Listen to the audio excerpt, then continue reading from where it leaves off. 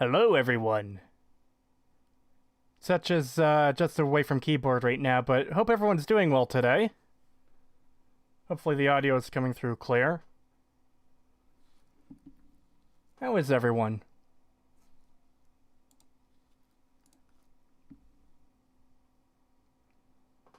Afternoon, hi. Hey, Creetosis, good afternoon. Sup? Hail to thee, sire. Thank you. Before the stream started, a super sticker came in from Sexy Mike 86, I believe. Let me go back and check. I want to make sure I get the right name for this. Oh no, it's been pushed off of the studio.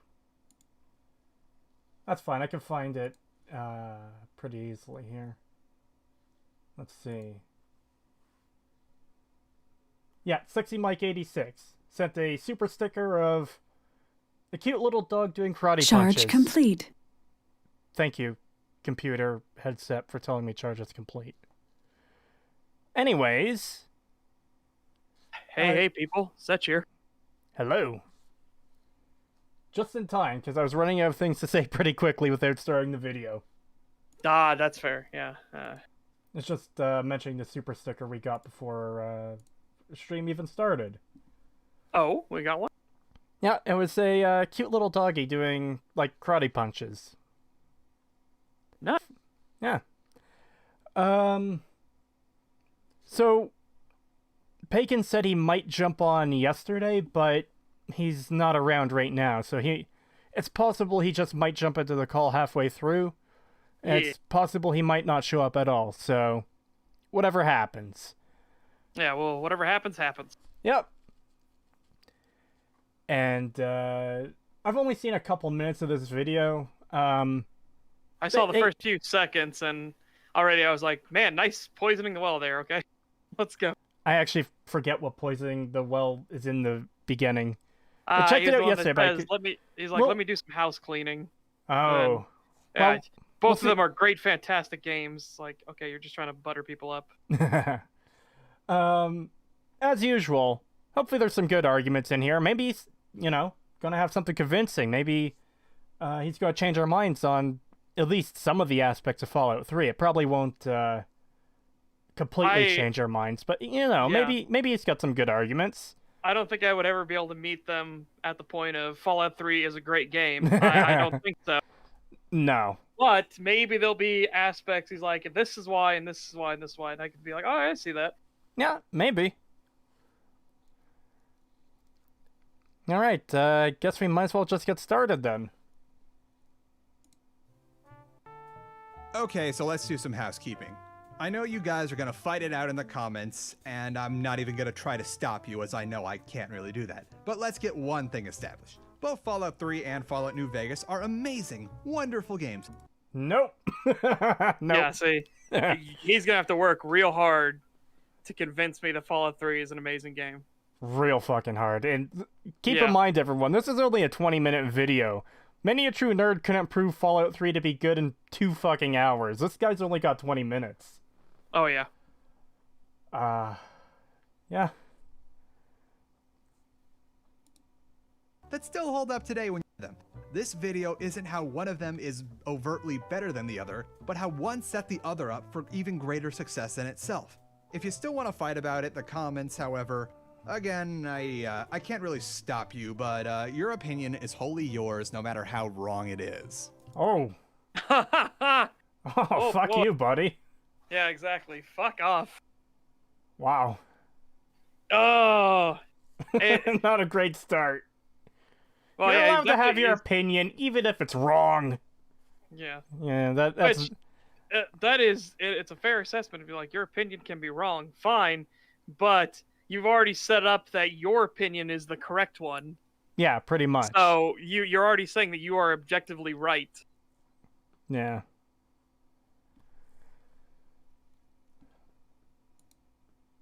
Thank you. The angle I'm going to be driving at here, let's do a quick history of Fallout up to this point. Shortly after Interplay dissolved the development studio known as Black Isle, which was responsible for Fallout 2 and whose head staff made the first Fallout game, they released a game called Fallout Brotherhood of Steel, to absolutely disastrous results. Interplay was already in some pretty dire straits as it was, and this wasn't helping anything, so Bethesda and ZeniMax swooped in and bought the property rights to the Fallout franchise off them and immediately got to work. The result was Okay, there's a little bit more to the story than that. Yeah, we need to emphasize Bethesda and ZeniMax bought the single-player rights, and Black Isle had to give in to them. I mean, it was basically big fish come in and say, hey, little fish, give us the rights to your single-player. You can keep the multiplayer. We don't care about that. And they fought with them a bit, and Bethesda then finally, Black Isle capitulated and was like, here, take it. Just take it. Or Interplay. Wow. God, I'm going to get all these names mixed in here. Oh, I swear I've had enough sleep. Well, it's a bit worse than that, too, because Troika Games, which I think Tim Kaine was part of Troika Games, they wanted to buy the intellectual property for Fallout so they could continue working on the series that they created. And Bethesda just had deeper pockets that, Troika couldn't compete with. Yeah, and Bethesda wanted another franchise under their belt that they wouldn't have to do much work with. Yeah, and keep in mind, too, Van Buren was something like 80% done at the time, so it probably wouldn't have been a whole lot of work for Troika to just finish that off and release it. Exactly. So, later on down the line, Interplay was still working on the Fallout MMO, and I got to play some of it. It was okay.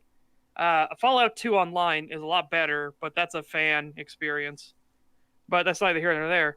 But what happened was Bethesda was then like, you know what? We don't like that you have any rights left for Fallout. So began bullying the shit out of Interplay and threatening them with legal actions like, oh, well, we actually own the Fallout IP. It says here, here, here, and here. Even though Interplay's like, yeah, but it says you don't own the multiplayer, anything multiplayer related. It says we still own it.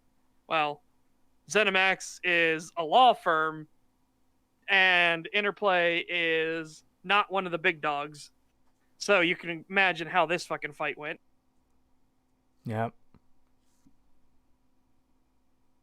And just for everyone in chat, I do realize the video is still skipping a bit. We haven't quite figured that issue out yet, so we might have to rewind for certain key points. But besides that, yeah, until we figure out what is causing that problem, we're just gonna have to kind of deal with it, unfortunately. Well, Troika ran out of money because their games, as great as they are, nobody bought them. And it sucks because you go back and play all three of their games, and they are fantastic games. There's a reason that every single one of them is considered a cult classic. How high is the chance of a new Fallout from Obsidian? I mean, both are now a part of Microsoft. I don't think the chances are very high, if I'm going to be honest. I don't think so either. I would like for it to happen, and if it does happen, I would hope they would make it a good game. Hell, you know what? I don't even care if it's Obsidian or Bethesda that makes the next Fallout game. All I care about is that it's good. Just please make it good. I don't care who does it. Just do a good job. Oh, they're saying, no, hey, what they mean by skipping is his story is skipping a few parts. Yeah. Again, he doesn't want to give the dirty deets of how all this went down. Ah. Well, it's still worth mentioning the video skipping. Yeah. It looks like Pagan might be able to join soon. Anyways, let's continue on for now. Was basically Elder Scrolls, but it had guns, also known as Fallout 3, and it was amazing and accessible to gamers everywhere, to the point that millions of gamers who were introduced to the Fallout franchise would have never been introduced to this wonderful franchise if not for the fact that Fallout 3 was not only accessible to people outside of the isometric strategy genre, but also a console-friendly game in general. Okay, so that's not inherently a good thing. And number two, you don't know that for a fact. Again, we aren't in alternate timeline. We can't see an alternate history. You don't know for a fact that Van Buren wouldn't have exploded. Yeah. It's entirely possible in an alternate timeline where he got Van Buren instead, it could have sold 60 million copies and took the series in a completely different direction, and maybe maybe even nudge the gaming industry as a whole in a different direction. We don't know what could have happened. All we know is what did happen. And not to mention, like, just because for the fact of it was stuck to the isometric RPG crowd, it's like, probably, I don't know when this video was made, but maybe you haven't heard of... 2018, I think it was made, or 2019. So you've heard of Divinity Original Sin 2, and you realize that just because it's an isometric RPG does not mean a game can't explode in popularity. Yeah. I also want to point out that I see this exact argument a lot, and I fucking hate it, that, you know, Fallout 3 is kind of what led to New Vegas exist. Here, let me just rewind it so I get his exact quote. It's Fallout 3, and it was amazing and accessible to gamers everywhere, to the point... That's right. That's the argument I see a lot is, well, Fallout 3 brought a larger crowd to playing the Fallout games. Yeah, that isn't inherently a good thing. Simply making something popular doesn't mean the game itself is good. Yep. As we will thoroughly talk about with Skyrim.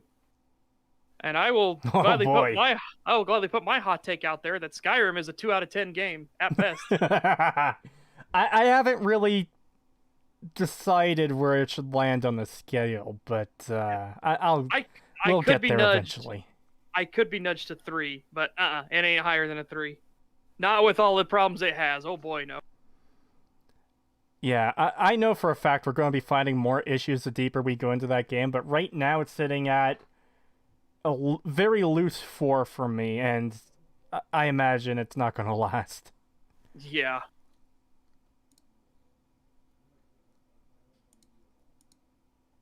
Who were introduced to the Fallout franchise would have never been introduced to this wonderful franchise if not for the fact that Fallout 3 was not only accessible to people outside of the isometric strategy genre, but also a console-friendly game in general. That's how I discovered the Fallout franchise, and ironically enough, Oblivion and Elder Scrolls after that. I played the crap out of those games when I was younger. We all did. In fact, when it came time for Fallout New Vegas to come out, my parents did the smart thing and bought it for both the PC and our PlayStation because they knew my sister and I were going to fight over who got to play first. Smart move, Mom and Dad. You really know your stuff. Meanwhile, while Fallout 3 was collecting Game of the Year awards like it wasn't a big deal and pumping out mostly good DLCs. No! No. Oh, God. So again, I'd like to highlight that this is another person that says they played it when they were young. That they were introduced to this series when they were young. And that's why they went to Fallout 3. So, yeah, okay, as somebody who came from the Fallout 1 and 2 era, no. I hate this whole idea that just because it was a third-person shooter made it way more popular. And that then you get all these young kids, and my God, we've seen some of the videos people suggested us do, Gen Z motherfuckers, who whine and cringe and fucking that the game doesn't hold their hands or tell them exactly where to go and what's the good option and the bad option. Oh boy. Yeah. I hate this. I hate this sort of thing. Uh-oh, we're getting F's in chat. Oh no, please don't tell me the stream went down again. Oh God. No, I still see. We're still up? Okay. I still see it up for now. We'll find out if it stays up. Chat, you're spooking me with all these F's.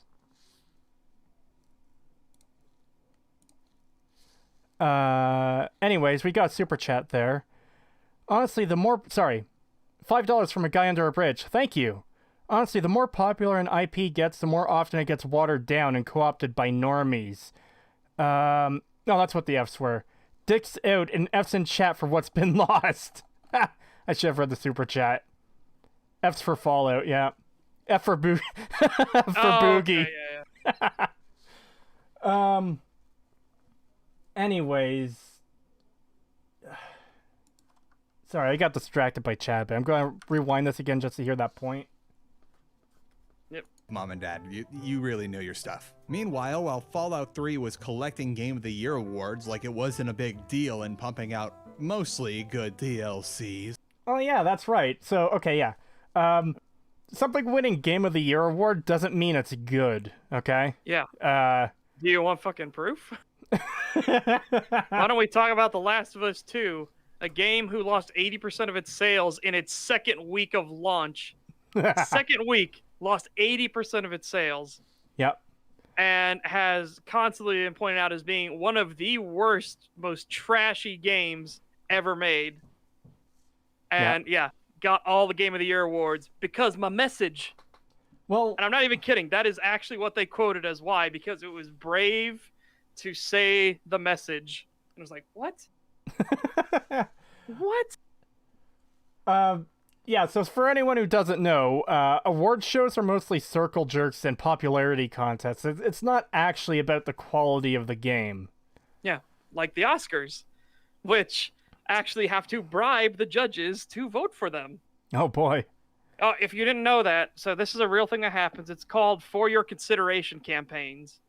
And what they do is they go to the judges, because they know who the judges are ahead of time, and they'll buy them laptops and special watches and cars. And they'll be like, here you go. Here, we brought Will Smith to your house to have dinner with you and your family. Please vote for After Earth.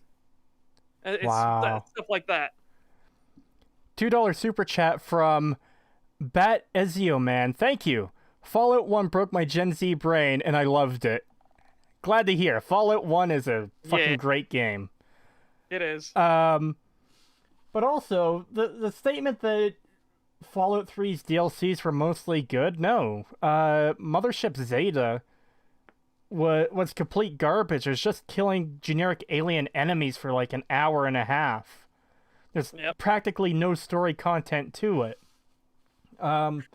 Operation Anchorage is very much the same. You're put into the simulation, and whatever story details you can get out of the simulation, you can't really apply to anything because it's very likely to be a propagandized version of events. Yeah. So, what else? There was Broken Steel, there was Point Lookout, and The Pit, right. Unfortunately, as I'm saying, I'm not talking about just The Last of Us 2. I'm just talking about if people want to know in their mind what a current day example is. But this shit has gone on ever since award shows happened. The Oscars have been this for their entire existence of, paying to get the awards. It's why a lot of us jokingly called, especially like the Spike VGA awards, holy shit, those were the bottom paid for awards. Yeah, so it's something we've talked about before, and we're certainly going to talk about it again, but yeah, a game winning awards, or even a movie winning awards, doesn't mean shit to its quality in the slightest. Yeah. I will always hate Zeta. The members of Black Isle Oh, Studio... hey, at least he said he hates Mothership Zeta. Yeah, at least that's something we can agree with. Fuck Mothership Zeta. Yeah, exactly. Fuck Mothership Zeta. Oh my god, I threw up in my mouth just saying it. Ugh. Anyways, he was starting to say something else there and we cut him off. So. In Game of the Year awards like it wasn't a big deal in pumping out mostly good DLCs. I will always hate you, Mothership Zeta. The members of Black Isle Studio had reformed into Obsidian Entertainment and were doing pretty okay for themselves. They came out with KOTOR 2, which was widely received as an amazing sequel to the original Star Wars Knights of the Old Republic. They did okay with... Okay, so this is a story about a little studio that could, named Obsidian, who have constantly been fucked over by their publishers to insane degrees of like, oh, why are you so malicious? And when it came to KOTOR 2, Microsoft fucked them real hard because Microsoft changed the date on when the game was supposed to be released, thus forcing them to cut a shit ton of content and threatening that they would not get paid if they did not deliver it on time. I didn't know about that. I haven't even really played KOTOR 2. Been meaning to. If you want to go into a studio that keeps getting fucked by publishers, Obsidian are definitely one of the big candidates for constantly being screwed by their publisher. Their own intellectual property, fill a void in their life. But then, Bethesda rolled up to them and say, hey, sucks what happened between you and Interplay. Here's the Gamebryo engine. Want to make another Fallout game? That seems like a big mischaracterization of what happened. Yeah, that's Holy a bit shit. Especially considering Bethesda are then going to fuck them and fuck them real hard. Yeah. This brings me to another argument you see often in these discussions. Well, Obsidian chose to take an 18-month development cycle. Like, it would be... It's weird how often that argument comes up, when the alternative was not making the game at all. So what do you choose? Do you choose a development cycle that's really short, or do you just not make it at all? I think they made the right decision. Yeah. If their option on the table were, well, you can do a game, but we're going to give you a stupidly restrictive time frame so that, we can show that we make games better than you, or you're not going to get the game, touch the game at all. Well, if it's been one of your baby projects, I would absolutely jump on that and just try to prove them wrong, prove them that I could do it better than they could. Yeah, and part of the reason they were on such a strict timeline, too, is because Bethesda didn't want New Vegas stepping on the toes of Skyrim, which was released about a year later. Yeah. Just gonna hide Discord for just a second while I check some messages. Okay.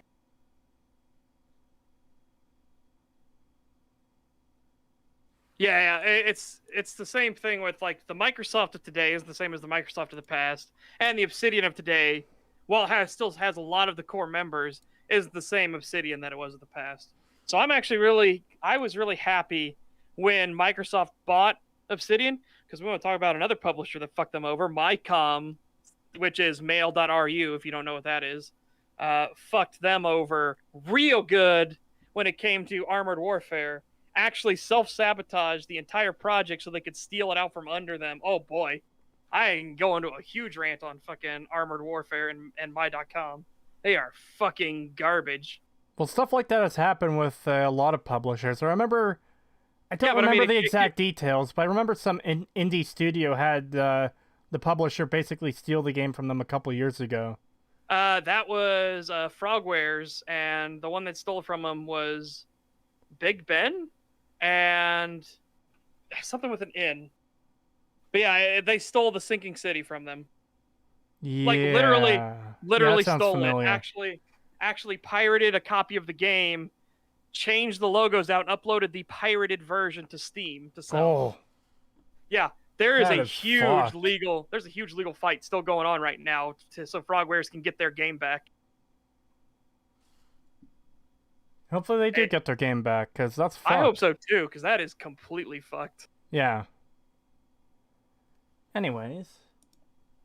Is history. Fallout New Vegas is an amazing game that basically relies on everything Fallout 3 took a huge leap of faith on in order to be a successful game. When we remember that Fallout 3 and Fallout New Vegas are an entirely different genre from Fallout 1 and 2, it really becomes important how much of a leap of faith Fallout They aren't an entirely different genre. They're both RPGs. Yeah. Being a different visual style isn't a different genre. Yeah, being a different perspective does not make you a different genre. Wow. Wow. That's... Took a huge leap there. I mean, I guess because Fallout 3 was not an RPG at all. I guess you could argue the FPS aspect a bit, but being isometric and first person aren't genres. Yeah. Like, we call it isometric RPG as a subgenre categorization, not as a full-on new fucking genre. Yeah. Or CRPG for computer RPGs. That doesn't mean it's an entirely new fucking genre. It's a fucking RPG. They're all RPGs. Yeah. Except fucking Fallout 3, which we've gone into detail is not a fucking RPG. Well, I'd be willing to say Fallout 3 is still an RPG, just not a really good one. It's Fallout 4 that isn't an RPG. I'd say Fallout 3 is a shooter, a really bad one, with RPG elements tacked onto it. More feeling out of an obligation than anything else. See, that's exactly how I describe Fallout 4, because, oh, hey, Pagan. Yeah.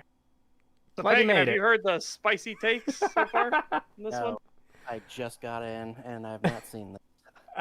Okay.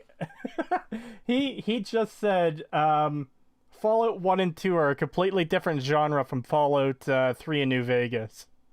Yeah. And so it was a huge leap of faith that Obsidian had to take, but only because Bethesda were brave enough to take the steps first. It was like, what? What? Yeah. Okay. What the fuck? Yeah, JRPGs are RPGs. Yep, absolutely. Again, it's a subgenre. Yeah. It's kind of the- like the Eurojank RPGs. They're still RPGs. They're just usually made in Europe with a very specific style, and they're janky as shit. Yeah. It's The still thing an about RPG. yeah, the thing about RPGs is that it is a very broad genre, but you know, something like Final Fantasy or Legend of Dragoon is still just as much of an RPG as Fallout is, or just very different kinds of RPGs.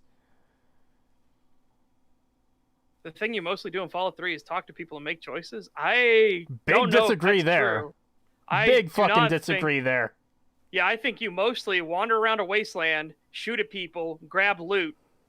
I think that's entirely what you do in that game, and you barely talk with people and make choices.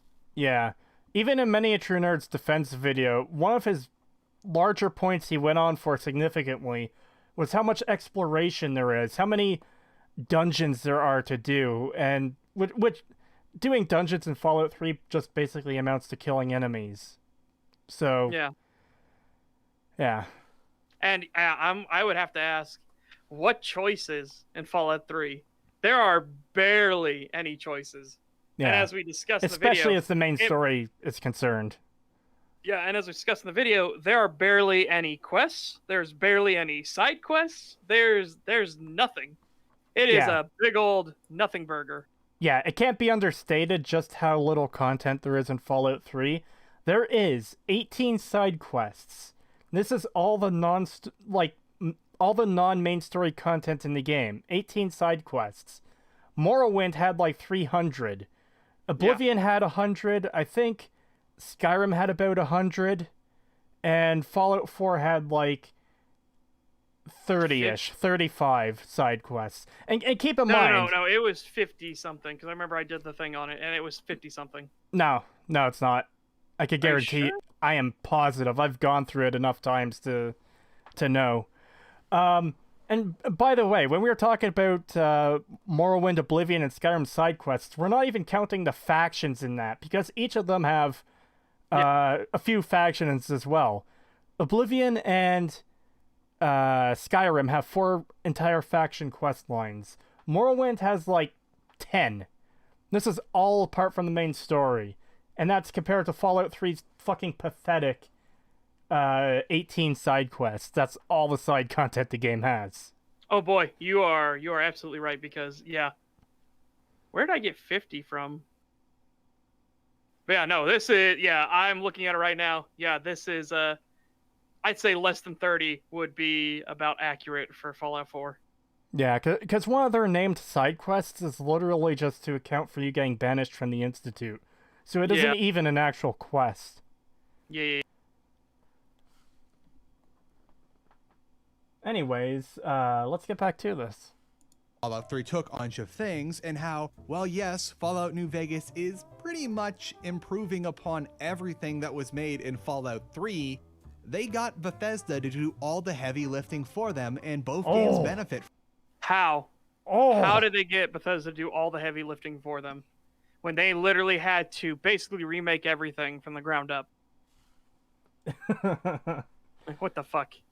Also, a $4.99 super chat from Dylan G. Crete. You seem to be a fan of these sort of video essay videos and take inspiration from them. Were you ever familiar with the videos by Mr. Medicare? Oh, yes, I was. I really enjoyed his content. Yeah. Yeah, he was good. He was really good. Yeah, I want to know how Bethesda did all of the heavy lifting. How? Well, I think the argument here is basically, they set up the engine that Obsidian would eventually build their game in. But again, they had to make significant changes. The reputation system they had to make. All the weapons they had to completely fucking redo, because the weapons in Fallout 3 are kind of shit, even though Bethesda tried really hard to make it the next Call of Duty. Yep. Oh boy. Yeah, it's much less Obsidian's game being propped up by what Bethesda made before, and more Obsidian trying to lift this piece of garbage up and make something good with it. Yeah. But let's backtrack a bit and see what his entire point will be. Because I did stop it right there after hearing with Bethesda doing all the fucking heavy lifting. I'm like, what? Yeah, that's... Fallout 1 and 2, it really becomes important how much of a leap of faith Fallout 3 took on a bunch of things, and how, well, yes, Fallout New Vegas is pretty much improving upon everything that was made in Fallout 3. They got Bethesda to do all the heavy lifting for them, and both games benefit from that.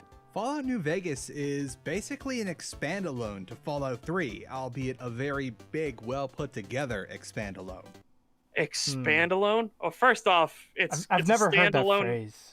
It's not a phrase. It's a fucking standalone expansion is the phrase you're going for. A fucking expand-alone?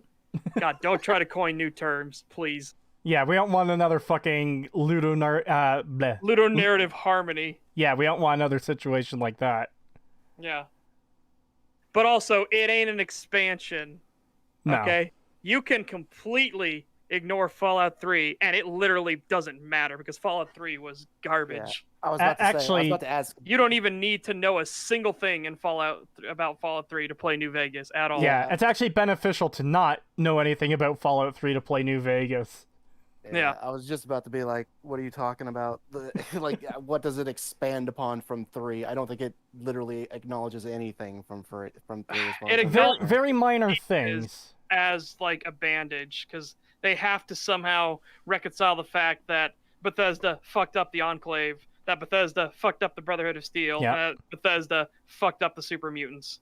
So they had to do little bandages to be like, no, these aren't the Super Mutants, you know. No, this isn't the Brotherhood of Steel, you know. No, this isn't the Enclave, you know. Yeah, I think there's maybe one reference where they talk about the mutants back east, or the mutants that are east are crazy or something. No, they call them dum-dums or something like that. Yeah, I think that's it. I think that's like the only reference you really get to Fallout 3 in terms of like direct reference to the eastern side of the fucking world.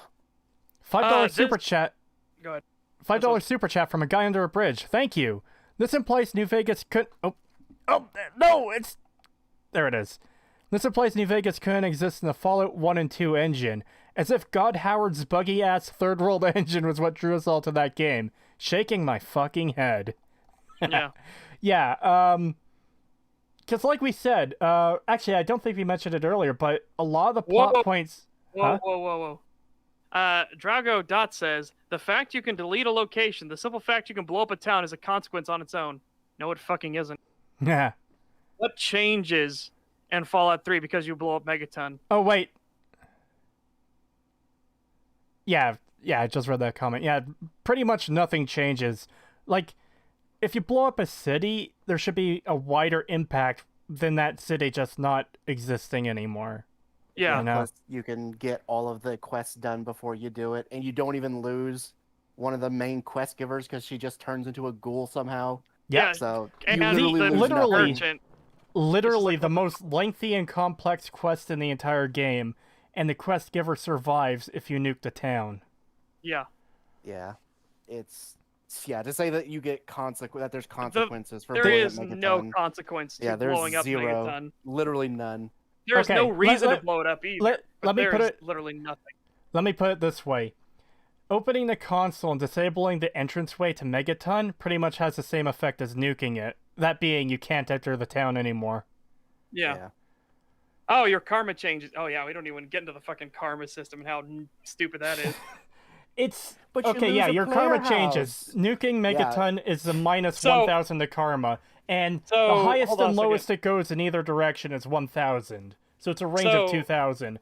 But it is so easy to game that system. Just donate bottles of water to the water beggars, or go to the church in Rivet City and donate caps and pickpocket them back, then donate them back, then pickpocket them back, and you'll be fucking Jesus again. So Drago says, not existing on its own is a consequence. By your logic, then, choosing to kill or not kill is a huge consequence. I killed that bandit. He doesn't exist anymore. Big consequence. Well, What are you It's- talking about? Again, it should be a huge fucking deal. A city no longer exists, but it changes nothing in the world. Nobody especially gives a shit. especially such a central location too. You would think Megaton would be this massive trading hub, but it's not. And Yeah. hardly anyone in the world cares about it. Nobody cares. Three Dog You will bitch get- about it. Liam Yeah. Neeson is mildly disappointed in you. And the most you ever hear about Megaton aside from that is running into random nameless traders who say, I was about to head over to Megaton, but I heard it got wiped off the map. Jesus. Yeah. And that's the extent of... And not to mention, Three Dog only suspects you did it. He has no proof, but he'll still say you did it to everybody over the radio waves. Yeah, oh my god, that annoys the shit out of me. No Yeah. proof, potentially damning an innocent person to death in Yep. the rest of the wasteland because of Yeah. No, if they assumption. actually cared, again, there should be people hunting you for this, but no, there is no consequence whatsoever. Yeah, the Well- world does not change around you. Hardly anyone references it. You don't lose out on any items or quests because you can get Hold them on. all beforehand. Hold on. Could you apply the same thing to Caesar? No, you can't. The Legion will fall apart in due time without Caesar. There's many references for this in the game. He is the one thing Yeah. holding them together. After he's gone, Lanius is in control. And it's very heavily implied that he does not have the... He does not have the charisma and the willpower Not- to not- hold it together. Not He just is that, a- but just the general ability to run an entire nation. He's a conquering warlord, not a politician who... he is a general, not a leader. Yeah. Okay, generals are leaders, but he's not a leader of a nation. He is a leader of a military unit. Yeah, and those are two very different things. Yeah. No, Yeah, it's there are gonna not be- people that hunt you after Megaton. Those Well, are actually- generic bounty hunters. No. There is one random encounter where Megaton refugees will come after Oh, you. yeah. But the problem with this is, how are there any survivors from the town? Like, where are these refugees from? Yeah. You do, And also the fact that it's completely random that they'll come after you. you do lose the ability to grab the strength bobblehead from Lucas Sims' house. If you haven't grabbed it already, that's it. Well, yeah, any Yeah, but- significant consequence from nuking Megaton requires you to not go through Megaton and get everything. And considering Yeah. you're literally wiping a town off the map, this should be absolutely clear to everyone that you're nuking a town when you're asked to nuke the town. Yeah, You should plus probably you're Probably You clear kinda it have out to- before you press the button. Yeah, and Yep. you're already, it's kind of a process to do it anyway, so you're gonna be going around the town anyway, so you might as well pick these things up while you're preparing to blow up the fucking town. Of course you're gonna grab the shit knowing it's gonna be gone in like 2 seconds if you just leave it there. Probably were outside when Megaton blew up. Where? Where? It's a nuke. And nobody goes outside Yeah, ever. We never it- see people leave. it would be at least understandable if some of the NPCs, traveled the world or went outside for literally any reason. If for example, Billy Creel went Well, out let's talk about hunting. that. Huh? Brenton was saying, don't forget the regulators. You're too evil. Die. Again, that's a consequence of the karma system, not a consequence of Megaton itself. Yeah. That's what I'm getting at, is the Megaton thing has no consequences. I guess if you get the random encounter where some refugees from the town somehow survive and they come to kill you, but that's it. Yeah, it's basically the same thing as raiders. They're Yeah. really not that different. Pretty much. A small group that when you kill, no one cares. You could kill them right in front of other people and no one gives a shit. So Fucking, yeah, the 3 mole rats. Hey, the three Oh. mole rats are the greatest heroes of Megaton. Fuck you for talking shit about them. yeah. in Tale of Two Wastelands, they at least they try to fix some of this shit. There's actually plants growing around and there's more animals Really? and shit. Yes, and they actually have Megaton hunters, a huge hunting party that leaves from they all gather in the middle of town at 8 in the morning, and they all leave and they scatter around the like general area hunting animals and stuff, and then they come back around like 6 or 7 o'clock in the evening, and they do Wow. that. And they have, yeah, and they can die. I actually and all this really other like kind of- that. Yeah, I was like, oh shit, they actually accounted for this shit. There's also like on the outside next to where the deputy is, right behind him to the side, there's a farm. There's Really? like crops being grown on the side and stuff. I'm like, oh hey, they actually accounted for this shit. Looks like I'm Nice. going to have Thank to check God. out Tale of Two Wastelands at some point. I never knew about that. Or if Yeah, I did, they I try to forgot. fix some of the things. It's still kind of but they do at least try to fix some of the issues that Fallout 3 has. Nice. Ezwa with a 10 Polish Lodi says, "Hey Crete, I love your videos and streams." Thank you. I'm glad you're enjoying them. Yeah, don't forget the 3 mole rats are the food source for the entire town. Yeah, even though they only spawn if you do the survival guide quest, which is fucking hilarious. Caesar's death also has effects on particular NCR quests, so more change to Megaton's existence. Yeah. I haven't actually done the NCR run, but I believe you. This is why I love mods that can make the games I like good. That's the problem, though, is you shouldn't need mods to make the game good. That's one of the big issues we all have with these games is, oh, mods will fix it. Well, no, you shouldn't need mods for the game to be good. The mods just highlight what's wrong with the base game, really. When you see how many that you need just to make the game playable, it really shows how bad the base game is. Yeah, you wouldn't believe how many comments I've gotten from people saying, well, I was going to say I really love Fallout 4, but then I remembered I have 200 mods installed. I've gotten that comment probably dozens of times in regards to and Fallout 3 and 4 and Skyrim. And I'm willing to bet most of those mods completely changed the game. Like, it's not even the same game as Fallout 4. So to say, well, I still love Fallout 4. No. You like another game somebody put into Fallout 4's engine. Pretty much. That's it. Yeah. You don't like Fallout 4 itself. $2 super chat from Peaky the Cat. Thank you. Can the Megaton mole rats survive the nukes? I sure hope so. I am more invested in those mole rats than any other character in Fallout 3. Yep. Yeah. And like this guy says, it should be a no-go zone, but it's really not. You can basically walk right up to the edge of the town and not start getting irradiated until you actually walk into the crater. Which is insane. That entire area should be completely no-go zone. Well, here's what's worse. What? Go ahead. I was going to say a funny comment I just saw. Here's what's worse. Vault 87 was hit directly by a nuke, and the rads there go up to something like 4,000, and the freshly nuked Megaton only goes up to like 35 or something. Yeah. So Super Shoko Kex says, yeah, I'm enjoying EFAP too, although it's kind of different today. Can't point to why.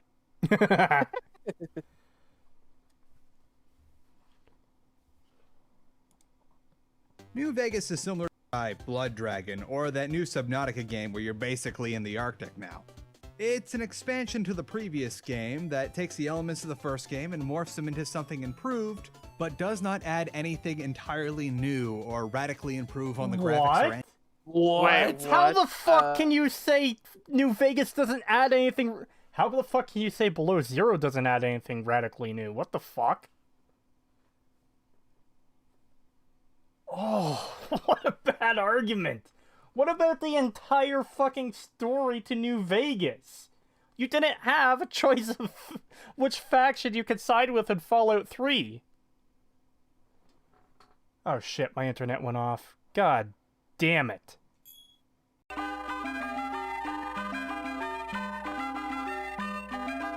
Hopefully we've got this. Apparently everybody, the last thing they heard from you was, what? And then it was over.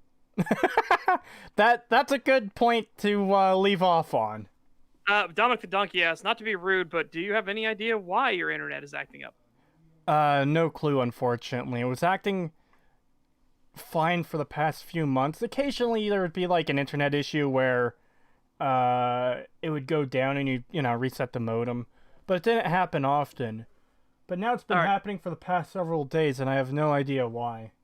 All right, so let's get all the super chats out of the way that we had. Yeah. So a guy under a bridge gives $2 and says, Howard whispered, it just works, and cut your throat. Dominic the Donkey donated $5 and says, I wake up to see you guys cover a bad Fallout video. I don't know whether to be happy or afraid with how bad it will be. It's really bad so far. Dylan G with $4.99 says, wandering traders like Crow still spawn where the Megaton Gate was to trade. Yep, they still show up to the ruins of the town, which is fucking stupid. Yep. Just to go back to the guy under a bridge super chat, though, that just reminds me of the Lannisters send their regards.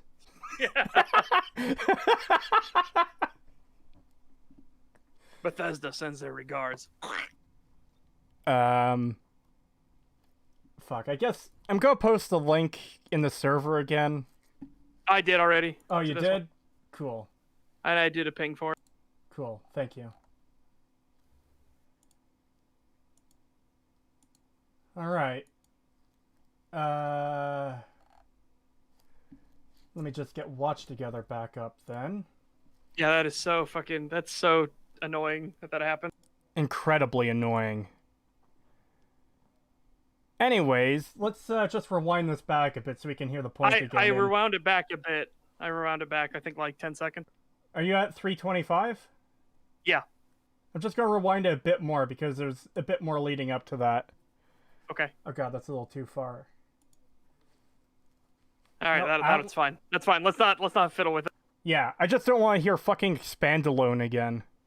Fallout 3, albeit a very big, well put together expansion. New Vegas is similar to games like Far Cry Dragon or that new Subnautica game where you're basically in the Arctic now. It's an expansion to the previous game that takes the elements of the first game and morphs them into something improved, but does not add anything entirely new or radically improve on the graphics or engine. Okay, which is absolute bullshit on all 3 games he's mentioned. Okay, I haven't played Blood Dragon, so I can't comment on it, but I know for a fact that Subnautica adds a lot of new shit. There's all kinds of new fish and enemies, and I still have to stream Subnautica Below Zero, but like, there's the Sea Truck, which is an entirely new vehicle. Not to, like, this isn't even touching New Vegas, which has the entire fucking 4 factions. Fallout 3 didn't have multiple joinable factions at all. Exactly. It didn't have ending choices either. Don't even give me that bullshit about spare Autumn, like kill Autumn thing. That is not a fucking ending choice. No, it has literally no impact on the world. If you spare Autumn or if you kill him, the game gives the exact same feedback in Broken Steel, which is to say fucking nothing at all. Yep. We need that fucking clip from Simpsons. Nothing at all. There's nothing at all. But yeah, I like this preview. I like the previous stream better. I did too. I kind of miss it. It was kind of homey. You know, we had about an hour under our belts, and then it was ripped away from us. Yeah, I am very annoyed by that, because I said it before we started streaming again, but this means I'm going to have to take both streams and stitch them together again like the fucking Half-Life stream. Yep. Yeah, it also did ammo types, ammo switching, it did gun customization and changes. Yep. Your fucking NPCs, you had companions that actually had like full-on storylines and everything you could follow and do. We talked about the reputation system. We talked about new entire fucking factions that didn't exist in Fallout 3. Yeah. Something Fallout 3 couldn't even do. Couldn't even come up with new factions. I was about to say, fucking, what? This guy's talking about new shit, not adding anything new. What did Fallout 3 add that was really new? They reused everything. Fallout 3's new factions are fucking pathetic. The Talon Company is just a generic group of mercenaries who are always hostile. For all intents and purposes, they're just reskinned raiders. Yeah, that's exactly what Super Mutants aren't a new faction, but the Regulators are a new faction, and they hold one entire location that exists entirely for the Lawbringer perk. And they have, I think Lucas Sims is the only named NPC out of that location that is a Regulator. There's none others in the game. It's just fucking pathetic. Peaky the Cat with $5 says, this guy probably thinks that The Empire Strikes Back is an expansion for A New Hope. Yeah. Well, shit, if he's gonna make that argument, then Fallout 2 is just an expansion for Fallout 1. It's ridiculous. Oh, wait, Sergeant Oddball's right. It's Republic of Dave. There's your new faction. Is that a faction, though? No, it's not. No. That's what I thought. Fallout 3 made Yao Guai. Fallout 3 added Liberty Prime. Oh, no. Don't remind me about Liberty Prime and that fucking fiasco. Oh. Oh, yeah, we already talked about in the video how rare skill checks and stat checks were in fucking Fallout 3.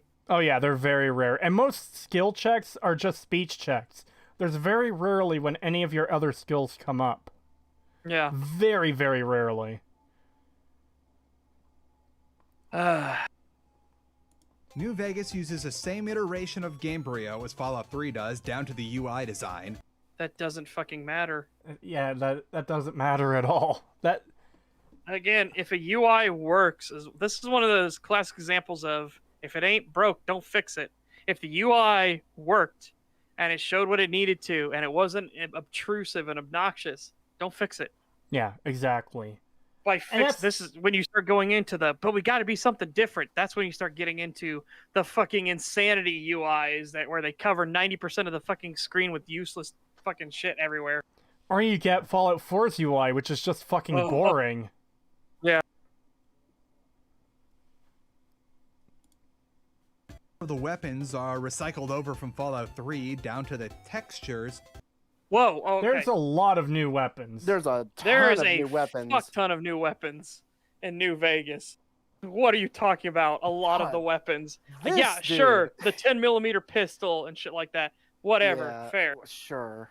But are you going to tell me the caravan shotguns, the hunting rifle, the anti-material sniper rifle, the grenade Tesla launchers, cannon, the varmint rifle, the multiple lever action rifles you can get? Yeah, because it's again, bring back the Wild West.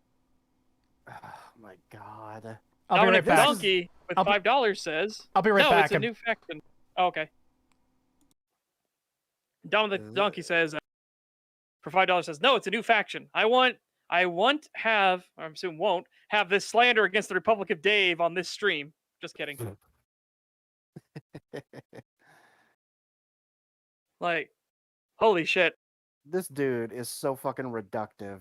Oh my god. I know. This is so annoying. This is insanely reductive. He has to ignore like 90% of the weaponry in New Vegas. So we can say they just basically copied all the weapons over. Yeah, let's not acknowledge any of the like dozens and dozens of new weapons they've added, or the new weapon systems. Yeah. All this other new shit they've added. Actual story, actual fucking factions you can join. Fucking super mutants and other characters you can actually the Wild Wasteland to. perk. Yeah. All the shit that comes with that. Oh my god. Yeah. Fucking weather systems and some of the DLCs. Just come on. They also added stuff like the boxing gloves, so you could knock enemies out without killing them, so you could do a pacifist run. Or a no-kill run, at least. I was gonna say, it's not really pacifist if you punch them. Yeah. But you can still do a pacifist run if you just don't attack at all. Yeah, again, I guess I gotta agree with Dirks McGee. It's worse than reductive. He's demonstrably wrong. Yeah. Yeah.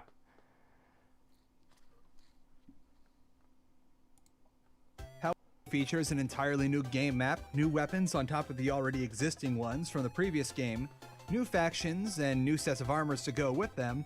But in spite of all of this... Whoa, in spite of all this. Hold on.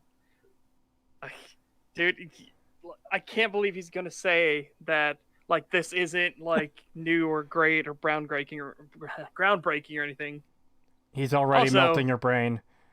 Yeah, Dylan G with $4.99 I was about says, to read that. the Dave has marked you for death, and the Republic obeys. Ready yourself for battle. All right, let me backtrack a little bit, because, yeah, my brain went fucking, like, whatso land. I want to listen to this. Yeah, just before we continue, though, $5 from Dominic the Donkey. Thank you. Peacefully punch them in the face with boxing gloves. You fucking bet your ass I'll peacefully punch their head off. Yeah. All right, here we go. Fallout 3 down to the textures. However, it also features an entirely new game map, new weapons on top of the already existing ones from the previous game, new factions and new sets of armors to go with them, but in spite of all of this, it is still the same core game underneath. No, it isn't. No, it's No. not. Fallout 3 is not It's an RPG. actual- Okay. Yeah, it's Here- an actual RPG with factions and characters And Fallout 3 choices and consequences. Yeah, The- Fallout 3 the- was not. It's not the same core game. The entire story and main, like, all the quests you're doing are different from Fallout 3. You could only make this argument if New Vegas was literally the world of Fallout 3 with the new armors and weapons and stuff. You're still going to Megaton. You're still doing the water purifier. That Yeah. would be the same game at its core. But it's not. It just has... Essentially, New Vegas has a similar skill system, but modified. It has a similar perk system, but it has actually decent perks rather than just skill bonuses. And it has a very similar gun system, but tweaked to be better. Yeah, with a ton of new weaponry and modifications you can make to those weapons to personalize them to how you play. Just a fuck ton of stuff. Yeah. It feels like he's just taking very minute things and saying like, oh well, it looks similar. Oh well, it has somewhat similar weapons and skill system. It's like, okay, but that doesn't make it the same core game. Otherwise, Fallout 1 and 2 would be exactly the same. Exactly. A guy under a bridge donates $2 and says, again, he thinks all we care about is the engine. Thank you for the super chat. Yeah. It's really that's- feeling like that for sure. Yeah, it really does. Yeah. Guys, we're only... the same, so therefore it's the same game. And it doesn't even look the same either. That's the thing that's I know. fucking mind blowing. Yeah. We're only 4 minutes into this. We're not ignoring things exist in Fallout 3. They're there, but as we said in the video, they are so inconsequential and so minute. They are not the core of what Fallout 3 is. Fallout 3 is a dungeon no. looter. Yeah. It is not an RPG. Pretty sure this guy liked Amnesia Rebirth, I guess, and thought it was good. Oh. Wow. Well, that's horrifying. Yeah, that's horrible. They did it. It's It's an expansion. It improved upon the originals. I want to say Subba Dubba, but it's probably Subu Dubu. Gives 20 euros and says, just reinstalled New Vegas. Appreciate you guys. Thank you. Nice. And glad to hear. nice. Play the fuck out of that game. By the way, for everyone Hope you enjoy thinking that we think New Vegas is perfect or there are enough flaws in it, oh boy, Oh, just you wait. No. Oh yeah, no, we're gonna cover this at some point. It definitely. Yeah, we are has gonna flaws. we're gonna cover New Vegas sometime in the future, and boy howdy, are we gonna make everybody that thinks New Vegas is perfect mad at us. Yeah. Oh yeah. Don't get me wrong. I love New Vegas, but it's probably a 7 out of 10 at best. Yeah, it's Yeah, a good game, That's what I would but say. it definitely has flaws. Yeah. Oh, I can't wait for when I finish this Aliens Fireteam review and give my review that's a 7 out of 10. It's like, but you talked about how much you love it. It's like, yeah, but I use the entire number system. I ain't fucking IGN with its 5 to 10 score. Yeah. NVIDIA GeForce Experience, Fallout 3 and Fallout New Vegas use some of the same image each other for its game optimization. That's not on them, though. That's on NVIDIA, you fucking plebeian. What the fuck is this guy? Do you think that Obsidian goes into NVIDIA and is like, hey, we're going to program in these details for you in your system that's a third-party thing that doesn't affect our game at all? What the fuck? Adeptus Fantasticus says, with $10, thanks for covering this. Charlatan really needs help differentiating between the levels of effort Obsidian put in compared to Bethesda. Yeah, absolutely. Thank you for the super chat. It's very much appreciated. And yeah, this seems to be an issue a lot of people have where it's just someone looking at the surface level aspects and they don't understand why there's so much love and hate for these two games. Yeah. That was that whole thing of like, you just have to pretend New Vegas doesn't exist for a moment. And it's like, no, not at all. And then you brought up the perfect example of it doesn't rain in New Vegas and it doesn't rain in Fallout 3. And that's a bad thing in Fallout 3, but it makes sense in New Vegas. Yeah, the desert, like, Las Vegas in the real world hardly gets any rain. So if you're Yeah. making a game that takes place in that setting, it makes a lot of sense for just to have the like never rain there. It would be an disproportionate amount of effort to make it rain compared to the reward of having it rain like 1% of the time. It's just not worth it. Yeah, Yeah. and besides, the game already addresses the water issues and stuff. They run pipes from the Colorado. They have, sources of water, like natural sources of water from the springs and stuff. They address this stuff. Fallout 3 doesn't. It doesn't rain. It doesn't anything. Everything's in a radiated water puddle. Yet everyone's alive. It makes no Yep. sense.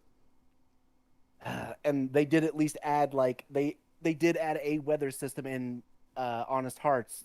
When you go to Idaho, that does rain there sometimes. Yep. Yep. If you could They've talk to addressed Todd, this. if you could talk to Todd Howard for an hour, what would you guys talk about? Man, I don't know. I think I would say, Why do you lie so much? well, no, I'd say stop hyping things up. Stop looking at just the technical aspects. Start looking at the actual quality of your product and stop listening to Emil. Yeah. Yeah. Like, Yeah. seriously, stop listening to Emil. The guy that doesn't want you doing design documents, which explains why all of your games Oh, are boy. a fucking thrown together mess. Yeah, don't listen to that guy. Oh yeah, I said Idaho. Yeah, I meant Utah. My bad. I meant Utah. Idaho, God. Idaho. Utah. Yeah, I was just say it's gonna be quite a ways away from the Mojave to go to Idaho. Yeah, I get them switched around sometimes. That's you Man, got going potatoes back, on the brain. A little bit, yeah. Potatoes. going back to that Emil speech, though, I still can't get over great games are played, not made. How the fuck do you make the cat quest and think this is good content? I don't get it. It How makes do you no sense. play that? How do you play that and think that's good content? Yeah. Oh, this is real good. No, really, the Fallout 3 GameWorks thing uses a lot of screenshots from New Vegas. They have the Hoover Dam in the screenshots for Fallout 3's game. That's the Again, that Oh is my not on God. Bethesda or Obsidian. Okay, that's on Nvidia, my dude. What the fuck is this guy talking about? Dallas Trouble with 5 Polish Lodi says nothing. He just gave us 5 Polish Lodi. Well, thank you, Dallas Trouble. Thank you. It's very much appreciated. There is a lot of new stuff in New Vegas, but when you strip it down, it's basically Fallout 3. It reminds me a No, lot. it's not. How? What the fuck? How? Explain how. You can't just say that and move on. When have you to strip actually it down- explain it. Oh man. Like, how? How is it just Fallout 3? Oh my it's- god. It's one of those videos where someone just says, "This is the way it is," and doesn't elaborate or provide Yeah, proof. exactly. Yeah. Oh my Oh god. I my hate god. this. I hate this. This dude is more annoying than Oxhorn. Holy shit. Oh god, he's more Looney Tunes logic, that's for sure. Yeah, he is all over the place. What the fuck? Again, especially giving Obsidian shit for something that fucking Nvidia does. Yeah, What the what? fuck? Oh my god.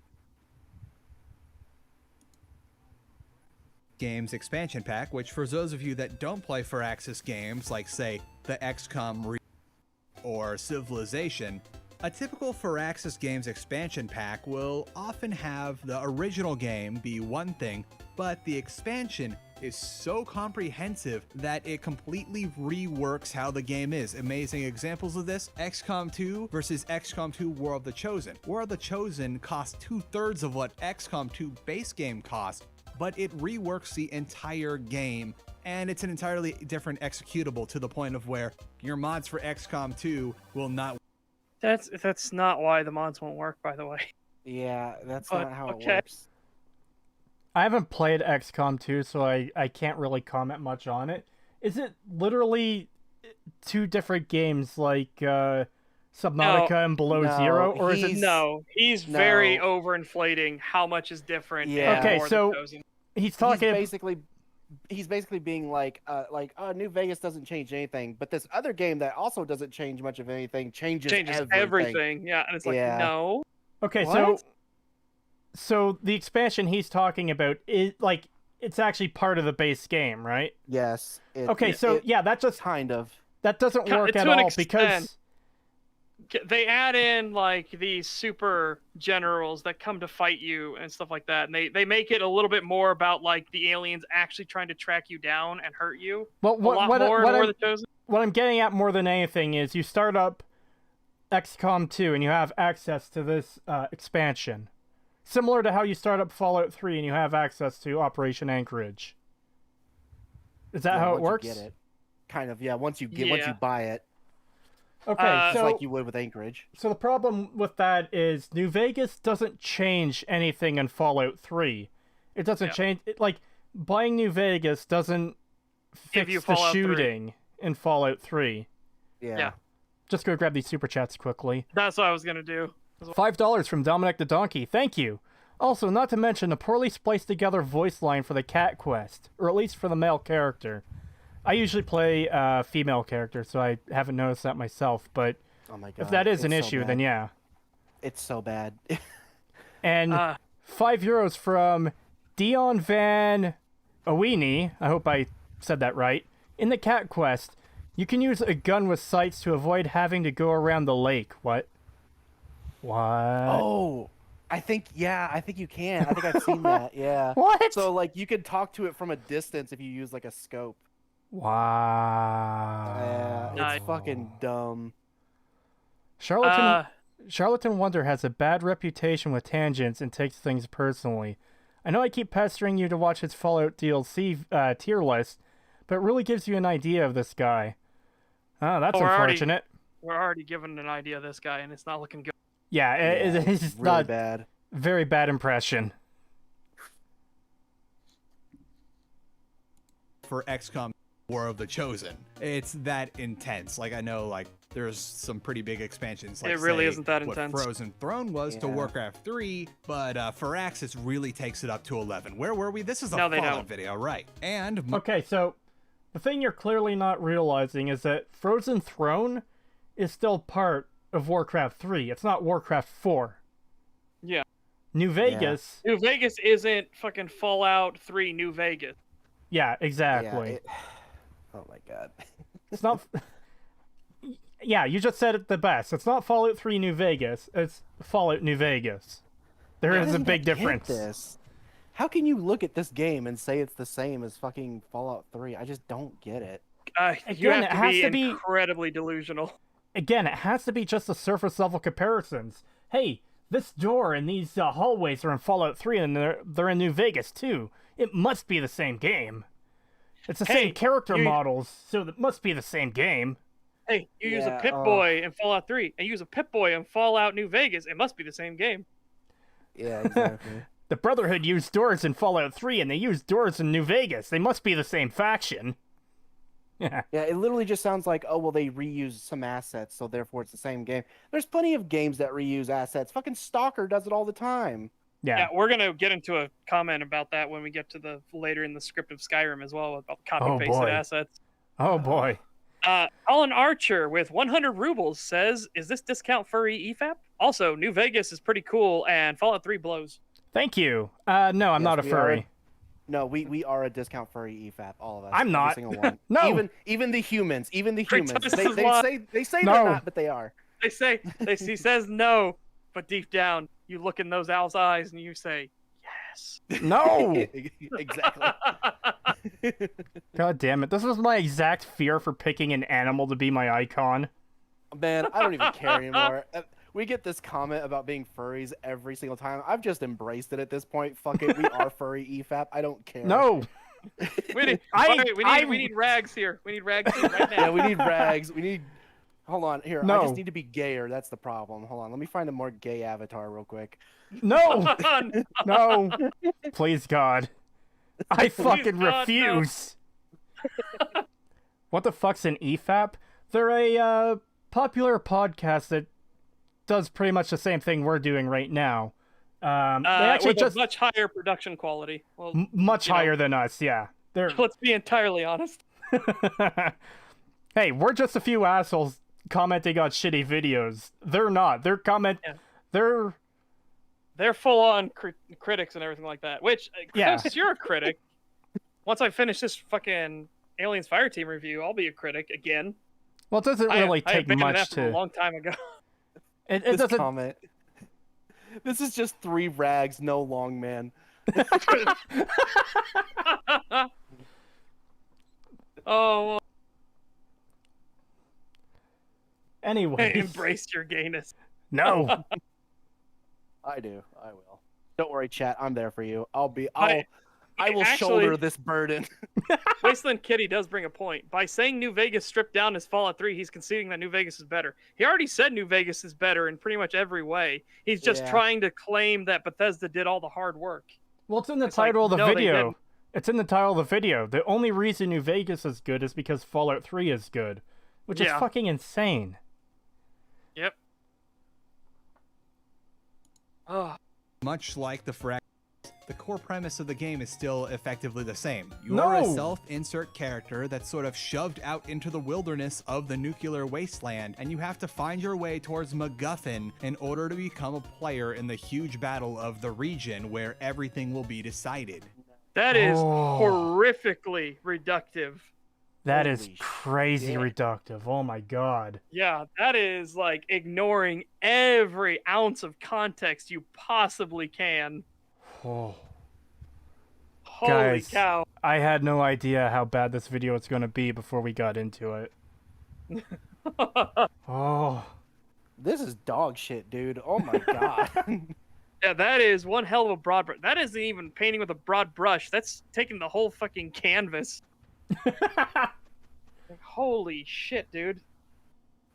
My god, by this same argumentation, you can put every single game in this exact same spot and say that, oh, Oblivion is just Fallout 3. Oh, Yeah, the Skyrim game- is just Fallout 3. Yeah, you're shoved out into a world and you have to find the MacGuffin and you get involved with factions and blah blah blah blah blah blah. It's And the big dealings and happenings on in this universe. yeah, you could say Or this in for this world. Fallout 1, Fallout 2, Morrowind, Oblivion, you could say Skyrim. this to show you how reductive this is. You could say this about Dark Souls 1. That's how reductive this statement is. Yeah, that's really fucking bad. Peaky $2 the Cat. Oh, nice. $2 super chat from Peaky the Cat. Thank you. He's trying to have Fallout 3 ride New Vegas' coattails. Yeah, that's pretty much it. Yeah.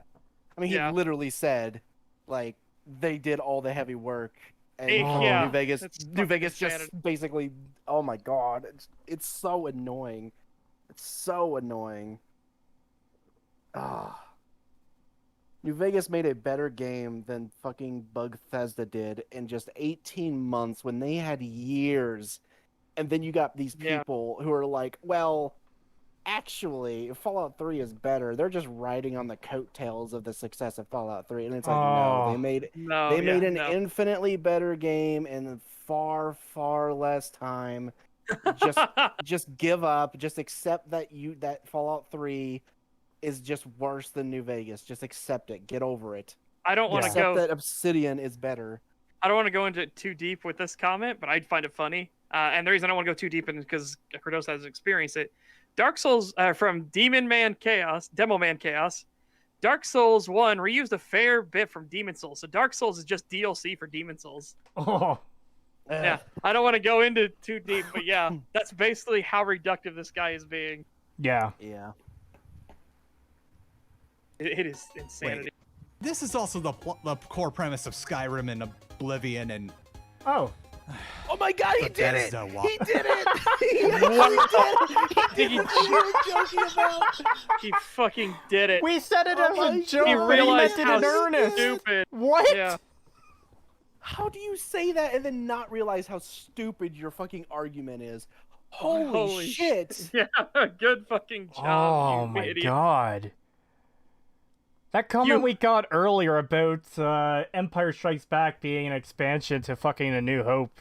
I think that was more Yeah. accurate than we thought. Unfortunately, it seems like it. Oh my god, I Oh, can't wow. believe he actually fucking did that. That's insane. We So- were literally making fun of that, and he's just like, oh no, you know what? They are basically the same games because blah blah blah. So, okay, my question then would be, how the fuck do you make an open world game where you get involved with large factions and not have it be a literal copy of Fallout 3 or New Vegas or Exactly. Oblivion or In this Skyrim or guy's fucking mind, whatever? yeah. How? So again, Witcher 3 to this guy's mind, Witcher 3 is the exact same as Fallout 3. Holy cow! This is insane. Oh my god, this guy. Man, I thought Oxhorn was insane. This guy. We'll go back a little bit. F3 UI Beghart. We'll go back. He says, "Damn it, I wasn't listening. I didn't hear what the guy said that elicited this response." We'll go back a bit because this is definitely one of those winners. Oh, yeah. Yeah. All right, no, back a little bit more because that's where he starts talking about the canvas. Oh, boy. All right, here we The game is still effectively the same. You're a self-insert character that's sort of shoved out into the wilderness of the nuclear wasteland, and you have to find your way towards MacGuffin in order to become a player in the huge battle of the region where everything will be decided. Wait, this is also the core premise of Skyrim and Oblivion and Bethesda? Why? No, not Bethesda. That's Oh my again, you have God. reduced it so much that basically you couldn't have gotten more reductive. The only way you could have gotten more reductive is if you had said you play it with a controller or a mouse and keyboard on a screen. Yeah, I was about to make that exact same fucking joke. That's how It's like, how holy, how do Oh you my cut out God. everything and say, "Oh, they're basically the same"? yeah. Oh, That. Wow. That is a nuclear shit take. you know what? Star Trek and Star Wars and Battlestar Galactica And Babylon 5.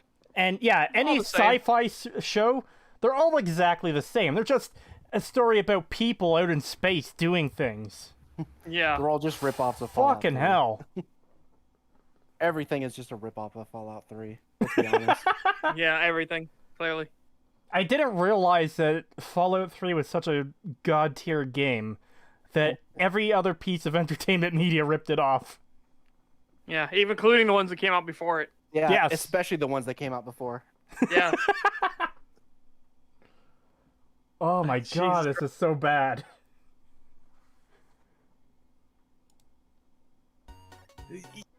Let's move on. The best way to boil this all down is that New Vegas is much more than an expansion than a full-on sequel. Yes, It skipped there. expandable games. Hold on, hold on. Yeah, it skipped He for said me it's much too. less than something, and then it just went. I was like, what? You know what? Whatever. Let's move on. The best way to boil this all down is that New Vegas is much more than an expansion, but much less than a full-on sequel. Yes, expandalone games are usually a bit. Oh my god, Which again one? with that fucking term. One, it's not expand alone. This is not an expansion at all. You're saying it's much more than expansion, much less than the sequel. They didn't sequelize Fallout 3. They didn't want to be associated with Fallout 3. Yeah, they Do you made their notice own that it isn't game. called Fallout 4 New Vegas?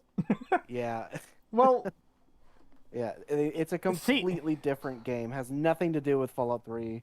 Yeah, they wanted to get away from the East Coast shenanigans entirely. I mean, I wouldn't even consider Fallout 4 to be a sequel to Fallout 3 in the sense that I wouldn't It even doesn't consider take- Fallout 3 to be a sequel to the other Fallout games. Fallout New Vegas feels like the actual Fallout 3. yeah. Because it's Yeah, taking New place in Vegas the is a same sequel. region, and you're dealing with Yeah. some of the same, not the exact same region, but close enough. You're dealing You're with one some, state over. You're Yeah. within. You're 300 miles. yeah, You're in the same area. and it's It expanding on the continues stories. story of like the Yeah. NCR and all this other And the stuff. Like, Brotherhood and the Enclave. And again, it doesn't just shoehorn in. The Enclave aren't the big boogeymen anymore. They are Yeah. a faction that has been destroyed. This is the Enclave remnant. These are the people that barely survived the massacre at the oil rig in Navarro. Yeah. The Brotherhood of Steel are a faction that is destroyed. This is the last bastion of the Brotherhood. They aren't the powerhouse knights in armor walking around like they were in 1. You know, 2 was them on the decline, and now New Vegas, we see what happens when they are a dead ideology, barely clinging to life. Yeah, and they mention a total of like one line dedicated to like, oh, there was some group of Enclave out in the East Coast, but I hear the brother mopped them up or something, and that's Yeah. the extent you get of Fallout 3 reference. Well, of the actually- Enclave. Actually, there's kind of another, not to the Enclave, but there's kind of another reference to the East Coast Brotherhood. Talking to Caesar, he says he's captured some of their men out east, and they don't even know like the origins of their faction. Yeah. It was really, Which is so good. It's a good fucking, like, take that at Bethesda. yeah, it's a really good jab. Bit cheaper on, and that is often conflated with them being lesser to their games they're based on. But New Vegas is a special circumstance here because Obsidian Entertainment went the extra mile and then the extra mile after that, and so on. New Vegas takes everything from Fallout 3 and expands on it until it becomes its own standalone game. Another common What does it expand upon? You keep making this claim. So it doesn't. Where is the Fallout 3 in New Vegas? Yeah, it doesn't. Besides the superficial. I think the only things that you can even argue or expanded upon was like the weapons and the perks, because as far as anything story-based go, it doesn't expand upon anything that happens on the East Coast. It has Yeah. nothing to do with the water purifier. It has nothing to do with the East Coast Brotherhood. It has nothing to do with the East Coast Enclave. Of course, the smaller factions aren't mentioned, the Regulators and the Talon Company, because they're fucking nothing anyways. There's nothing about Megaton or Rivet City or Big Town or Republic of Dave or fucking anything else from Fallout 3 in New Vegas. Or a water crisis or anything like that. You'd Yeah. think that the desert would have more to say about water crises. Water crisis. Well, yeah, a water incident than fucking the Capital Wasteland, which should be getting flooded constantly. Yep. Yeah. staple and expand out of the way of the story of the mainline games, which helps all parties involved here. Obsidian gets to pick up where they left off with the NCR on the west coast of the Atomic Wasteland, whereas Bethesda... So, when you're saying they stay out of the way of the mainline games, no.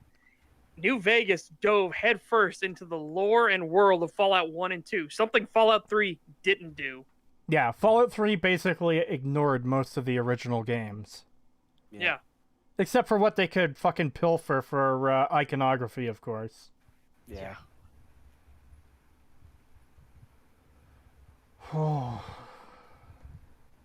It's real fucking get bad. continuity on the East Coast without pissing off any of the hardcore fans from the original games. Everyone is pleased and nobody gets kicked out of the canon or gets accused of ruining the pre-existing canon. But fucking Bethesda gets the crowning jewel for ruining the canon. Yep. Yeah. They fucked the lore sideways because they aren't good at lore.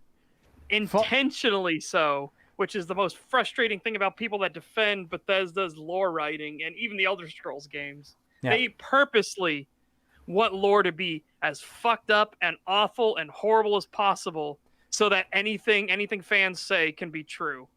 Well, not just that. It's so they don't have any restrictions on writing, too. It's so they could do whatever they want entirely on a whim without having to be like, oh, wait, the lore says this doesn't work, so we can't do this way. They just want an easy ride for writing their stories, is what it comes down to. It's... Yeah. Yeah, that's all it is. It's just an easy escape route. It's just, well, we could do this because our lore is fucked anyway, so we could do whatever we want. I mean, the worst part is they don't even need to break the lore in many cases for stuff to work.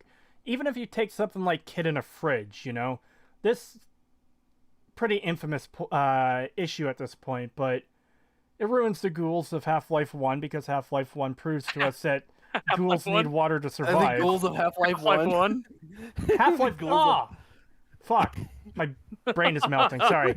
The ghouls of Fallout 1 needed water to survive. And Kid in a Fridge ruins this by having him be trapped in a fridge for 210 years.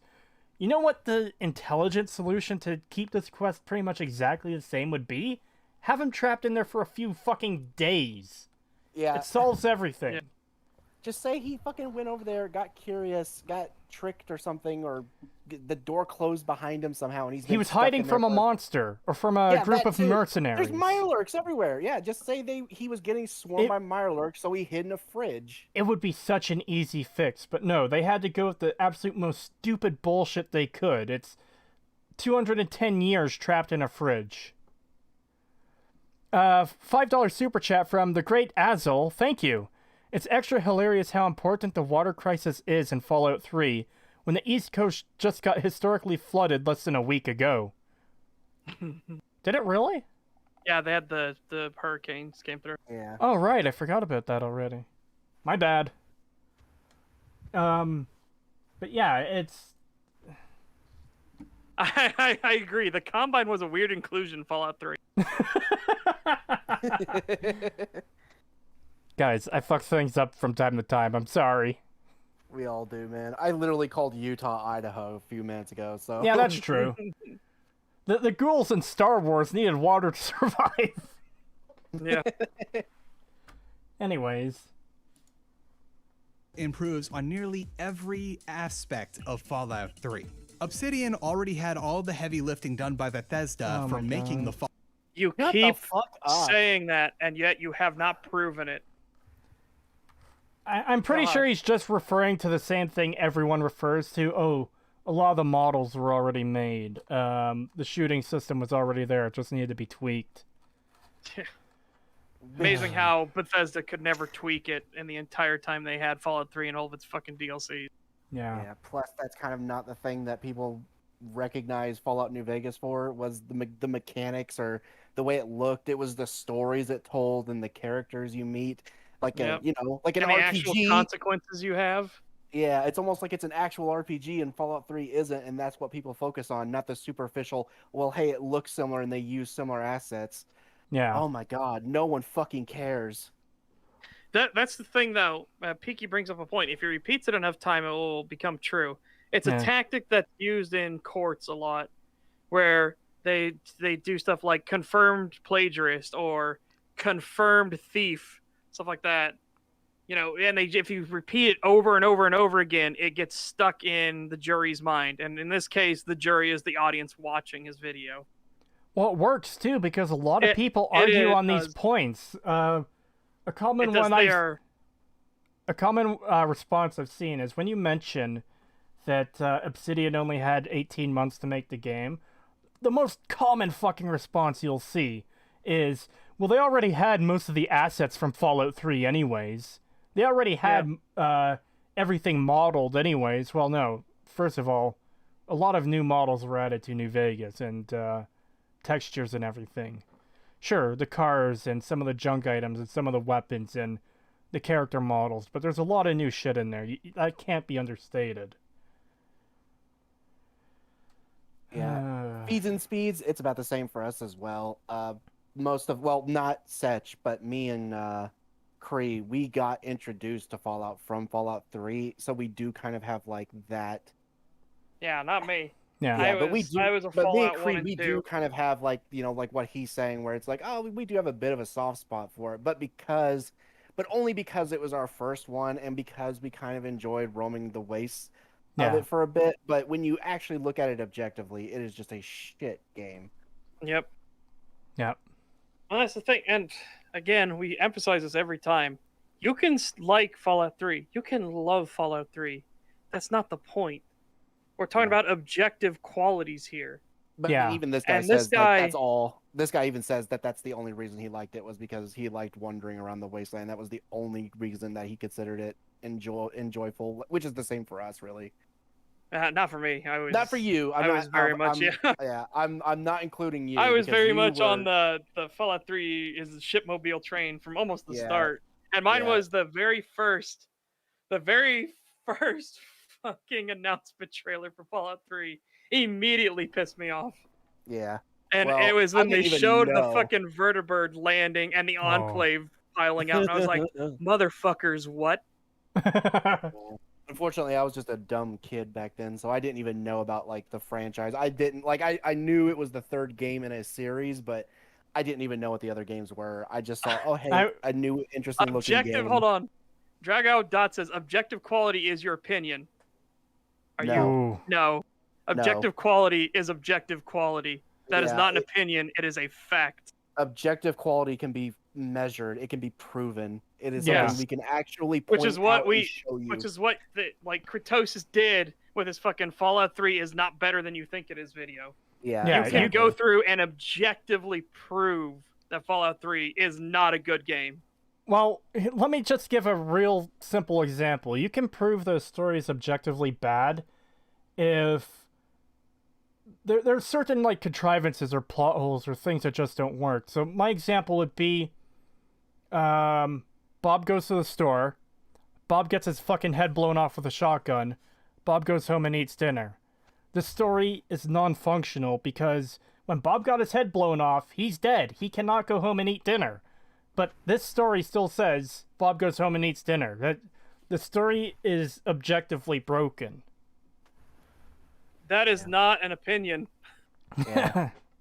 That's not a subjective opinion. That is an objective fact that can be proven. Yeah. Yeah, I don't know what to tell you, dude. Lunarctic says, "Why do you want to be wrong?" And he's saying it to But- Dragao. But anyways, yeah, there are a lot of objective flaws in terms of writing for both Fallout 3 and 4.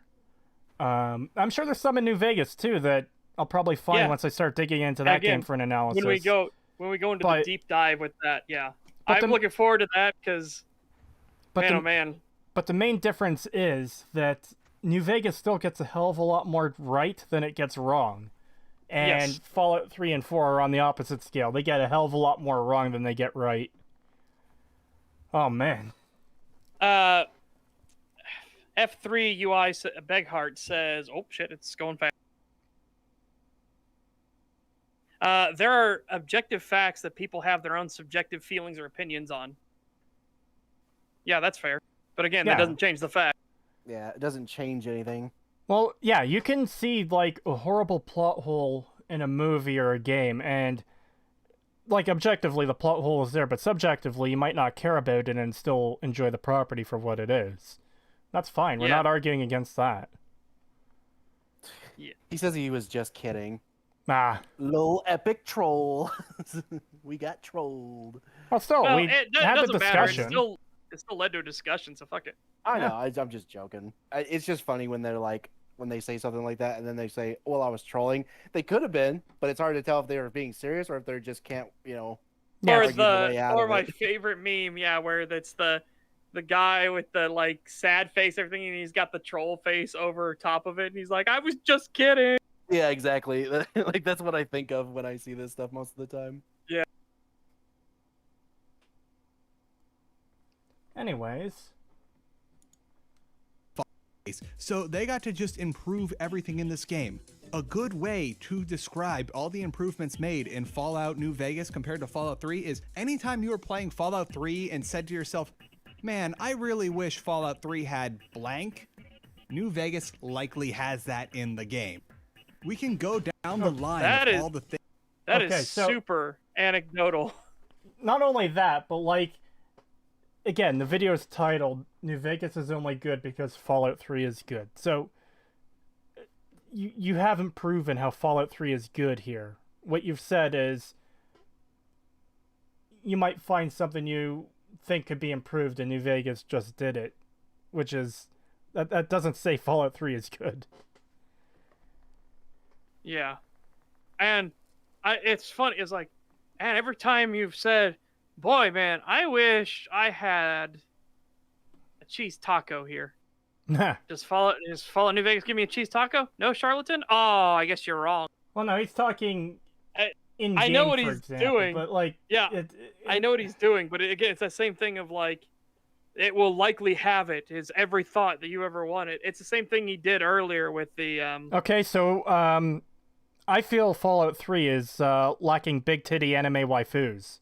So does Yeah. Fallout New Vegas have it? Yeah. Oh God. Things in Fallout New Vegas avert improvements from Fallout 3. Are you annoyed that you only get this weak zoom when you're trying to shoot, and you only get an actual zoom if the weapon has a predetermined scope on it? Well, now in New Vegas, you can zoom on all your weapons by aiming down sights, so you can have an idea of what the heck you're shooting at right now. Okay, so New Vegas improved upon garbage. Yeah, and did you know that that's technically a natural phenomena?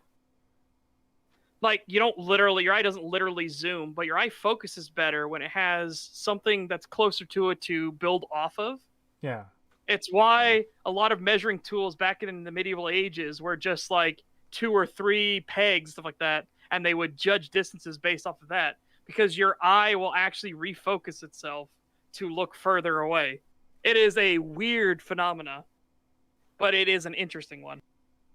Also, I like how he's saying, like, that adding basic mechanics that have existed long before Fallout 3 are somehow like these big, huge improvements and stuff. It's like, I wouldn't even say that they were improving upon Fallout 3. I would say they're just adding basic mechanics that Fallout 3 should have had. Yeah, they're bringing it up to a agree. baseline. There's no reason Fallout 3 shouldn't have had iron sight aiming. It's insane. The Fallout 3 in 2008 didn't have fucking iron sight aiming. John Doe says the phenomena he is describing is known as the focal length of the eye. Thank you. Yeah, it is a fascinating phenomena, and it is like, so that whole thing where people that never fired guns anymore, what the fuck?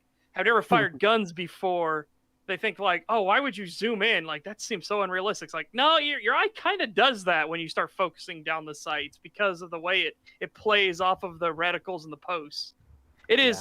It is kind of weird and disorienting to get used to. And it's that whole notion where if you flinch a millimeter, you're off by an inch, stuff like that. It's why they drill into you. Sight picture is vital on firearms. Yeah. Do you wonder how around getting clean water, yet all you ever need to do to survive is to just inject stim packs into your arm until you explode? Well, Fallout has an actual survival system now in it with a hardcore mode. And What? He's saying that because Fallout 3 didn't have a survival mode and Fallout New Vegas put in a survival mode, it's just expanding on Fallout 3. No, the fact that people need to drink water to survive It's in not a survival not an game, insane concept, yeah. kind of, you should just have that. Not really need to expand from anything. You kind of just have that. Dursley says if you miss by an inch, you miss by a mile. Well, you might as well, honestly. Yeah, Dude, yes. Flinching before you shoot or actually pulling the trigger instead of squeezing the trigger. Oh, boy. Yeah. I had to teach my cousins that. They didn't understand that. I have a 22 I've been trying to teach them with, and oh my god, they want to jerk it. I'm like, don't jerk it. What are you doing? Yeah. Like, It should be a slowly smooth, crisp. squeeze it. Yeah. Yeah. Just picture that you're like squeezing a stress ball. You don't want to move your hand at all. When you pull the trigger, you actually pull your wrist back, and you're going to go real high. Yeah. Well, that's the problem with new time shooters. They get really scared. You know, they act like it's gonna bite them. And I'm like, it's not gonna bite you. Do you You're know what fine, we dude. did in the Marines to get people over that fear? What? So we went to the ranges. They load up your M16 for you, and then they tell you to take it in both hands and put the buttstock to your groin. Oh. And they say, pull the trigger.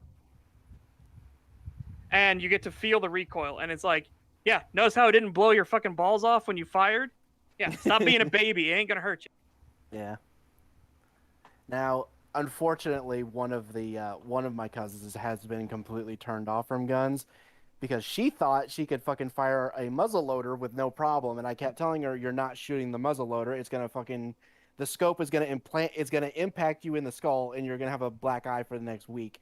And she was like, no, I can handle it. I've shot the 22 and the shotgun and stuff. I can handle it. I'm like, no, you can't. You can't handle the muzzle loader. It has like 5 times the kick of the shotgun that you shot. But she doesn't understand that. And her dad, for whatever reason, was like, no, just let her learn her lesson. And I was like, that is a terrible idea. She should not learn her lesson that way. But he let her do it. And yeah, she got cracked right in the face with the fucking scope. And it actually like cut her forehead. And I was like, God fucking damn it. I was like, I knew that was gonna happen, and then I was mad. I was actually mad at my uncle more than anybody because I was like, why did you let her do that? You knew that was gonna happen. As Roachbait FNV says, slow is smooth, smooth is fast. I love that quote. I once again have no input because I'm a Canadian who's never fired a real gun. Which we need to change that. We need to have you fire. Come down here and let me. I have so many guns that you can try. I will take you out to the shooting range and I will let you just use all of my weapons. Sounds fun. Anyways, yeah, the point he just made was a little bit fucking insane. You didn't have to drink water in Fallout 3 to survive, but New Vegas adds a survival mode. What the fuck is even this point? Therefore, it's just an expansion on Fallout 3. It's like, what? And playing normally, there's an actual survival skill that you can do things with, like say, make more bullets for your guns, make home remedies, and cook, and do all sorts of science stuff. You can make your own chems. There is an actual survival aspect to the game now, instead of just click on the stim pack item repeatedly to bring yourself back from the brink.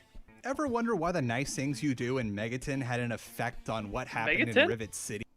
Whoa. Let's wind that back. Did he just say that the effects you do had the things you do in Megaton have an effect on Rivet City? Yeah, the pronunciation kind of threw me off there, but instead of just click on the stim pack item repeatedly to bring yourself back from the brink.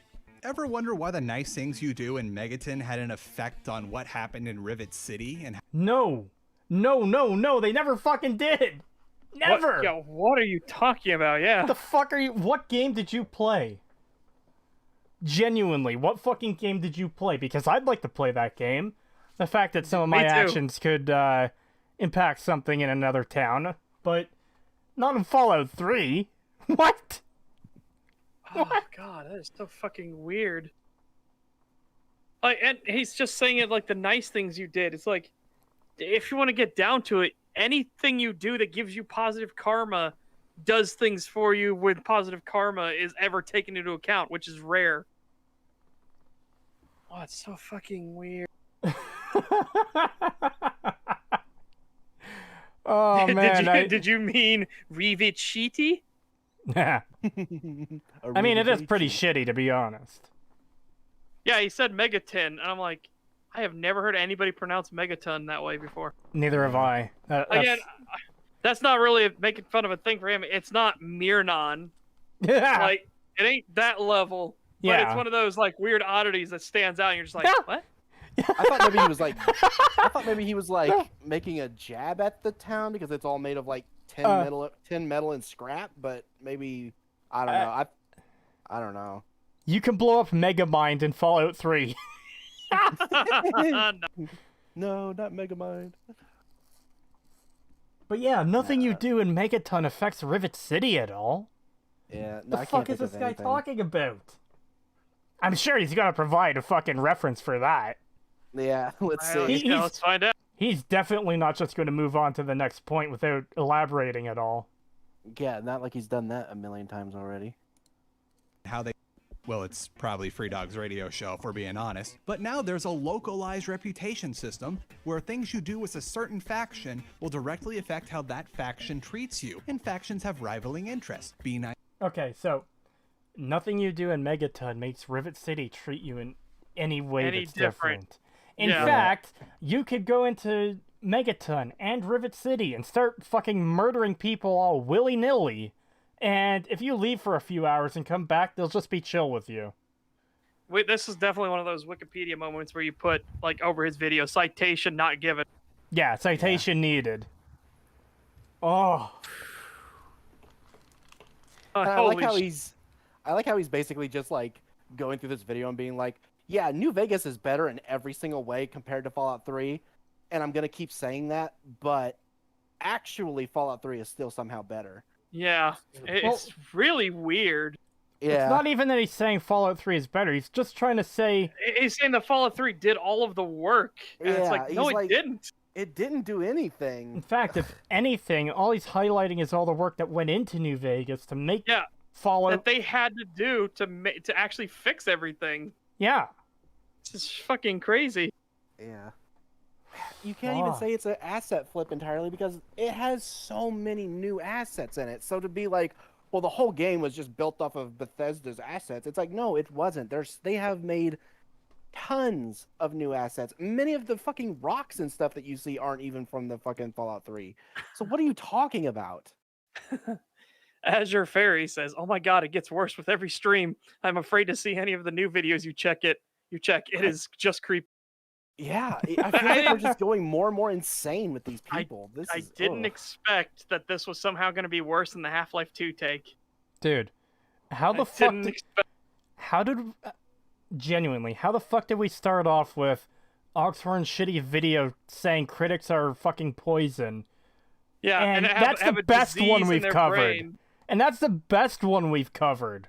Yeah, it feels more like Oxhorn is just toxic more than he is anything, and a liar, whereas this guy is just insane. This guy just doesn't know what reality is. This is yeah. is like Bizarro World. Oh yeah, you missed the fucking Half-Life 2 video, Pagan. That was... Yeah. Oh my god, what a fucking wild ride that was. Insanity. Yeah. Oh my Dude. god, I'll need to watch that stream. I'll just watch it and see what it was like. Just to give you an impression, at one point the guy says, you could try to change my mind. I'm a pretty reasonable guy, but I'm not going to change my mind. Yeah. Well, then you're not very reasonable, are you? Exactly. What the fuck? I liked the people that made Half-Life 1 were trying something new and interesting. The people that made Half-Life 2 just read the Wikipedia page and added a bunch of fan servicey bullshit. Well, that's not even the worst one. It gets better.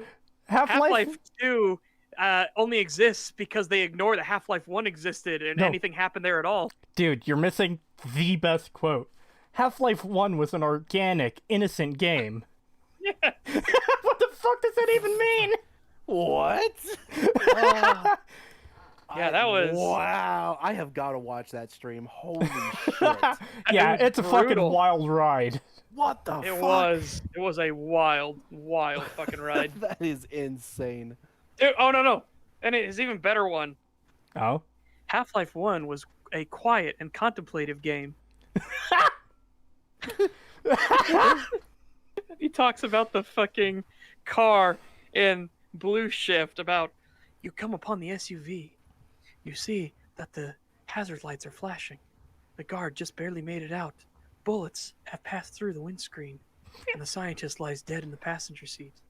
It is a truly tragic scene that makes you reflect upon what must have happened here. And then I immediately go, yeah, I can do that too, motherfucker. You come upon the giant red barn. It has the symbol of the resistance on it, the lambda symbol. You turn off the airboat. Its engine quiets down. There's nothing but silence coming from above. You slowly climb the stairs and look inside to find nothing but the corpses of the dead as they begin to rise from the head crab canister off in the corner. A radio desperately calling in the distance, wondering what happened to their friends. It's like, I can do it too, motherfucker, in Half-Life 2. Yeah, the dude is just... God. There's stuff to criticize Half-Life 2 for, of course, Yes, but... the airboat itself is an easy criticism. Get that airboat. Fucking tear that shit apart. Oh yeah, in chat, don't forget the awkward pauses. So apparently in normal conversation, if you pause for like 0.03 seconds, that's an awkward pause. Mugging for the camera. Applause, yes. I kid you not. He did the, hey, Gordon, it's me, Barney, from Black Mesa. Hey, sorry about the scare. I had to put on the show for the cameras. I'm way behind on my beating quota. Yeah, Every time Barney stopped, he had to put awkward pause on the screen. Yeah. Hey, Gordon, awkward pause. It's me, Barney, awkward pause. From Black Mesa, awkward pause for the camera. Oh, sorry about the scare. I had to put on the show for the cameras. Awkward pause. I'm way behind on my beating quota. And awkward the words, pause mug for the camera. It's like, what? And the words pop up and disappear so fast, it's literally blink and you miss it. Yes. Wow. Yeah, it's insane. $2 super chat from the great Azal. Thank you. Ox says, I swear I'm not a homophobe. Video is crazy. Yeah. I haven't seen that. Anyways, let's get back to this. Yeah, we're gonna get back to this video. We went off on a wild tangent. Welcome to the Wild Tangent Hour. Oh yeah, just so everyone knows, we go off on tangents a lot. It's just part of natural discussion, but Yeah. we needed a little Oh. bit of a break from the insanity. No. And then the other best one, the one that was like demonstrably false. He even proved it in his own fucking video. Oh boy. Hey, Gordon, you dropped this at Black Mesa. Here's your Oh. crowbar. Isn't it way better than any firearms? Yeah. It's like nobody ever said that. What the fuck? You even show the scene in full. What the fuck are you on? Yeah, it's fucking insane. Yeah. Nice to good spring hangers. Hate the Legion? Become friends with the NCR. Now there's not only just a karma system, but you also have an actual reputation in various towns. There is no karma system. Fox, the in friendly New super Vegas. mutant, might just Yes, there is. Is Yeah, there? is. Yeah, Yeah. it's just I not don't remember it. utilized. It's just Yeah, not it ju- utilized nowhere near as much as Okay. Fallout 3. Yeah. It's there, Because- but it doesn't really play a huge role. All right, fair enough. Yeah, I totally forgot that there's a karma system at all in New Vegas because I Yeah. focus more on the reputation. Well, you The could get reason I know that there is because I always found it weird that when you shoot the ghouls outside of near the highway patrol station, you get good karma for some reason. But that's like the only ghouls that give good karma when you shoot them. I always thought that was really weird. well, there's some other Yeah, okay. cases like that too. Like the killing the fiends will give you good karma. Yeah. Yeah. Guys, Oxford has already cornered the EFAP market. Nice. Oh, they say it can affect end slides in the DLC. Okay. Yes, that's what I was going to mention. Maybe the reason I didn't notice well- it is because I have a hard time not being a good person. Well, not just the I can't help DLC. myself. The end slides for each of the 4 major factions get different end slides based on your karma. Like, if you're evil and you do the house ending, it says something to the effect of house, like, fears you a little bit because of the insane evil you've done. Oh wow, I didn't even know that. Holy Yeah, shit. see, Yeah. like I said, I can't bring myself to do like horrifically evil things. I just Yeah, can't do it. either. Yeah. So So what you're saying is you Wow. nuke Megaton every single time, right? yeah, obviously Yeah. that ain't evil. That's called that's called Darwin. Yep. companion ever. Between his Gatling laser, that's a fire hose of death, combined with shouting Zen Buddhist proverbs as across the wasteland, purging all that is evil. But don't you wish you could find out more about his story? Well, now in New Vegas, all the companions have their own side quest line where you can learn about them, form relationships with them, become their best friend, sort out all their emotional baggage. You can do it all. Yes, it's almost like the developers thought about their characters a little more than not at all. Yeah. Yeah. Than being Almost like it's an glorified RPG. fucking damage / tanks. Like I this described it, problem doesn't even go away in fucking Skyrim. it doesn't even Where? fully go away in Fallout 4 either, by the way. A couple Yeah, this is fucking insane. couple companions in Fallout 4 do get a bit of love, but not all of them by any fucking means. I've described the companions in Fallout 3 before as, a turret with a backpack or a pack mule with a gun, because that's what they are. They get, like, the most bare minimum of a backstory to them. Who is Jericho? He's a retired raider. Who is, Clover? She's a slave. Who is... Fuck, I'm trying to remember, any of the other companions, really. In 3? Yeah. Fox is Fox. just a super mutant who isn't insane. That's literally his entire character. Butch, but you basically know Butch from the beginning of the game, so Yeah. He's the only one and that has a bit of a backstory more than anyone else. And Yeah. that's only because he was a character that showed up before. yeah. Yeah. Jericho could have had a good backstory too. A Oh, yeah. retired raider. He God, genuinely there's so much you could do with that. There is so much you could do with that, and they just did literally nothing with it. Yep, Absolutely it nothing. genuinely could have been interesting. Especially since you need evil karma for him to be a companion. So, Yeah. like, there's so many story beats you could do with that, whether you're pushing him back to the evil side, or whether you try and find a way to redeem him, or fucking whatever else. There's so much you could do. And they just And, like, don't. And you could find out like what caused him to go from like being a raider who lived probably with other raiders to becoming a retired raider who lives in the middle of a lawful town. Yeah. Yeah. What made him How do you go decide? from that to this? What made him Yeah. decide to just say fuck it and go live in a town? Yeah. Fox has a backstory and personality. Does he? I mean, Barely. honestly, Does like, he?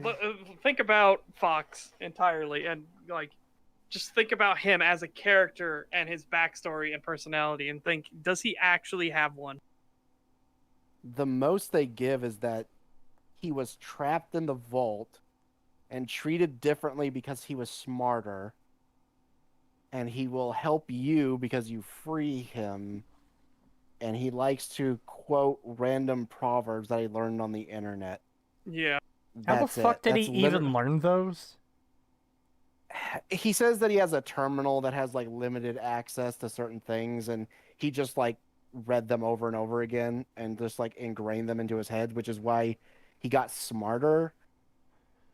And I don't know, it's really weird. He just says like, Point is, there's pretty much nothing to Fox as a character. His yeah, character- there's really not much. His character is that he's one of the only non-insane super mutants in a world full of insane super mutants. They think Yeah. that is fucking compelling enough alone. It's not. It really isn't. It's yeah. Compare that to Lily. Oh and yeah, it's just like, yeah, no comparison. at all. They're nowhere near the same tier. Hell, Marcus isn't even a companion, and I consider him more of a companion than Fox. Well, Yeah. Marcus is a companion in Fallout 2, but Yeah, Yeah, but he's- not in New Vegas. not in But New yeah, Vegas. But there's so much characterization to him, and just the fact that, you know, you walk up on this town and there's a super mutant standing there. If you haven't played any of the other Fallout games besides Fallout 3, and then you talk to Marcus and he's well-spoken, he has a normal voice, he isn't screaming all the time like this to say every word, and then he's like, oh, hey, there's a group of mercenaries down the road who want to start trouble with us so they can wipe us out. Can you tell them to go away? Please don't kill them, because I'll just give them a reason to attack us. Like, Yeah. that says so Yeah. much alone about how the super mutants in Fallout New Vegas are treated as compared to Yeah. Fallout 3. God, I love Marcus. Marcus is such a good character. He is. Oh my god. Yeah, this will be great when we actually get to go into the analysis of it. Then we get to talk about why all these things work too. Yeah. I look forward to it because right now this Skyrim video is misery. Oh. Yeah. I'm barely working on it with you guys, and I'm just like, I don't want anything to do with it. I don't want anything to do with it. Yeah, it is. It is miserable. Yeah. Very painful. Very, very Ugh. painful. Anyways. And these are just a few of the that have been rapidly improved in New Vegas and allow you to enjoy the Fallout game even more. The place where New Vegas really shines is by taking a balance pass at all the previously existing weapons and combat system. A big problem in Fallout 3 is that towards the end of the game, you're going to end up only using a small handful of weapons because how certain enemies just scale up was level, like in Oblivion. I have no idea why in Point Lookout enemies can take out half of my HP in one shot despite the fact that I'm level 28. But if I steal their weapons, bring them to full repair, and then try to hit them back with those weapons, I barely register on their damage. It's almost Because- as if Bethesda's fucking level scaling is a really, really bad idea, and they should stop fucking doing it. And Point Lookout fucked it up even more because they get a plus 15 damage bonus to all enemies in that fucking DLC. Yeah. So they automatically do more damage than you by default. Well, like many things, I think the level scaling thing is supposed to be a precision tool, and the problem is they're using it as a fucking blanket on the entire Yeah. game. Yeah. That is a big problem alone. Like, it makes sense for certain areas to be leveled. Like, you're going into a main quest area, and, well, if you leveled up by doing a whole bunch of side shit, then those level 2 rats aren't going to be much of a challenge, so let's spawn in some fucking, I don't know, any enemy type that would be more fitting for being level 20, for example. Oh god. Because the way they did level scaling in Morrowind worked fairly well. Not perfectly, but fairly well. after Oblivion, everything scales like directly to you. Certain characters will be like always plus 15 levels to what you are. And yeah, it's just not really good the way they handle it. Yeah. It's really annoying when you get the DLCs and it goes from like, oh, well, there used to be mole rats here and now there's Yao Guai, but now there used to be Yao Guai, but now there's albino rad scorpions that are just the tankiest fucking things you'll ever fight in a video game. Yeah, and that's the other thing we've talked about before. Bethesda seems to think difficulty means more health for the sorry. You do less damage to enemies and they do more damage to you. That's what Bethesda thinks difficulty is. And Yeah, it's a really shitty way of handling difficulty. It really fucking is. Like I said, guys, I'm doing Skyrim on Legends so we can just get that. We can definitively say that the game is not difficult. It's fucking tedious. I wouldn't have the patience to do it on Legendary. I'm already fucking sick of this game. Dude, I kind of wish you were awake for when we did the stream the other day, and I did the fucking hamster song as I attacked Winter. Oh my god, the fucking capital of the Stormcloaks. God damn it. Windhelm. Windhelm, yes. I attacked Windhelm and I had the fucking hamster dance song going because I was like, let's give this entire battle the music more appropriate for it. How this fight's gonna go. So you just hear well, so going through the street. You could have also used the terrible Resident Evil basement music, or you could have used the world map theme from the Museum of Anything Goes. Yeah, I don't know. I just thought the hamster dance would fit. Yeah, I used to always only play Skyrim on Legendary difficulty, but that was because I used to do the thing that I was telling you guys about before, where you would upgrade your weapons and armor to be like super ridiculous. You could just one-shot everything. Well, I can't Legendary. upgrade weapons because this is a magic only one. So I have bound weapons, so I can't upgrade those. But I could do the fucking armor. Yeah, it is tedium. Pure yeah, that's tedium. gonna be super tedious. Speaking of, after stream, you'll have to tell me how to do that so we can include it in the video. Yeah, sure. I can send you a video of like a tutorial on how you do it. All right. It's pretty simple. Anyways, New Vegas manages to fix this by adding stopgap weapons such as a 9mm pistol and a 22mm pistol, or no, it's 22 caliber. Excuse me about that. That was bad. But as I was saying, there's not only stopgap weapons, but now you can modify and improve your weapons to allow for more life out of these things even after you're out of the areas where you will commonly find them. okay, so those 2 points aren't anywhere fucking close to each other. Yeah, I like even the issue with the enemies being too strong on point lookout is an issue of balancing their health and damage. Yeah. It's not that more weapons that have mods will fucking fix it. Oh man, that's so weird. Resto enchanting loop to make it permanent. I don't think that was that the one you're talking about? Yep. Oh, the okay. restoration potion loop. Yeah, I'll have to figure that one out. I might show that on my stream and be like, just to get, because like I say, the game's not difficult, but I can get one shot by anything that has a bow. That is that makes every single fight so fucking tedious. Because if I see anybody draw a bow, I'm like, ah, fuck, and I'm like dancing around constantly. Oh my god, the fucking bow shit. And I mean full on from full health to dead in a single arrow, no matter where it hits. Yeah, that's one of the main reasons I would always upgrade my armor was because of archers. I was just like, I got so sick of archers one-shotting me. I was just like, fuck this. Super armor time. I'm done. This is bullshit. Yeah, that's what I was gonna need to do. Modding improvements, you can use the varmint rifle much later in the game than initially intended by making it be a sort of stealth assassination type weapon for low damage threshold enemies. Which brings us to the next thing that Fallout New Vegas does to improve the general combat. Armor now has damage thresholds. Certain enemies will just glance off shotgun attacks despite the fact that even with a perk that allows you to do more damage with shotguns, there's still a threshold. Certain guns just aren't going to hurt certain enemies and you're going to need to bring something bigger.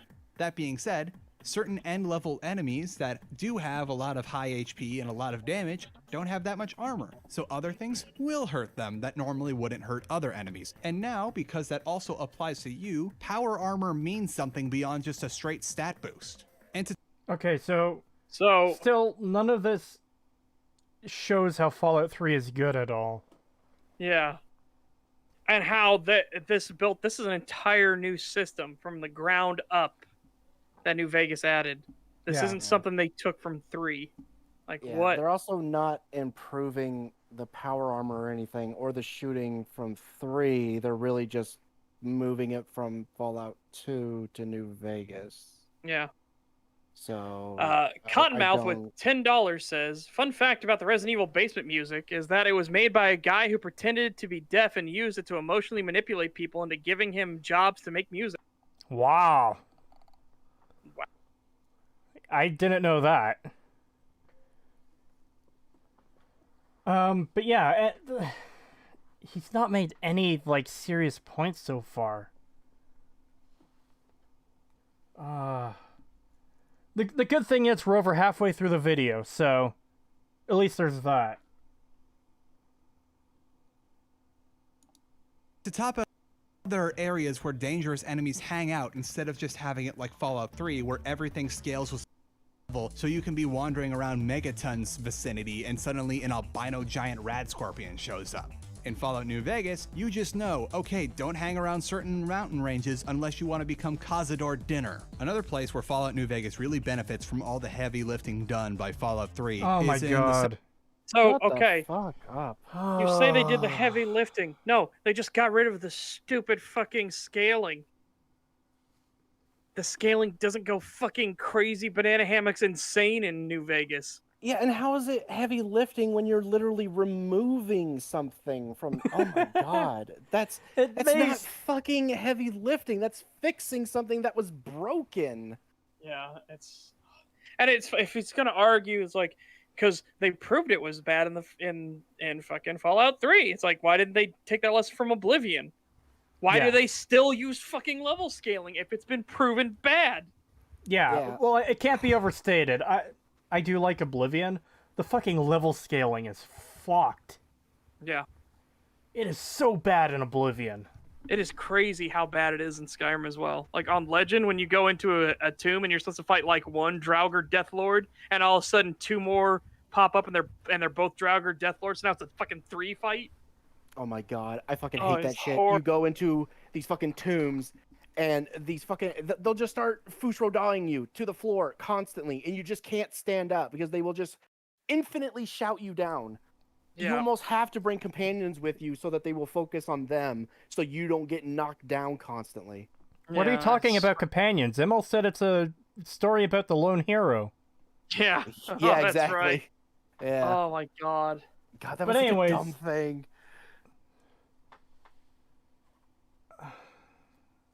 Yeah, this video is pain. Oh, that's a good point. Oh? Christian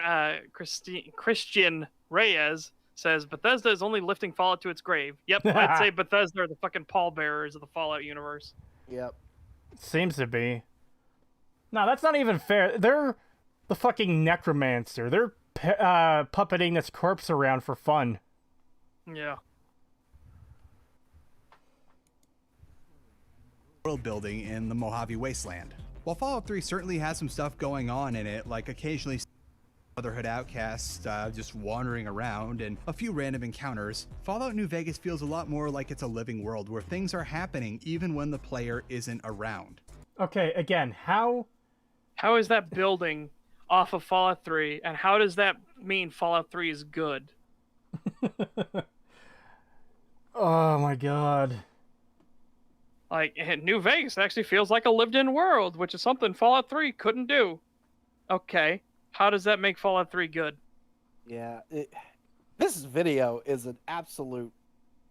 All he's doing is fucking proving how good New Vegas is compared to 3. That's all he's done. I don't even know why he made this video. Well, he's doing it to try and convince people that Fallout 3 is actually good. It allowed New Vegas to do this, that, these, and those, but he's not substantiating any of this. He's just saying New Vegas did this, or sorry, Fallout 3 did this, and here's how New Vegas made it better. But like, a lot of the examples he's using, A lot of the stuff he's using, you can literally just say, well, no, they didn't improve it from Fallout 3. They just took stuff from Fallout 2 and brought it back to the series. yeah, It feels more like they just skipped 3 and said, hey, 2 was a lot better. Let's just do what we did in 2. Instead of, it doesn't feel like there's anything to do with 3, but he's trying to make it seem like, well, 3 is actually what carried New Vegas. No, they went Not at all. They went back to 2. They went back with what 2 was doing with the ammo types and all this other shit. yeah.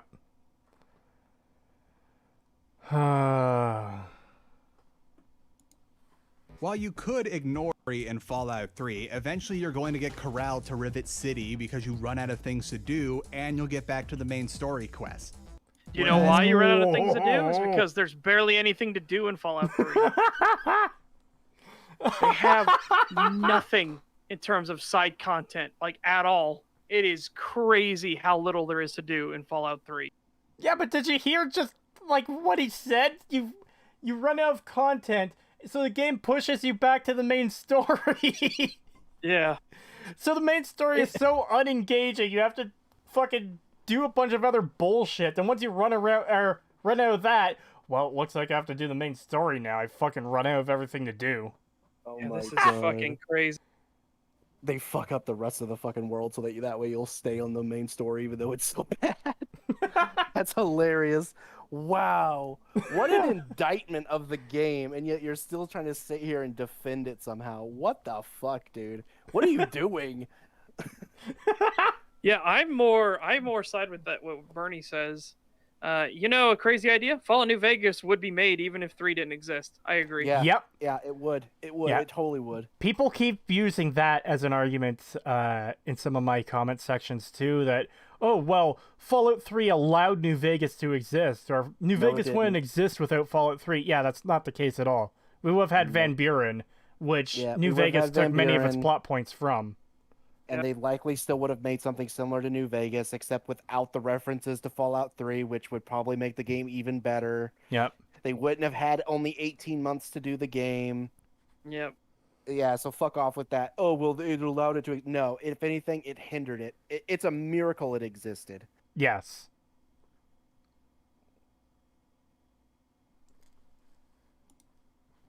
In Fallout New Vegas, to completely ignore the main plot when you finally get dug out of the Good Springs graveyard and just go see what happens on the strip. Hey, you might run into Benny, you might not. You don't actually have to follow They Went That-A-Way if you don't want to. You could go try to make an Enclave reunion for all you care. We don't need to focus on the Hoover Dam. It also helps New Vegas' case that it's a living, breathing world, much more so than Fallout 3, and that the towns are much more fleshed out, and you're going to be remembering places like Novak and Prim a lot more than you're going to be remembering places like Megaton or Girder Shade, because towns in New Vegas are often a lot more than just a couple people, maybe a corrugated steel shack or two, and one quest. Most areas in Fallout New Vegas have several fully fleshed out quest lines for you to go explore, as opposed to maybe just the single one in Fallout 3.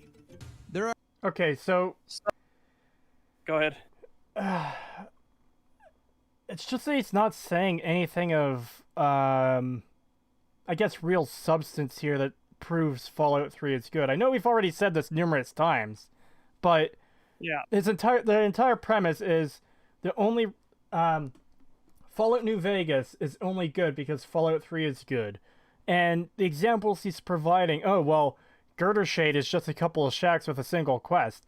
That doesn't say Fallout 3 is good, nor does that mean that, like, New Vegas isn't good for its towns because Girder Shade exists. Or Megaton, or, you know? Spaghetti, has he actually said anything positive about Fallout 3? He said that Bethesda has done all the heavy lifting for Obsidian, so Obsidian didn't have to really work that hard to make New Vegas good. Yeah, but with every point he's making here, he's just proving the exact opposite. Hey, here's how Fallout 3 didn't do this too well, but New Vegas fucking improved leaps and bounds. Yeah, And- all that work that they had to do to fix everything. Yeah, so how was... How has then at the Bethesda done same the heavy time- lifting? Yeah. And then at the same time, he fucking says shit like it didn't add anything new or substantial at the same time Oh. as Yeah. he's saying all this other shit. It's like, are you fucking kidding me, dude? And by the So way, great. what was the name in chat? It's gone, I think. Spaghetti. Yep. He did say at the very start of the video that Fallout 3 is an amazing game that still holds up today, which no, it fucking doesn't. No, it proving fucking doesn't. He's literally sitting here and saying like the main story is shit. There's nothing to do in the world, so it pushes you back to the horrible main story. The towns are just one or two people in shitty steel fucking shacks that give you maybe one awful quest. Yeah, it's a completely lifeless and dead world that doesn't feel like a real place. You don't feel like anything happens unless you're actually there. It just is completely lifeless, oozing mass. It's like, okay, so how does this mean that Fallout 3 is an amazing game that holds up today? This whole video is just a conundrum. It is just a Yeah. complete mind fuck. Well, It contradicts everything he says. I'm just reading a couple comments in chat. This whole video is just one backhand at Bethesda disguised as praise. I don't even know if Yeah. that's the case, though. I think I don't think it's intentionally, but he is doing that. Yeah, it seems like Yeah. he's saying, hey, some of these things are genuinely good. Here's how New Vegas made them better. And, like, obviously, New Vegas is leaps and bounds ahead of Fallout 3. But it's not leaps and bounds ahead of Fallout 3 because Fallout 3 was such a great game. Yeah. Especially when he's sitting here saying that that's not the case. Fucking New Vegas, the towns feel lived in. The story actually matters. All this other shit. And then he references Fallout 3 and he's like, yeah, these towns are completely dead with maybe one or two people in them, with maybe one quest that you won't want to do anyway. And it's like, how are you going to sit here and say that fucking Fallout 3 is this amazing thing that still stands up today and Fallout New Vegas is just leeching off of it when Yeah. you can't even defend it yourself? Yeah. So fucking baffling. There are times, however, when this kind of feels like the world is just a bunch of disjointed incidents as opposed to one single threaded area. However, that's always remedied by just going back to the main quest line and realizing that, oh, Oh, are you going to substantiate that claim there, sir? Let's rewind it because it was pausing for me. It was doing the circly thing. Okay, yeah, I'd like him to substantiate that claim he just made.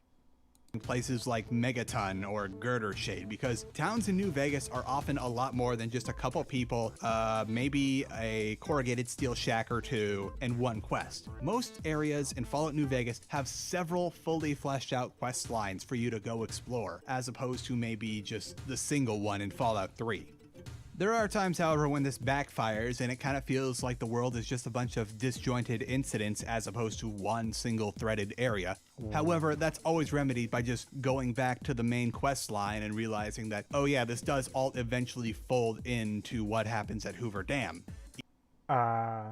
So, would you like to substantiate that claim that it backfires and feels like a disjointed mess until you go back to the main story? Like what? Yeah, I Where? don't. Can you give even a single example of that? Even one single example? Again, I'm totally fine. If you give an example and then we look into it and it's actually accurate, totally fine with that. Here's the problem though. Are you going to? It's like all these other unsubstantiated claims you made. Are you going to? Yeah. What a joke. This video is a joke. Oh, completely. Fuck. Oh my god. Keep up the bangers, Creetosis. Can't wait to see what you do this fall. Thank you.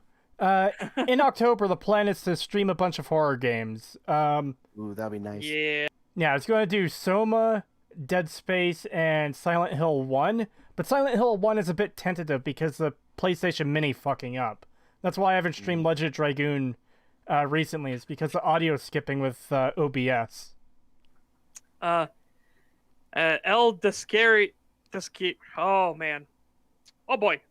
El Descariado says Witcher 3 couldn't have happened unless Bethesda made Elder Scrolls Adventure Redguard. I can't comment on that because Well, it just gets back to that whole thing of what we've been Oh. dealing with. yeah. Yeah, that's weird. Seconded Retcon Raider dug deep into Van Buren, very deep, and needs more views. Retcon Raider. We'll have to check that out at some point then. Hey, I will admit this. I will say I do like his background music. It reminds me a lot of Don Somewhere's videos, so I'm getting a little bit of nostalgia. So, hey, you got one thing right. Yeah, I will don't... say this before I read this comment. Creetosis has plans. Overlord, are you guys going to do any videos on Telltale games? Oh my god. Yes. I don't know Yeah. when, but Telltale is absolutely on my fucking hit list. I've got a lot of issues with some of Telltale's games. The ones I've played. And I very much look forward to covering them one day. Use Duck Station for Silent Hill. It'll play well and look fantastic. I'll try to keep that in mind. I was using the PlayStation Mini. It's modified to have extra games on it, but I could probably use an emulator to do Silent Hill 1. I have a question. Are you interested in recommending Crysis series in one of your streams? I've never played any of the Crysis games. I have. They were, at least I played the first one. I can't say that it inspired me enough to play the others, but it wasn't bad. It was obviously a tech demo first and foremost, but it wasn't bad at all. Like, that's my memory of it. I'd have to go back and play it again. I do remember the VTOL section, though. Fuck that section. Telltale, remember that. Oh, never mind. Yes. Yeah, I will be Telltale- right back in a second. I gotta go to the bathroom. Yeah, no worries. Yeah, Telltale might have closed down, but I have no problem with kicking a company when it's down. Fuck their shitty games. Yeah. Like, Yeah. it's been fuck off. it's been a long time since I've played any of their games, and admittedly, from what I can remember, I do like Season 1 of Walking Dead. It's got issues, especially with the choices, but I remember very much liking the characters of Lee and Clementine and Kenny. I think some of the character work is very good in Season 1 at least. Yeah, I think most people like Season 1 of Walking Dead. It's what they do Yeah. afterwards that makes everyone hate it. Oh yeah, Season 2 just goes to absolute shit, and from what I've heard of Season 3, it only gets worse. Yeah. And Wolf Among Us too, I played that. Again, I kind of like some of the characters, but I've got a lot of issues with its story and choices, especially choices. Yeah, and then there's what they did to the fucking Borderlands. I actually never played that one. I might have It's to. awful. I might have to acquire it to cover Telltale at some point. All right, I am back. Welcome Yeah, back. my cousin got that game and I watched him play it and I was just like, we were both like, what the fuck is this shit? Wow. It was bad. Are you guys James. Oh, that's what I was gonna. I think Yeah. that's what I was gonna read. Yeah. Are you guys going to do videos on Elden Ring when it comes out, or Dark Souls? I still need to play Dark Souls. I will I be. am- I will these- be doing Yeah, Elden Ring I will for be. sure. I am heavily looking forward to it. It's, in fact, Elden Ring is the only game I'm looking forward to right now. And knowing these two, I'm going to be forced to play Dark Souls at some point, especially since I've yeah. now picked it up. So Oh yeah. we'll probably be streaming it at some point. I'll be streaming it with these two in a call with me at some point. Yeah. So Dark Souls stuff is coming eventually. I just can't promise when. I gotta agree. I was very much one of those people that didn't like Borderlands. I just never got into it. And then Borderlands 2 went even more insane with its humor, and that humor was just not for me. I didn't like Borderlands 1. I liked Borderlands 2. I thought it was all right. I just Everything, didn't like everything either after of that I hated, though. I hated Borderlands 1. I hated it so much. Even as a kid, I hated it because it already felt very empty and boring. And then you got to the end, and that fucking ending pissed me off so much. I literally cracked my disc.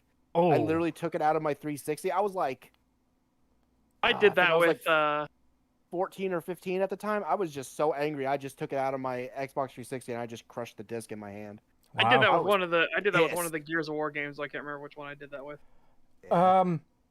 For me with Borderlands, I was interested in the game. I liked the art style. I ended up picking up and enjoying it.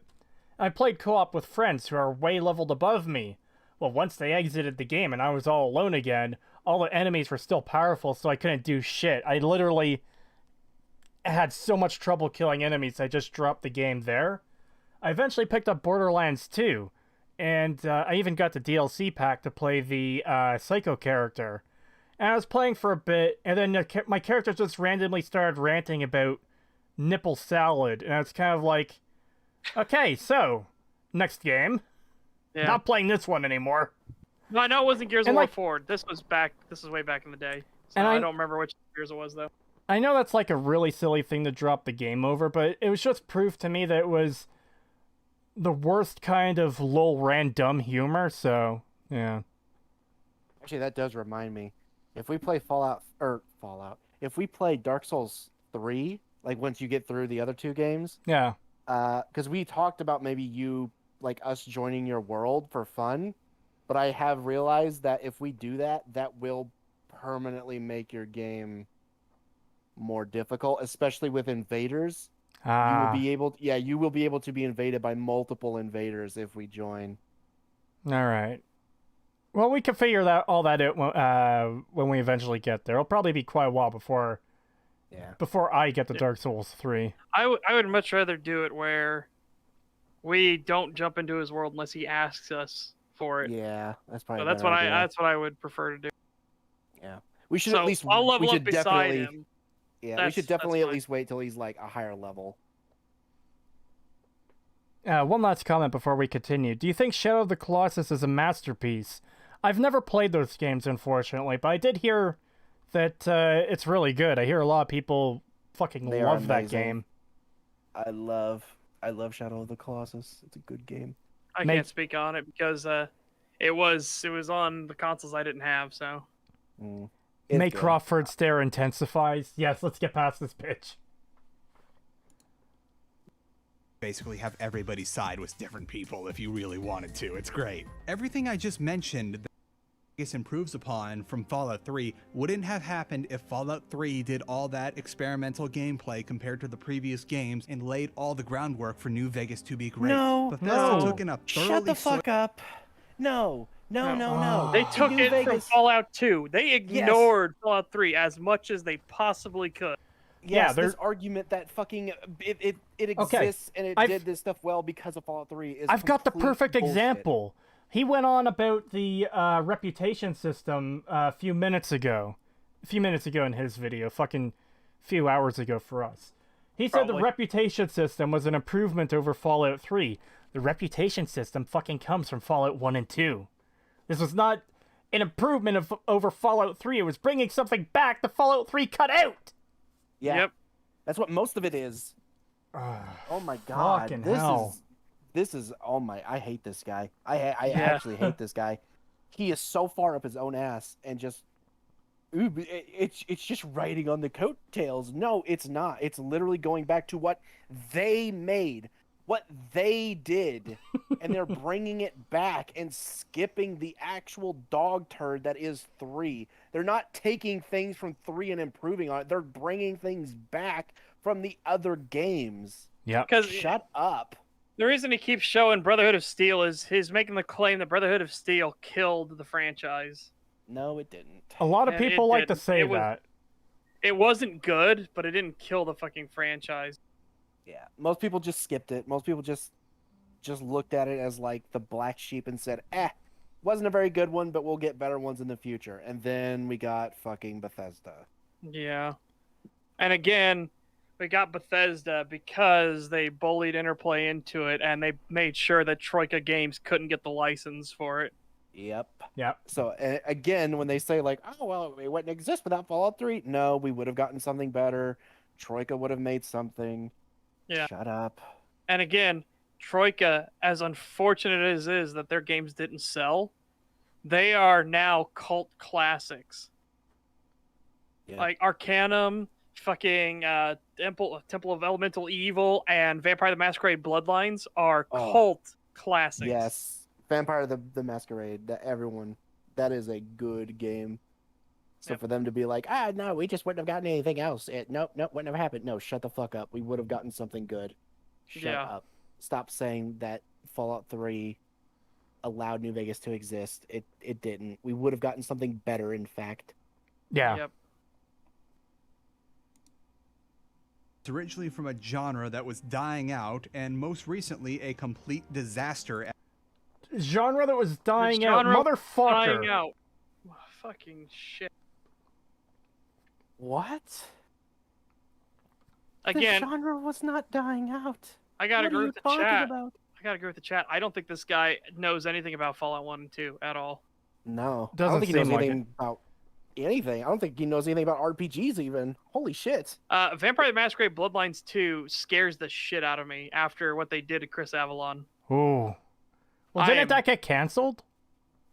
As far as I know, no. It's just indefinitely not coming out. Oh. Like, let me check my thing. I've got it here. Hold on. Either way, yeah, there's a lot of shady stuff going on, and a lot of bad signs, too, so... Yeah, But a lot of fucking bad signs. the isometric RPG genre didn't die out. Fucking Pillars of Eternity exists, and isn't the Divinity Original Sin games isometric as well? Yes. And So- Divine Divinity. It was Divine Divinity, Beyond Divinity, Divinity 2, Ego Draconis. Divinity 2, Ego Draconis at least was a third-person RPG, but whatever. So in And other then words, the genre didn't die out. No, the genre didn't die out at all. Huh.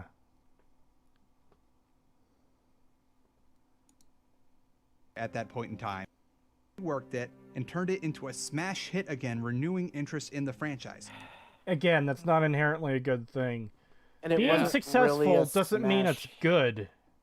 He was Yeah, working on, David, he was working on both. He was working on Dying Light 2 and Vampire the Masquerade Bloodlines. But after the accusations came out, which now Chris Avalon has stated are completely fucking false, and now he's taking those pieces of shit to court.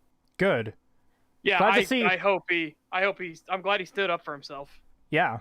He thought this shit would go away, but no, they kept trying to ruin his life because welcome to cancel culture.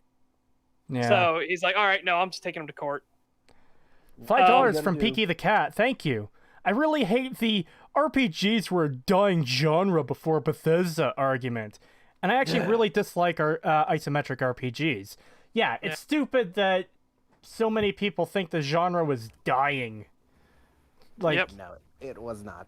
I gotta agree with HoboCop. Divinity Original Sin 2 is one of the best RPGs of this era. I agree. It is absolutely fan-fucking-tastic. at But I've always Creetosis, been a Larian fanboy, so you know I'm incredibly biased in favor of Larian because they're a company I really believe in.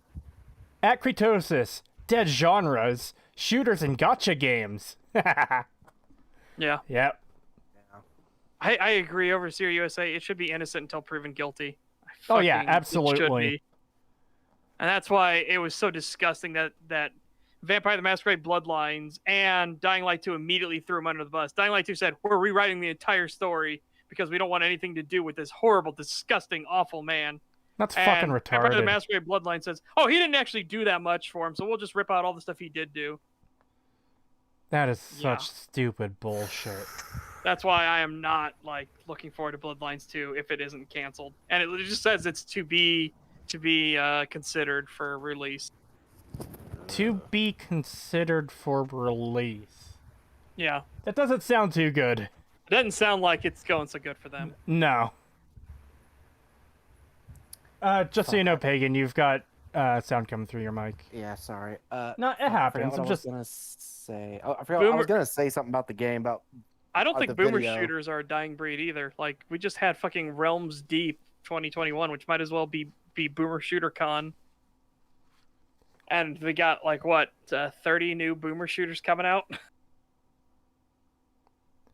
Is Outer Worlds any good, and are you planning to make a video on it later? I've only played like an hour and a half to 2 hours of Outer Worlds. I really need to get back to it. I'll probably start over if I'm going to be honest. I think Outer Worlds is a lot better than people give it credit for. Yeah, I've heard a I lot don't of know why. mixed I think things. I think it gets lambasted way too hard, but there is problems with it, and I would love to talk about all those problems. Well, that would be interesting for us to cover at some point too. Yeah. I've heard a lot of mixed things. I've heard people say that, it's absolute garbage, it's fucking terrible, blah blah blah blah. I've heard people say that no, it's actually really great, it's amazing, it's super fun. I've heard people that are just middle of the road, like kind of what you said, Setch. It's good, but it has issues. Yeah, I will definitely say it's good, but it has issues. I would say, like, it's if I would say New Vegas is like a 7 out of 10, I would say it's probably a 6 out of 10. All right. It's still a good game, but there are some issues, and there's some story issues that they should have laid more heavily into. All right. I'm trying to remember the quote. There's one quote from that game that I always think about, but I can't remember the full quote. Something about like,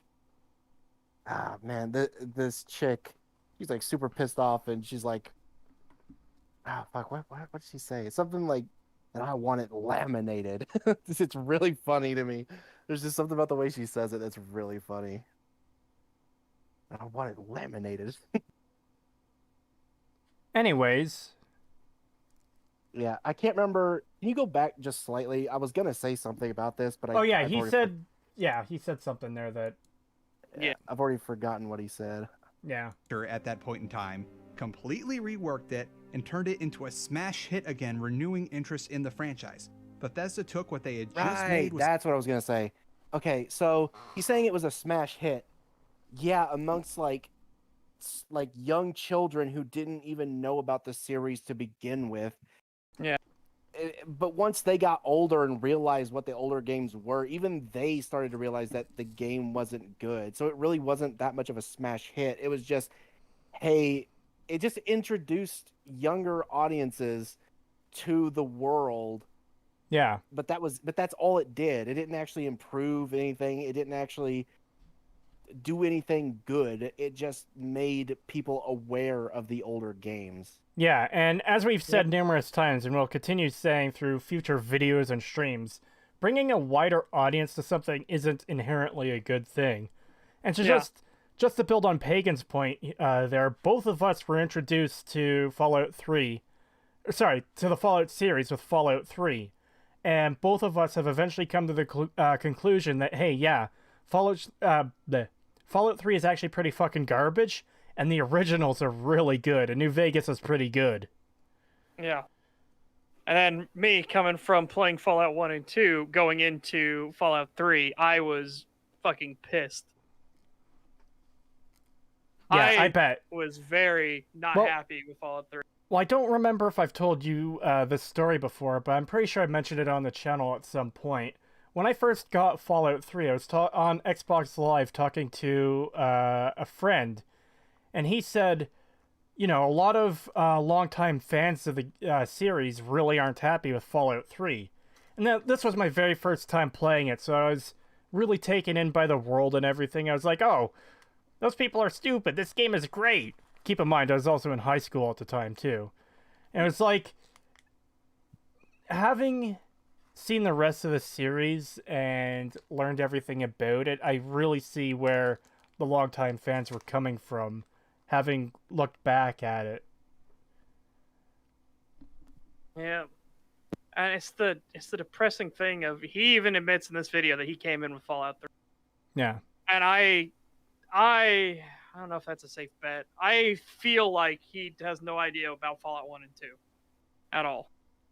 Yeah. Also, somebody said, will Starfield be any good? It has the potential to be good. There's nothing that says it won't be. There's nothing that says that it's guaranteed to be terrible. However, I would never bet that it would be good at all, given the current track record. Here's my general take on it. If something hasn't been released yet, it has the potential to be a 10 out of 10, and it has the potential to be a 0 out of 10. Yeah. All we have to judge on is the current track record, and Bethesda's current track record is not fucking good. Yeah, which is why I would not place any bets on it being good. Yes, I hope it's good. I would be fucking over the moon happy if it was actually a really great fucking game. I don't think it's going to be. I hope it is. I don't think it will be. $5 super chat from GG Evan 317. Thank you. Outer Worlds is like Old World Blues, but with more on the nose humor. I'd give it a 7 out of 10. All right. Like I said, oh, go ahead. Hobocop. I initially hated the Fallout series and thought it was overrated because I was only exposed to Fallout 3. I'm glad I gave it a second chance when I played New Vegas. Yep, there you go. Yeah, that's fair take. Blue worked it into an entirely different kind of RPG from Elder Scrolls. I did And not realize by I was not muted. Shit. worked. Oh, right. I did not realize I was muted. I was Rip. talking. Fuck. sorry. Yeah. Yet. So one of the things I was trying to say was one of the reasons why we want Starfield to be good is because if they actually make a good game and it gets a lot of attention and makes them a lot of money, they'll look at that and say, oh, hey, maybe we should do this with our other properties too and actually put effort and work into them. Yes. Especially because they said they don't like to do effort and anything like that. Like they don't want to do fucking design documents or anything anymore because that's too much effort. Yeah. When things are just going to change anyways. Like but you can keep a consistent fucking through line if you do a design document. Creetosis, Dragon Quest 8 is a 10 out of 10. I have never played that game, but I'm always extremely hesitant of 10 out of 10s because you're saying something is perfection. There are no issues. There are no flaws whatsoever. I'm highly skeptical that anything can reach... Like, I'm not going to say 10 out of 10 is impossible. It's just... How do I say this? Well, here's another comment if you want to think on that for a bit. Oh, we'll do the super chat while you're thinking. All right. Jar18 with Norwegian Kroner 20 says, I hope Obsidian improve Outer Worlds 2 to be more than meh. I think Outer Worlds 1 was more than meh, but again, I'm not saying it was a 9 or a 10 or anything like that. I'm saying I think it's a 6 out of 10. James Paguip says, I hate when Bethesda turned Elder Scrolls into an MMO. Bethesda didn't do shit. That was ZeniMax. And ZeniMax, the Elder Scrolls MMO is fan-fucking-tastic. It fixes so many problems with the Elder Scrolls, especially its god-awful lore. Anyways, back to the point about the 10 out of 10. I'm just very skeptical of, I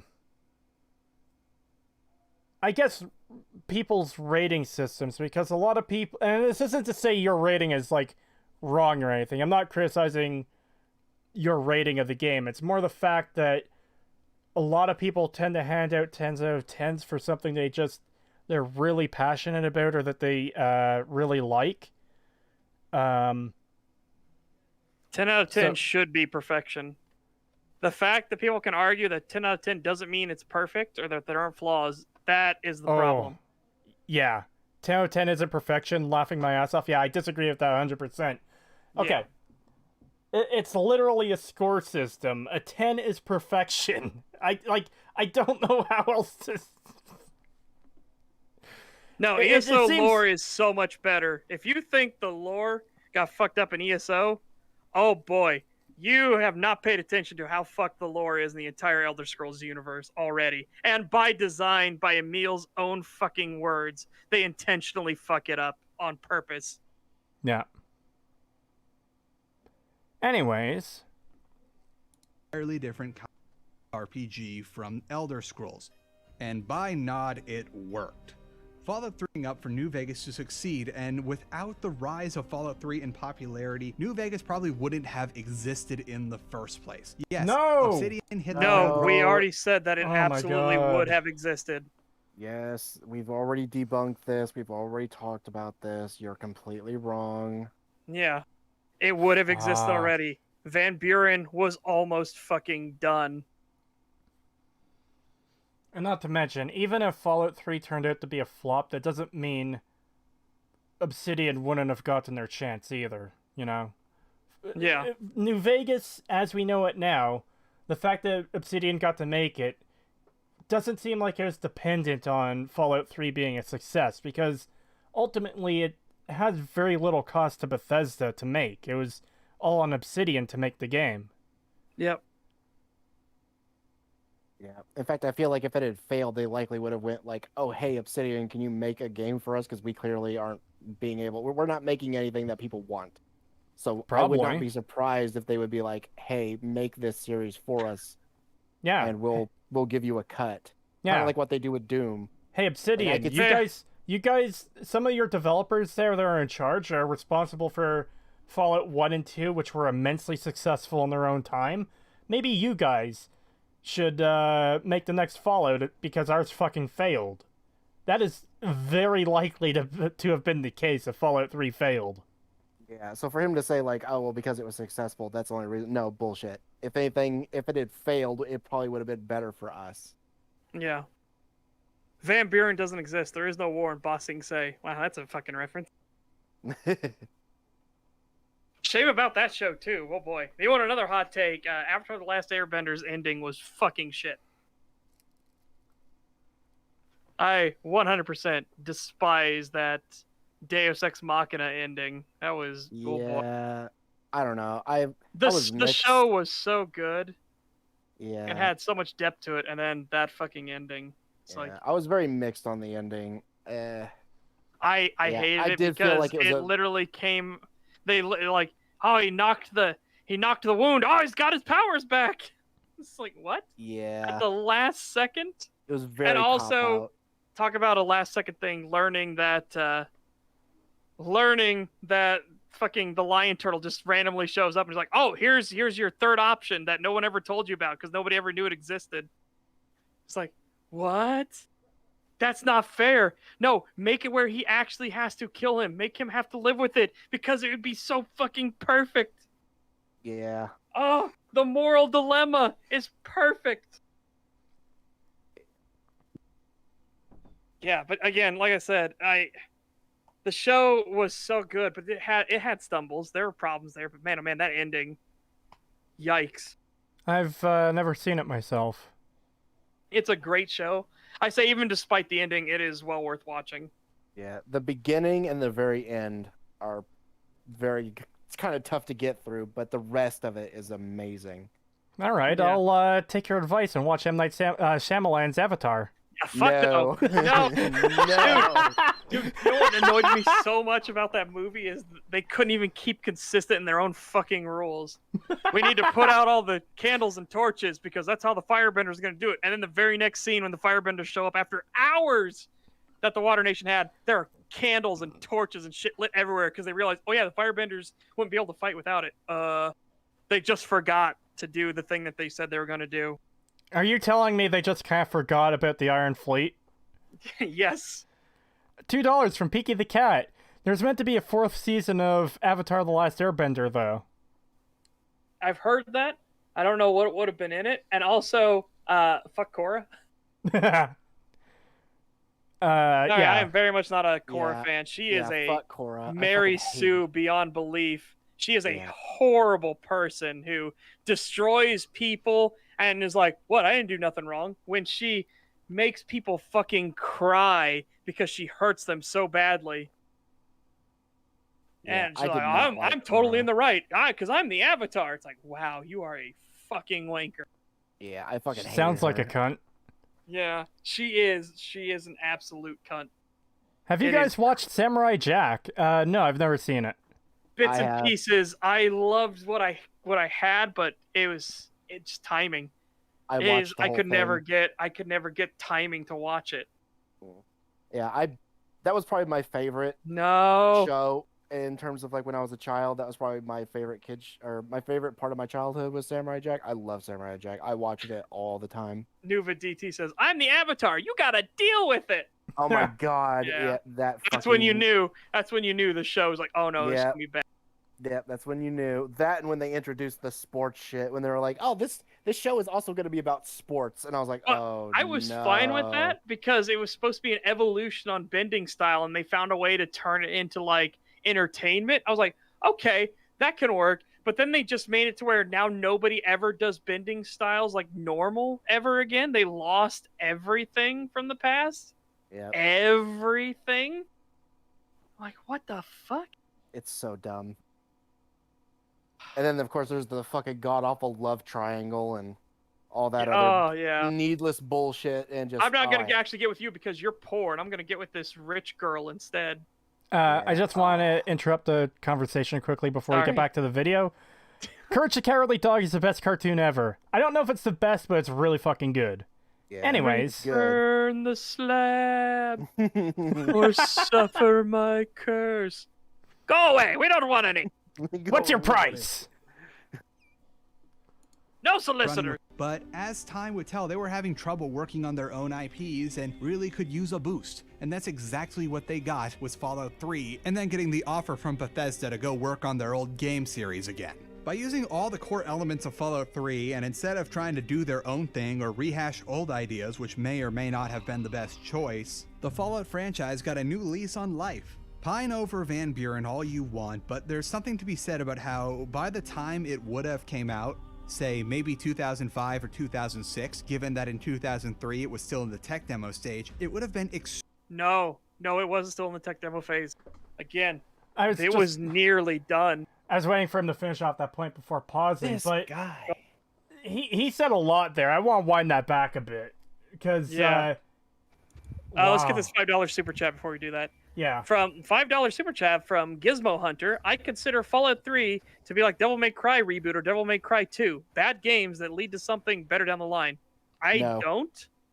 I No. consider Fallout 3 to be a mistake, and we would have had a better game had Bethesda butted the fuck out. Yeah. Yep.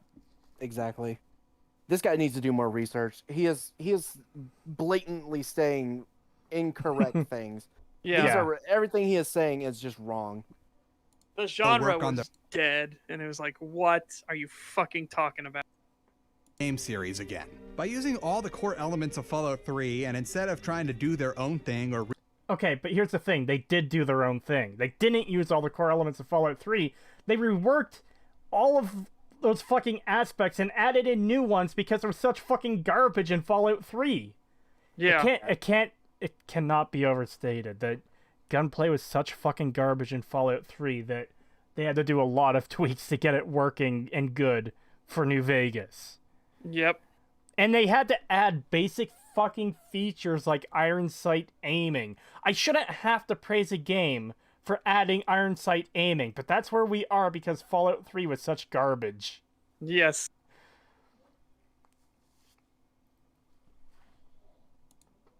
rehash old ideas not have been the best choice, the Fallout franchise got a new lease on life. Pine over Van Buren, but there's something to be said about how, by the time it would have came out, say maybe 2005 or 2006, given that in 2003 it was still in the tech demo stage, it would have been extremely dated compared to other RPGs in the time. And I don't know about that. I don't know where you're getting that from. Yeah, I don't know where he's getting that from. That you want to provide some evidence on that, because I've seen nothing that says that it would have been dated by then. Yeah. Especially because, again, it was nearly complete. I ain't gonna say like it was 99% done or anything like that, but they were near the end. What I've It's heard, weird that he's calling that it's a tech demo. what I've heard is that they were 80 to 85% done. So pretty much there's very little left to do. Yeah. Like still a And significant I don't really chunk, get why but it matters anyway, because it's like, okay, so what if it took 2 more years to come out? So what? Big deal. and again, none of that means the game is necessarily going to fail or be a flop or anything. Yeah. It could have come out and been a massive success, but we'll never know that because we can't see that timeline. We can't look into the alternate universe where Troika got the rights, the ownership of the intellectual property instead. Yeah. Yeah. All we can look at is the fact that Bethesda got it, and look what they did with it. Yeah. So. Arcanum was in 2001, and then Temple of Elemental Evil was 2003.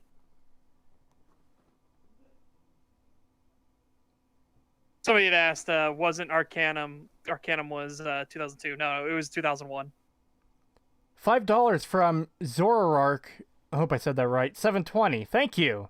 Half-Life did not have iron sight aiming unless you bound a key for it. I would have preferred that in Fallout 3. Yeah.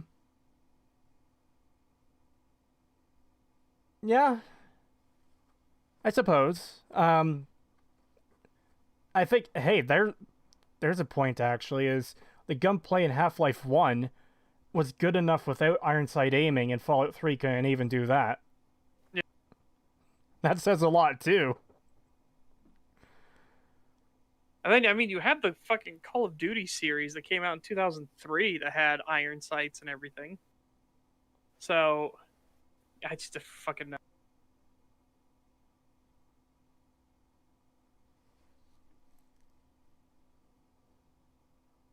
Oh, he meant Half-Life 2. Oh, he meant Apparently. Half-Life 2. Okay, yeah. Well, yeah, even Still, still there, yeah. The gunplay in need the Half-Life iron 2 is sights. really good. Well, no, I'd say it's good, but I wouldn't say really good. There Well, are problems with it for sure. Absolutely. It's not perfect, but it doesn't have the level of issues that Fallout 3 does. Yeah, that's for sure. Like your bullets don't randomly shoot at 90-degree angles down to the floor. Yeah, I would have definitely preferred to have had Half-Life 2 shooting mechanics and in Fallout 3's mechanics. Holy shit. Oh yeah, absolutely. And it'd be and Mass Effect. Van Buren would have likely been Okay, there's a big skip there, so I'm just gonna wind it back just a bit. Yeah, and It he would was have been saying. Okay, go ahead. Let's do it. extremely dated compared to other RPGs in the time, and it'd be competing with the likes of Oblivion and Mass Effect. Van Buren would have likely been critically panned because it just stuck to the old ways and You cannot What? say You that. don't You do know not that. know that. Yeah, you don't know that. Plus, why Oh my would God. why would these other games existing automatically cause this game to be panned? That makes no sense. Yeah. Dude, this guy needs to do some more research. This is painful. This It is is. painful. What I want to point out is when we've speculated what might have happened if Van Buren existed, we're still saying it could have been this, it could have been that. We're not saying there's a good chance that Van Buren would have changed the gaming industry for the better. That's not what we think. We Damn think it! I did the dumb thing. I didn't have live chat on. Oh, rip. fucking yeah. But 'Cause what I we're saw saying Stu's is comment I wanted to talk about. what we're saying is it could have been successful. It could have. We don't know what would have happened, and it's really not a good idea to say, well, it probably would have failed, because you don't know that. You can't know that. Yeah. Unless you've got some way of looking into an alternate reality that no one else fucking knows about. That'd be I mean, nice. It would be really nice. I'd like to see a version of Fallout 4 that isn't fucking garbage. I'd like to see a version of Fallout 3 that's great, or like a version of Bethesda where Emil doesn't get fucking hired. Yeah. still tried to play that kind of petered out in the late 90s. It's similar to how, while yeah, it would be really cool to think about what would have happened with XCOM Genesis, it is basically just trying to apply a 3D format to something that worked in 2D isometric and not really adding. Itrometric? Itrometric? I've noticed a few issues like that. Megatin, or something else he said earlier, which... Yeah, he said Megatin, yeah. There's also something else that he said earlier that I was going to comment on, but I didn't, just because it's that small, but... just a little weird. Bethesda also did a pretty bro move at the time and decided that even though they were going to take over this franchise, they put it on the East Coast, far away from anything that had happened in previous Fallout. That's not a bro move.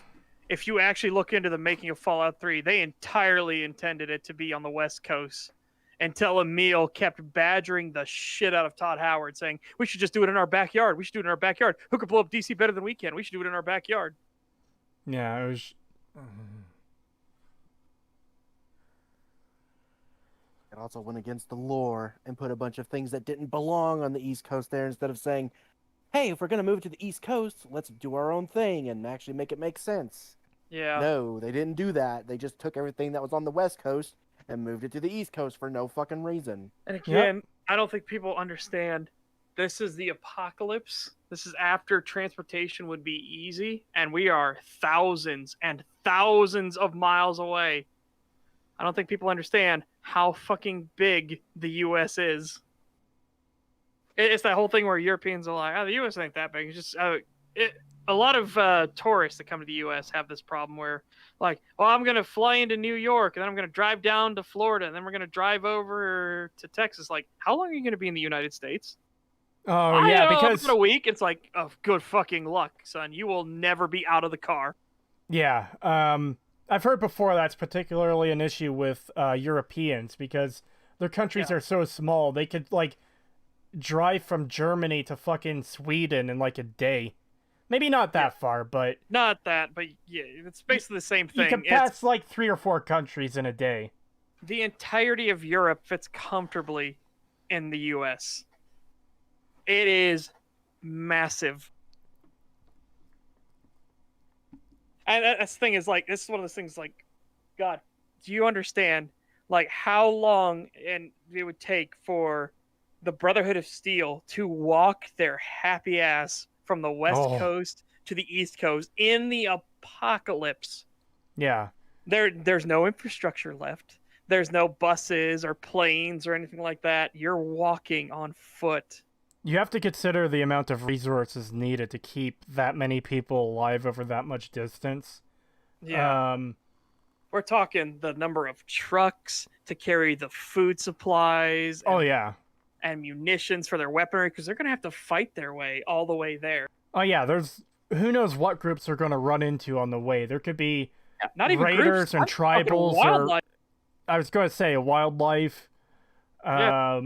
Any possible mutated creatures, wandering robots, fucking anything. There's so much that they could run into between fucking California and DC. It's insane. Yeah, it is crazy.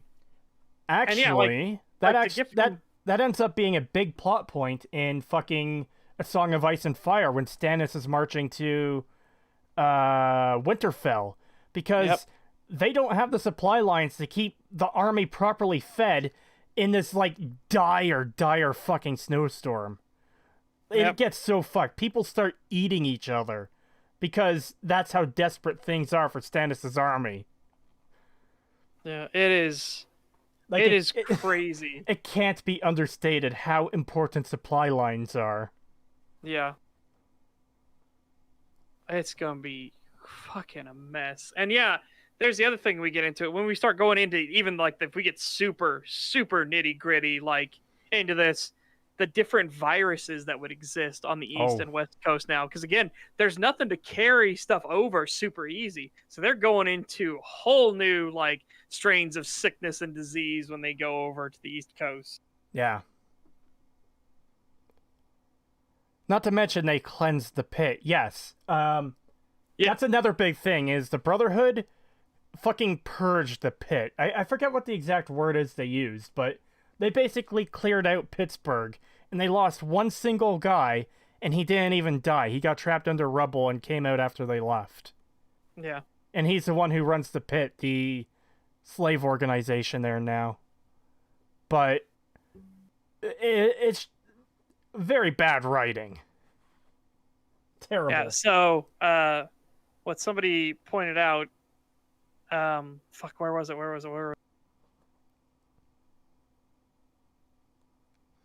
The NCR... all right. Yeah, right there it is. The NCR has the production capacity of a small nation, and they can't even supply their forces the next state over. Yep. Yeah.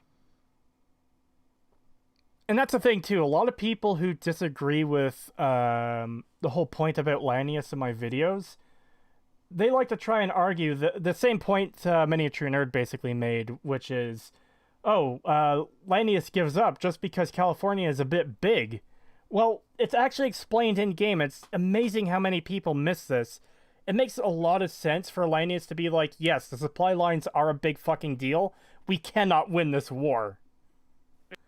We could take the dam easy peasy. That's not a fucking problem. It's going onwards from... Yeah. Like, we would just take the rotting carcass of everything that the NCR would leave behind, and there's just nothing to build it upon. Yeah. Anyways. Their own story, kind of sort of from scratch, but still featuring major pillars of the Fallout canon, and then inviting Obsidian Entertainment to pick up where they left off on the west coast of the Fallout universe, and effectively allowing Fallout New Vegas to be a kind of sort of Fallout 3 for the west coast wasteland content. No, that is being way too charitable to what Bethesda did. Yeah, that... Like, this is, like, really, like, hey, you know, we pissed in this glass for you. If you drink it, you'll at least survive here in the desert. It's like, wow, thanks. Yeah, especially considering they put them in this situation to begin with. They were going to make Fallout games to say that Bethesda taking the franchise away from them. Well, look at the way look at the way he's acting about it too. It's like, hey, come on, buddy, why don't you make your own Fallout game? That's not the relationship these companies had. Yeah, no, it was very much not friendly. No. $2 from Peaky the Cat. Thank you. They said Kellogg walked from California to Massachusetts alone too. Did he do that entirely alone? That'd be fucking crazy. I don't remember them say. Well, it probably is because he lost his wife and kid, and he was kind of lone wolf at that point. So yeah, I guess he might have. I actually never considered that aspect of Kellogg before because Fallout 4's got enough issues fucking without that. Oh yeah, absolutely. They also have people coming from other countries and fucking... Oh, Fallout 3, 4. yeah. Yeah. Moriarty with his Irish... Fallout 3 and Fallout 4. Fallout 4 has people coming from Russia. Oh, yeah. Yeah, that's something I've never really brought up before, but it's really fucking weird. Moriarty has an Irish accent. Tenpenny is kind of like almost sort of a British accent. I think he even has a line saying he came to America. Yeah, I'm going to have to double check that. And then in Fallout 4, you've got the Russian guys. Yeah, you've got the Russians. There is, I think, oh fuck, what's her name? What's the druggy bitch's name? I can never remember her name. Oh, fuck, Kate. Kate, yeah, I think she's also from Ireland. Yeah, I believe so. I'm just looking up Tenpenny's dialogue now.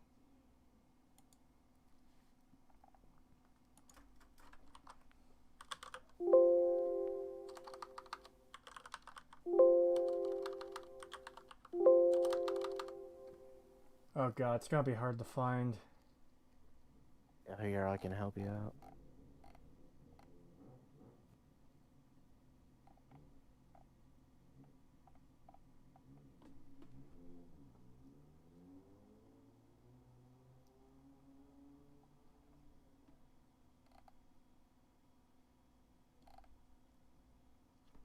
Sorry, everyone. I'm pretty sure I just remember a line of Tenpenny saying he came to the area, so... It says here that he is a British refugee who came to the capital wasteland seeking his fortune. What the fuck? Yeah. How? That is fucking weird. So, let's just assume that there's no such thing as mutated sea monsters.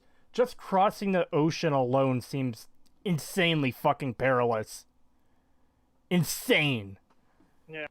And where are they getting the ships to do so too? Like that.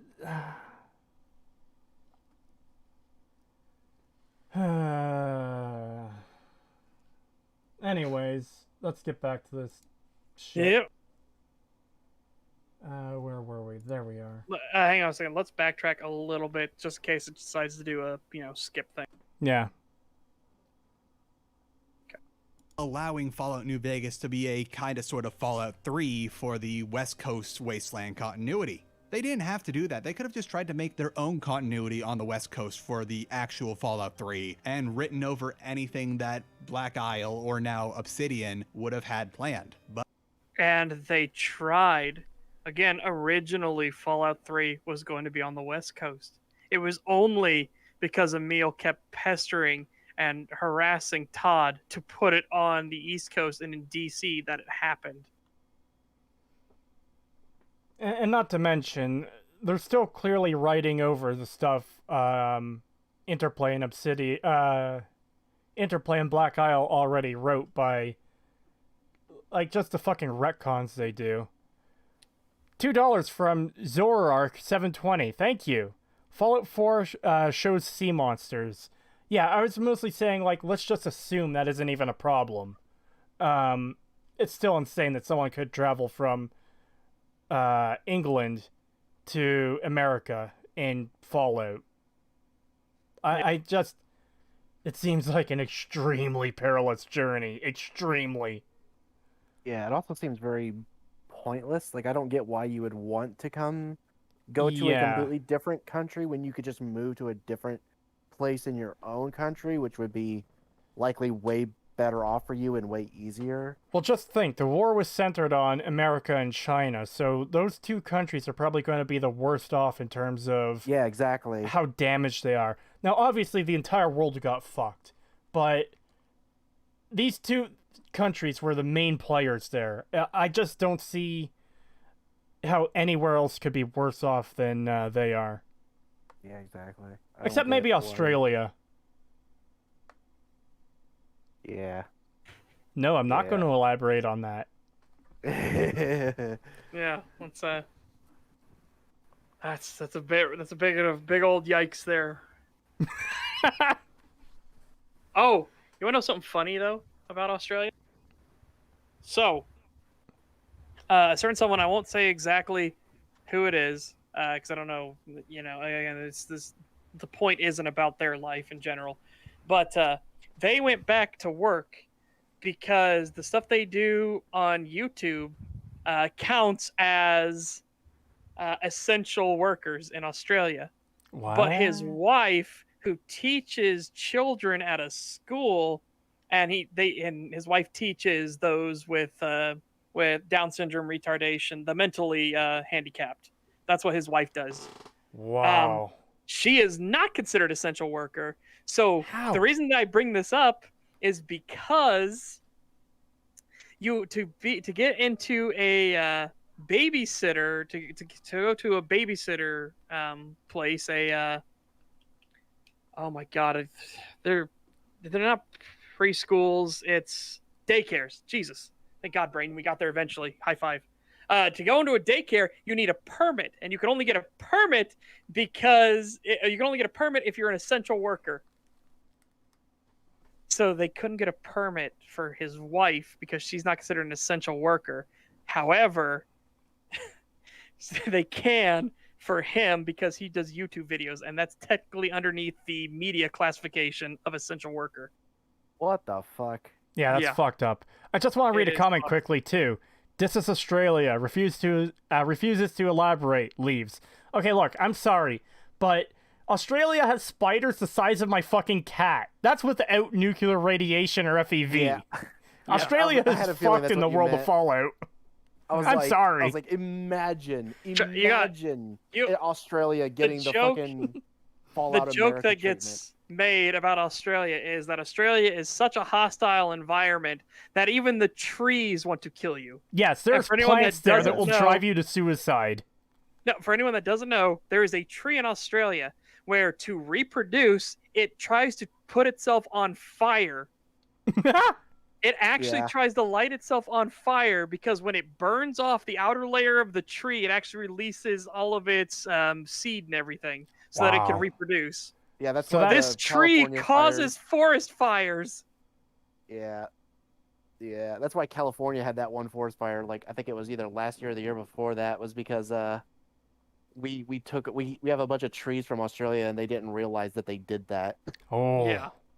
Which was really dumb. But yeah, I mean, Australia is already this horrifically like dangerous place to be in. Now imagine it getting the fallout radiation treatment with all these creatures.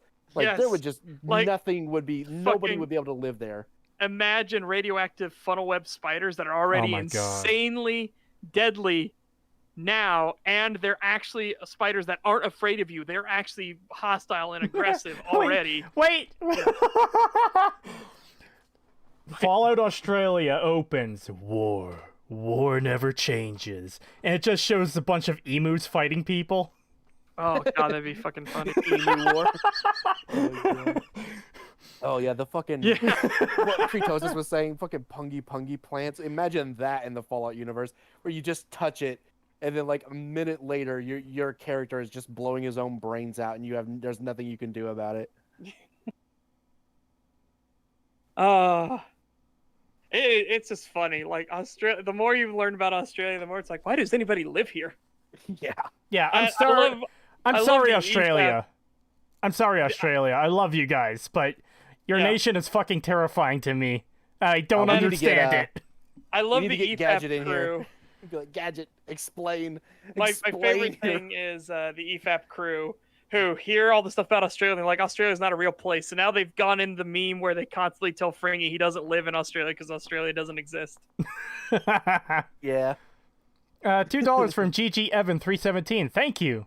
I thought the joke was Australians were criminals. That was the old one. The new one is Yeah. not really new anymore, but everything Yeah, that not lives in anymore. Australia that isn't a person wants to kill you. And even the people want to kill you. Some of them. Yeah. Yeah. Yeah, they've basically gone back to being a prison colony again. So have fun with that. Rip. Get your phone app. Make sure that the government knows where you are at all times, and if you're not where you're supposed to be, you're going to jail. Yeah. Hobocop says eucalyptus are incinerators from hell dressed up as trees, basically. I do not understand. It's like this is a tree that sets itself on fire to reproduce. Oh It's like God, these flaming drop trees- bears. Yeah, Flaming drop bears, Creetosis. Oh, God. They drop on you and they're on fire. Oh man. I can just see one of these things screaming as it falls out of the tree and lands on you. Anyways. Yeah. Fallout 3 and written over anything that Black Isle or now Obsidian would have had planned. But now everyone gets to stay in the canon as mentioned previously. Okay, that is a really bad thing. Yeah, because they already did write over a bunch of fucking shit, okay? Yeah, but They just did a ton of damage to the lore and world. well, of Fallout. I've got an example too. He just said now everyone has a say in the lore and canon. So the stuff that was established in New Vegas can still be written over and entirely disregarded by Bethesda if they choose. One of the quests in Fallout 4, the secret of Cabot Manor or fucking whatever, that stupid family, the alien Cthulhu helm or whatever. One of those characters will say they want to search the Mojave for a similar crown as to what the father had because they think there's another one out there. So they specifically mention New Vegas in that regard in Fallout 4. And during Kellogg's memory sequence, you see San Francisco, and they mention the She as well. The stuff in New Vegas is not safe. Bethesda could come right in and fucking trample over it anytime they want. It is entirely possible, I doubt it, but it's entirely possible that Fallout 5 might take place in California or Nevada or the general area. Nothing is safe. I'm sorry. Nothing is safe. Remember EFAP talking about how no one is safe anymore because they keep bringing back dead characters to ruin them in like so many different series. It's like even the people that are dead aren't safe anymore. Yeah, that's pretty much the position we're in for Fallout.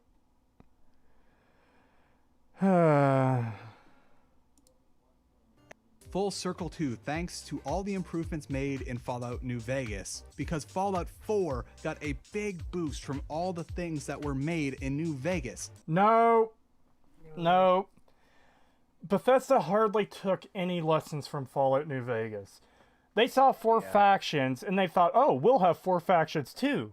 And didn't copy any of the reputation system. They didn't copy any of the depth or nuance. They just saw 4 factions. Oh, we'll have 4 factions. Yep. Yeah, fucking Palpatine wasn't safe. Yeah. guy died in an explosion of the Death Star. Even Palpatine wasn't fucking safe. That bugs me. That'll always bug me. It's so insanely fucking Yeah, stupid. that was insane. Yeah. But I think one of the easiest example is companions here. So New Vegas expanded companions. They had companion quests, and they added a lot of personality to companions. Fallout 4 comes along, and there's 4 companion quests out of the like dozen companions you can get. Dance's quest isn't really a companion quest. It's part of the Brotherhood of Steel line. Brotherhood of Steel quest line. The only characters out of the dozen or so companions that get their own unique quest is Nick, Kate, Curie, and McCready. And even then, a lot of those quests aren't that good. They're very shallow. Like Nick's quest, for example, it doesn't lead to any significant changes with him. He just gets closure for an insanely stupid and contrived situation. It's fucking retarded.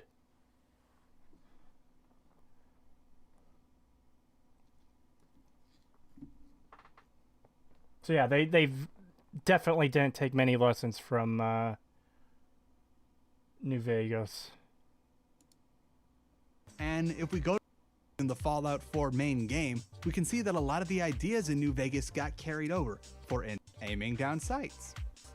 Oh my god. God! Imagine if they hadn't added that in Fallout 4.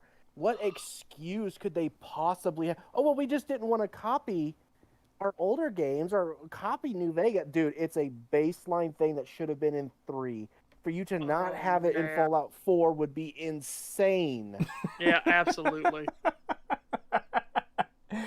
It's just so pathetic. Oh, Bethesda took many lessons from New Vegas. Look, there's iron sight aiming now. Are you fucking kidding me? Are you joking right now? Let's see what his other points are going to be, because that is horrible. That was really bad. His next point is going to be weapon modding. I already saw the frame. Yeah. But weapon Nothing modding of substance. But weapon modding isn't. Let's just make him. Let's let him make the point, then we'll talk about weapon modding. For aiming down sights. Modular weapons. Okay, so that's a different point that I thought he was going to make. There's a difference between modding weapons and modular weapons. Yeah. Oh god. The but fucking okay, weapon. let's just ignore that and pretend it's like he fucked up the word. Let's just assume he fucked up the word and he meant weapon modding. The weapon modding system in Fallout 4 is fucking garbage. Yeah. It is not good. Not to There's mention- many upgrades that are like pure upgrades with no downside.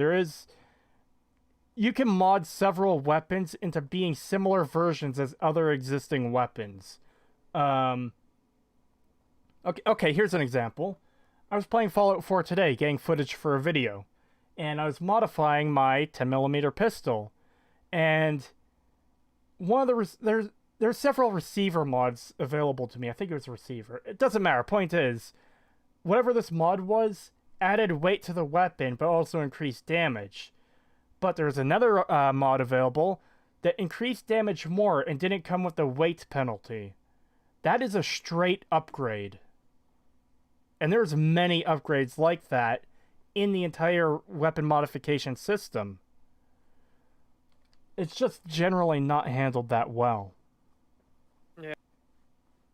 So let's backtrack a bit here, because I think, as far as I know, there's no survival mode in Fallout 4, but I think he just made the thing.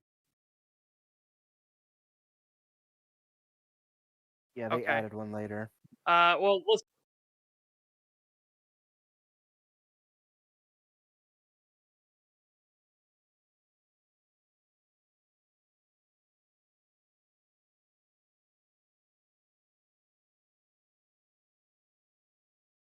Sorry. mate. Sorry. Hey, what you want to boot? Sorry. And every gun is just a fucking like World War II, a fucking like like army surplus thing, or an SKS. Okay. For instance, aiming down sights, modular weapons, enhanced item crafting for making stuff like drugs and steaks, companions who have So he doesn't even talk about it being a survival mode. Okay, so this must have been before they did survival, I guess, maybe.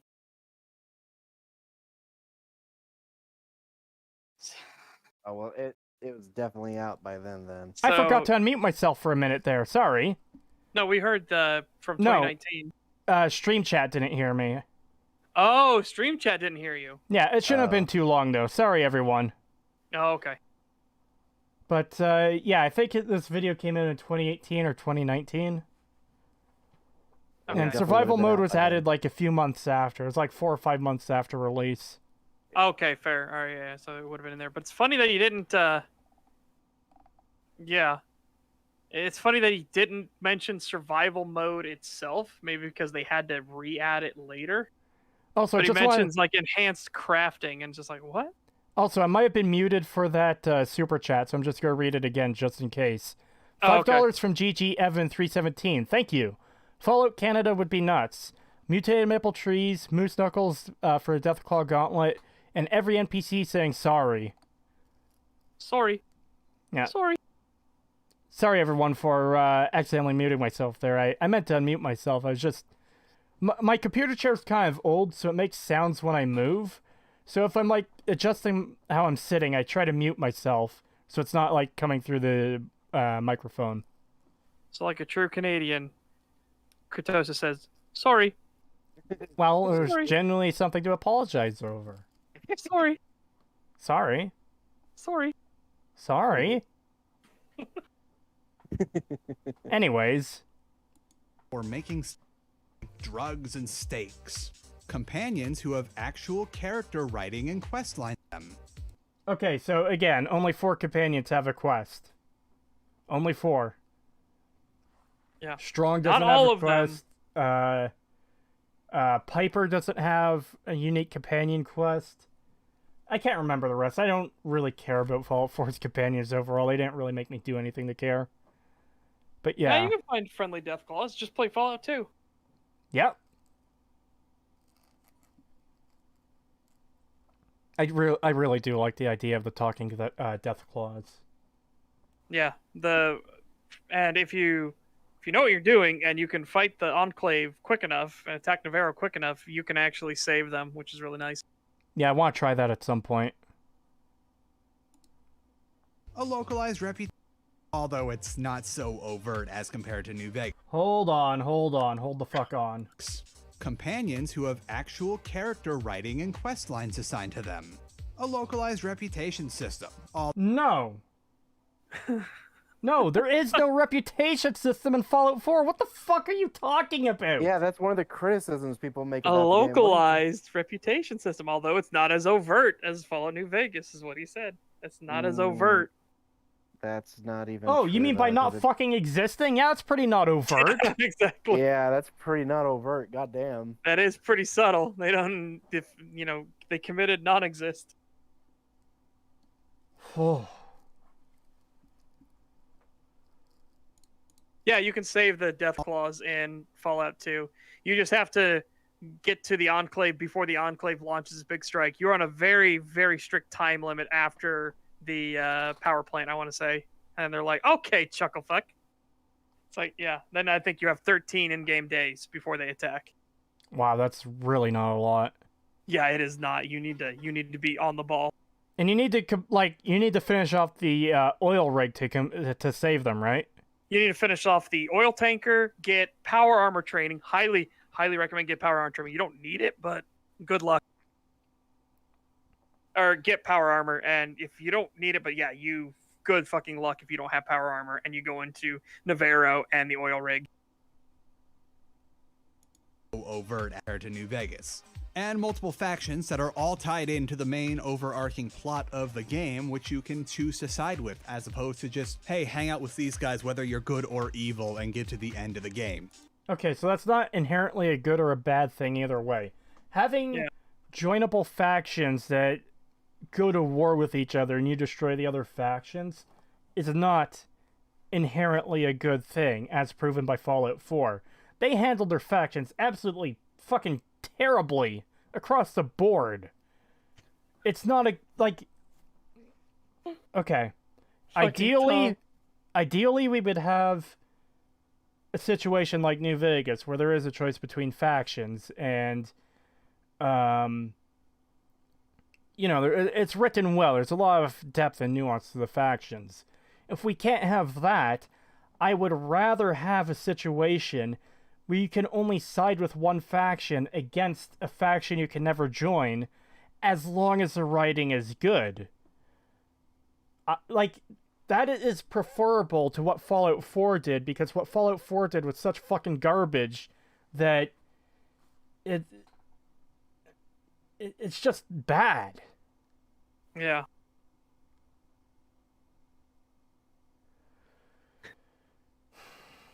Fuck. Didn't Two Talking Deathclaw survive, though? Yes. You have the one that's your companion and another one that gets away, but I don't remember the other one that gets away. But your companion survives, yes.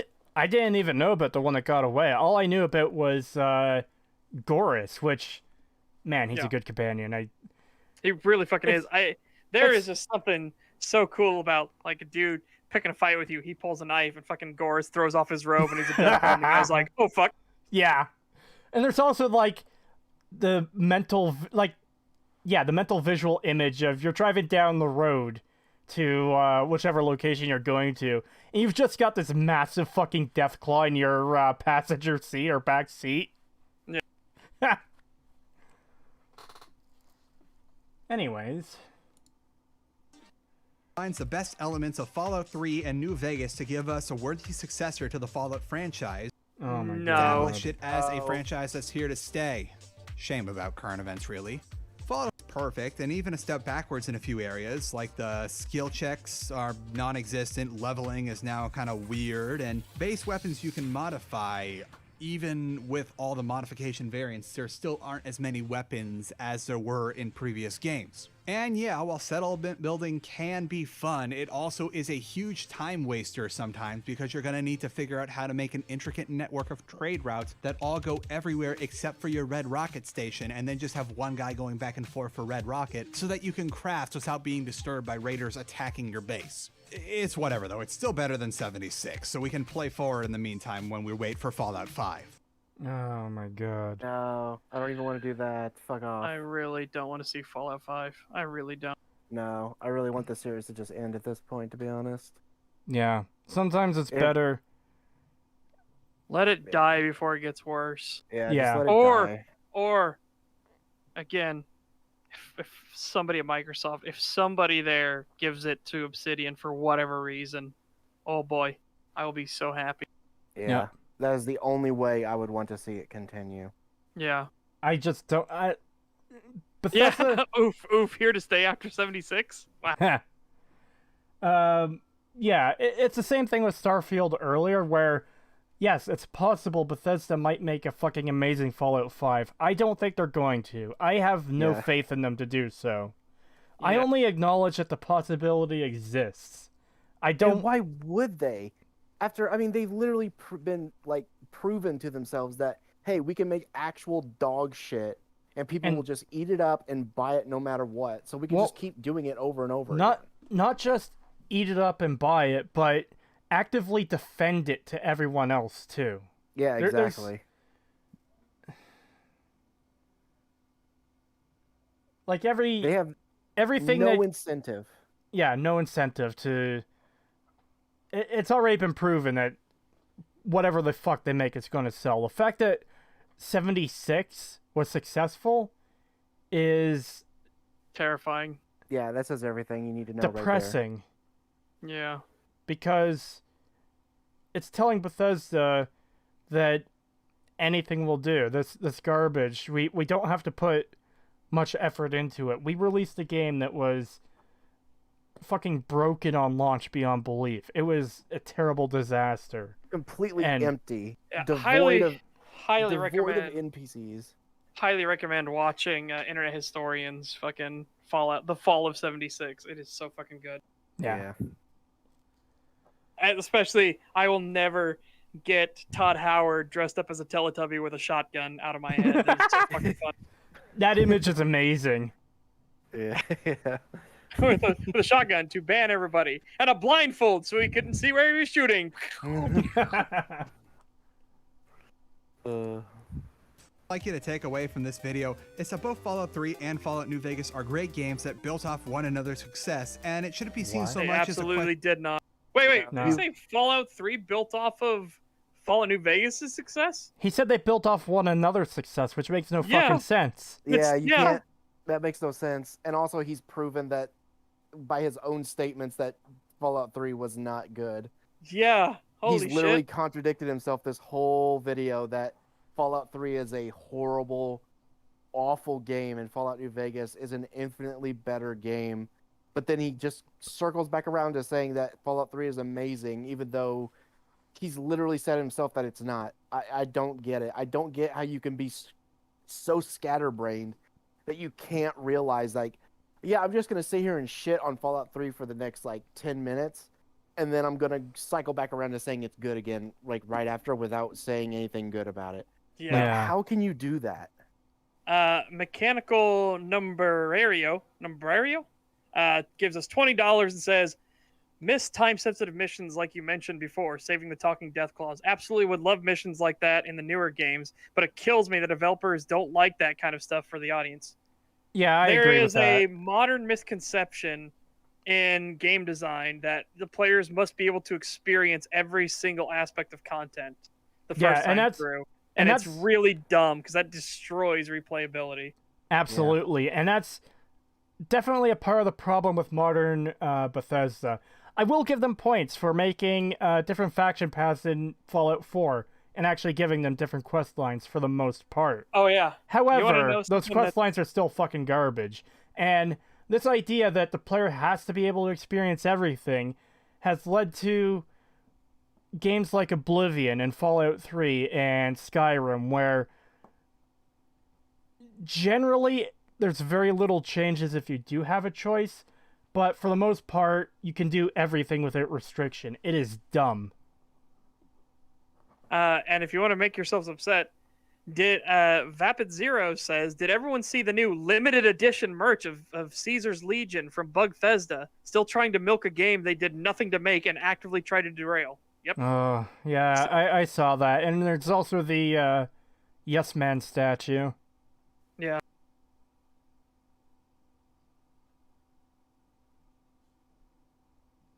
Hey guys, I know we're shitting on Bethesda, but I just figured out I can make a potion of Fortify Intelligence 42,000 for 36 hours in Morrowind. Yep, that's Morrowind's Yep. alchemy system. Dude, it's so fucking good. Um, Because they let you Well- let you do crazy stuff like that. That's what makes it so enjoyable. I was visiting my brother several months ago, and he has the new Xbox and Game Pass.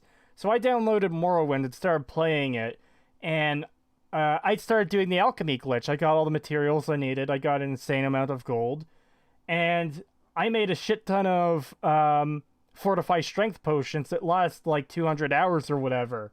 And they increased it strength by like 500 or 600 each potion. And I started fucking chugging them to the point the game fucking crashed. Let's see. You can become Archmage of the Winterhold College while knowing/casting 0 spells. You have to do. know one spell, Yeah, I was which just is saying. the flame spell off the bat, because it's forced on you. Everybody knows that spell. Yeah, everybody has starts off with flame and heal. Yeah. And Dark Elves get shock, and one of the other races get one spell as well. In addition to flame and heal. But essentially, yeah, you don't need to learn any new spells, and you don't have to cast a single spell at all. The entire I thought there was at Winterhold least College one you play. had to do. Nope, turns out you don't. Really? Yeah. Wow. There are ways to get around it. Like you don't have to do the entry one. You can do a speech check on that. You don't have to do the the barrier spell. Yeah, you can the actually ward. use a special shield that does the ward effect. Really? You don't have to do anything to open up the wall that requires magic to open. A dragon shout will do. Oh. Yeah, it's pretty fucking brutal. Wow. That's fucked. No, you don't need to cast a ward. It was found out you can use a shield that will actually do it for you. You don't actually need to cast a ward. That was one of the big breakthroughs when they figured out that that you didn't have to cast ward. So now you literally don't have to do any spells ever.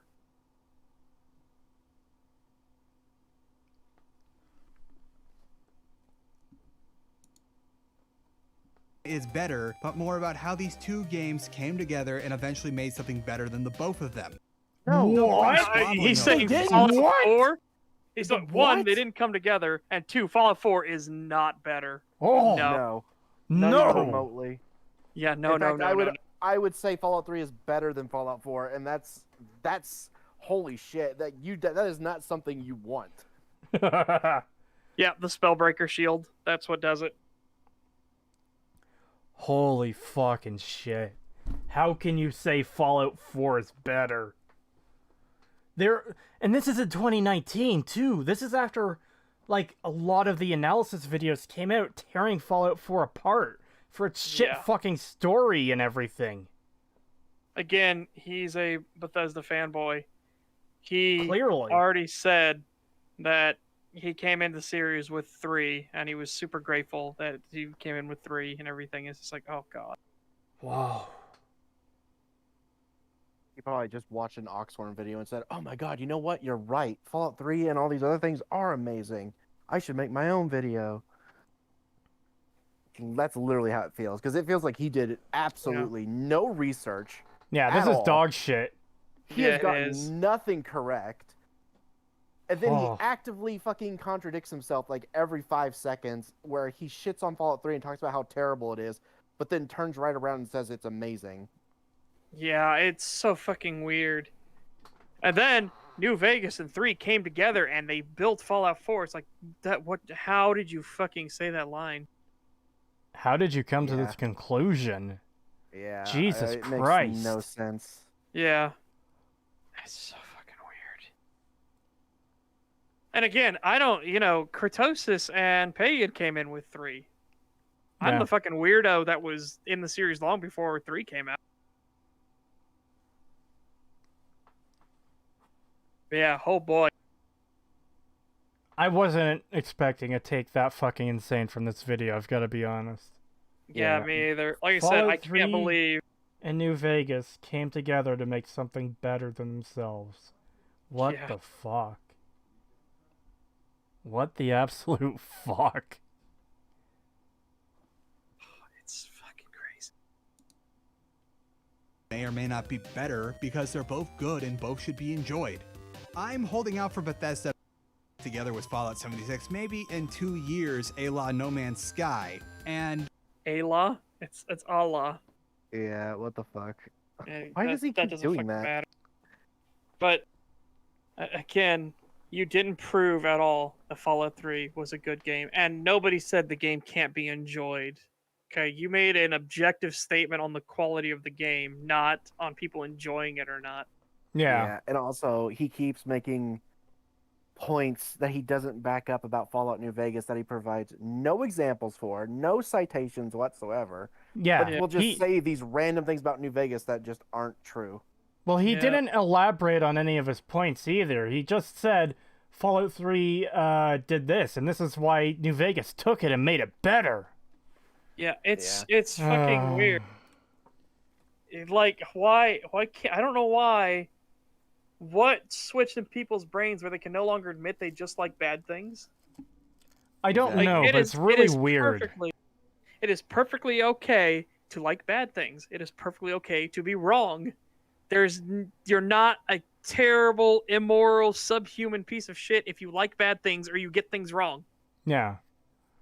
I don't get where this fucking mindset ever came from. Yeah, I don't know. Well, I mean, I know where so- the get things wrong thing came from. It came from, schools teaching you're a terrible person if you get things wrong and everybody's special. Yeah. And that's really dumb because if you're wrong about something, that's just an opportunity to learn. Yes, I That's all that I is. love finding out I'm wrong about something so I can get some new information and dive into things. I love that shit. Feels good because now you get to be like, I get to better myself. I get to learn something new and go into it. It's the same thing with the microchip thing. So people know that when we do the Fallout streams, I keep accidentally saying that Fallout universe didn't have microchips, and that's the divergence. It does have microchips. The problem was that was a long-running theory from Fallout 1 and 2 days that was what it was, and Black Owl came out and said, no, that's not true at all. We have microchips. They just didn't emphasize miniaturization. So that's why we have vacuum tubes, everything like that, because, miniaturization wasn't needed. They didn't see it as like a big deal. But it's stuff like that. It's like, I know it's wrong and I'm trying to fix it every time. But I like the fact that the old theory that got baked into our heads for years and years of Fallout 1 and 2 is wrong. And I get to look here's the reason why. Here's the stuff that says it's wrong from the creators and everything like that. And it's like, that's cool. I like doing stuff like that. I enjoy that feeling of correcting something that was wrong, that I got wrong. Yeah. Do you guys use the No Mutants Allowed site? I don't go on forums. I've never liked forums. Yeah, so. I don't care for forums. I think it was Alton Brown who said it the best. Forums are the worst idea in the history of feedback because the only people that use forums are the people that are so dedicated enough to get on said forums, and they are the ones you don't want to hear the opinions of. Yeah. And hell, nowadays a lot of forums will ban you for having the wrong opinion. Yeah. So you really don't want to use forums now. Why are we here? Just to suffer? At least the panel, everyone on call right now is here to suffer. I'm hoping everyone in chat is having a good time. I'm not. We're almost dying. done. We're almost done. And don't get me wrong, I do enjoy doing these streams. They are a bit of fun, but man, dealing with some of these arguments is pain. I like being able to talk to you guys. That's the only thing that's gets me through these things. It's I like talking to you guys, but the videos themselves make me want to blow my brains out. Yeah, I like but we had at least that big. Remember last time when we had that big discussion about which faction did we think was the best for the Mojave? We actually were able to have a full-on conversation about it. Exactly. It's fucking good time. Everyone likes bad things. I like bad things. I like playing Dust Bowl. That's one of the worst maps in the game, and I love Dust Bowl. I like Dust Bowl. It's a fun map to play in Team Fortress 2. And then there's that song too. Oh fuck, I forget how it goes. It's a parody of some Christmas song. I forget though. Anyways, we're almost done here. There's only a couple minutes left. In the Brotherhood of Steel video, it sounds like a great core concept to have a AAA experience for something like Rust, but it's just extremely poorly executed. However, unlike Fallout Brotherhood of Steel, this is still redeemable. I'm just gonna have to sit and wait for them to figure out how they're gonna redeem it. Right now, the best we can do is know that. How is Fallout 76 redeemable? I think from the perspective that, okay, it's an online game, they can change anything at any point, surely they must be able to fix it. My problem is there's already too much damage to the lore from 76. Yeah. I gotta agree there. I don't know how you could fix things without saying, oh, it didn't happen. Full on retconning, nope, none of this happened. It's over. Yeah, they have to retcon 76 itself to fix issues at this point.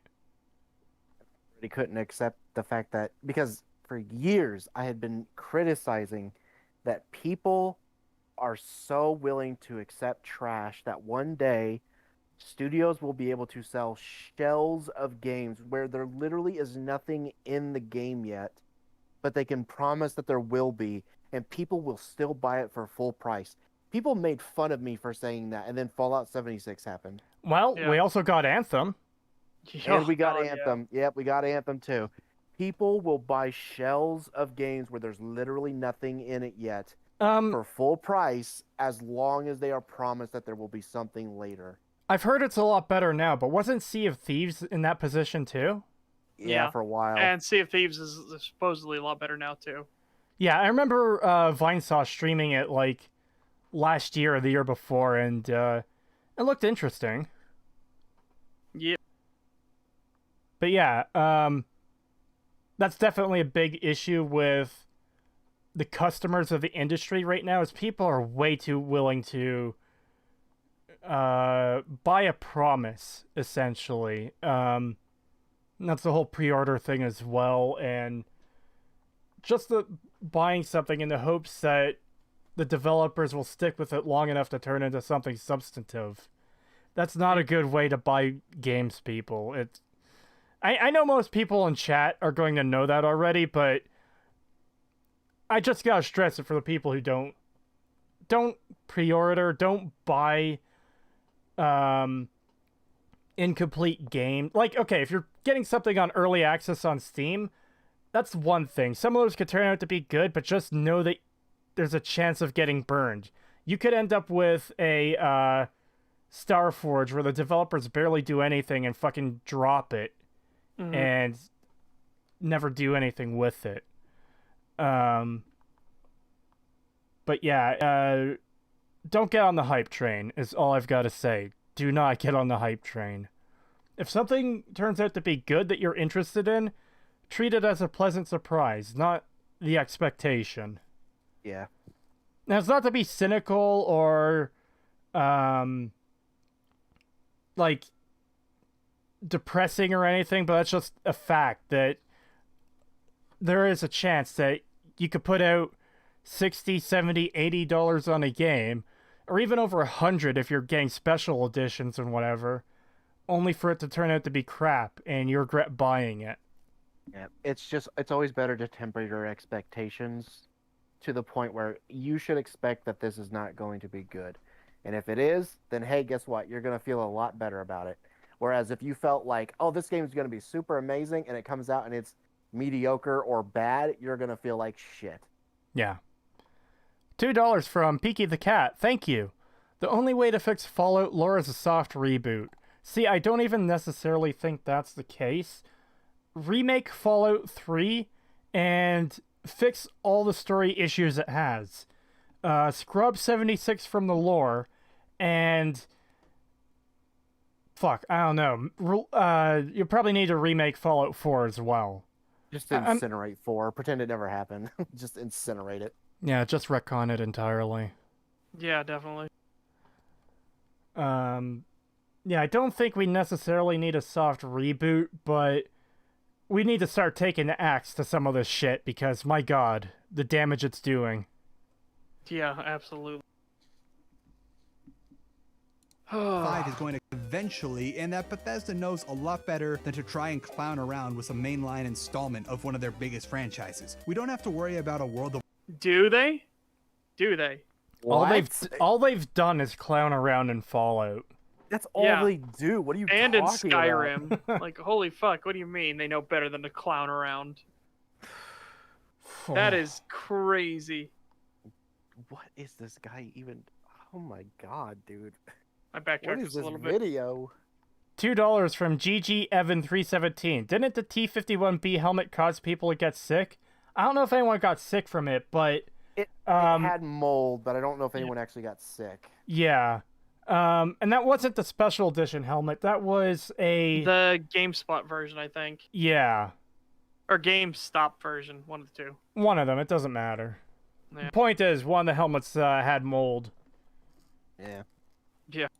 I also remember the fucking Coca-Cola or the Nuka-Cola bottle thing. Oh god, yes. It was supposed to be like an actual glass. You know what? Nuka-Cola in this shape, but it was just a plastic covering for a whiskey bottle. Yeah, that's so fucking stupid. If it was an actual glass bottle, I might have bought that for the sake of having it.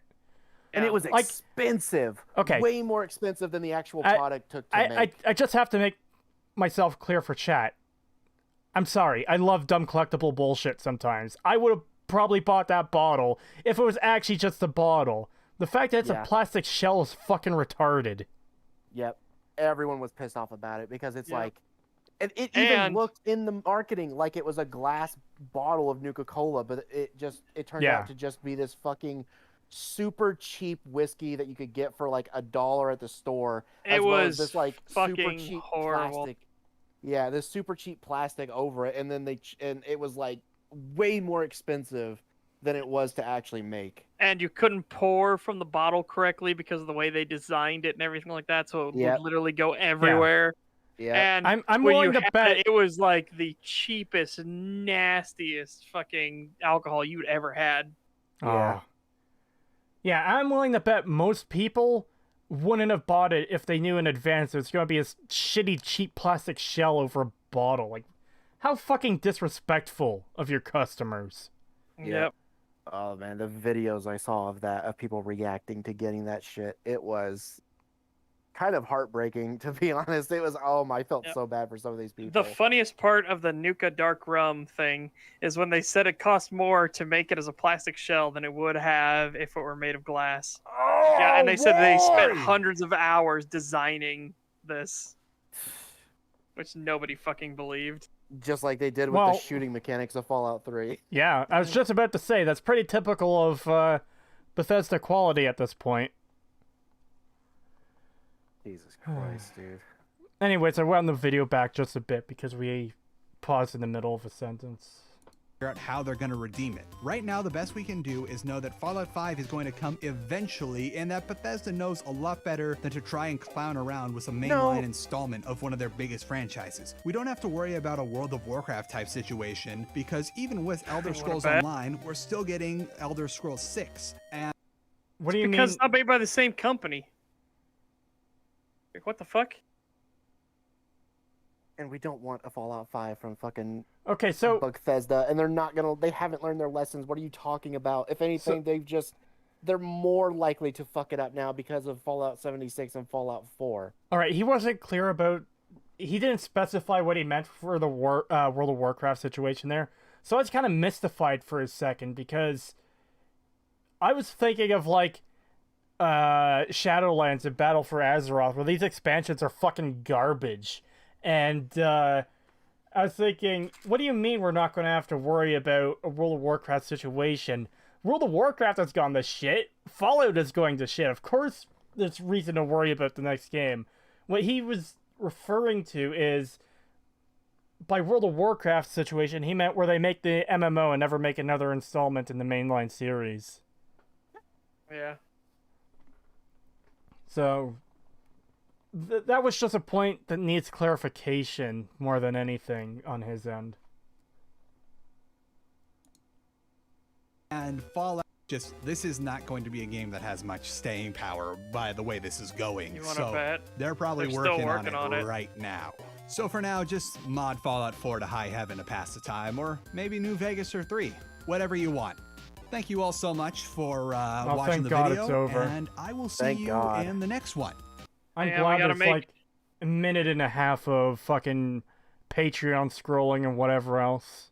I just gotta make sure that there's no, like, cheeky last second things, you know? Yeah. Hold on. Oh yeah, that's another thing about the Half-Life video. The guy said he was done and he was wrapping up his video with 10 minutes left, and we were like, what the fuck could possibly be at the end of this video? And he went on for another 10 minutes with stupid bullshit. Yeah, about the fucking G-Man. Oh god. We're gonna get into another rant if we get into that. Alright, here we go. Because there's a last little thing here. It said something about his wife told him to put it in or something. I don't know. Here we go. Yep.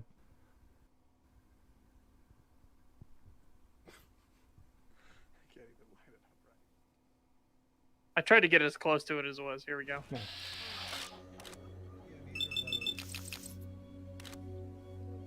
Mountain lion, rattlesnake. The coyote rattlesnake hybrid dumbass.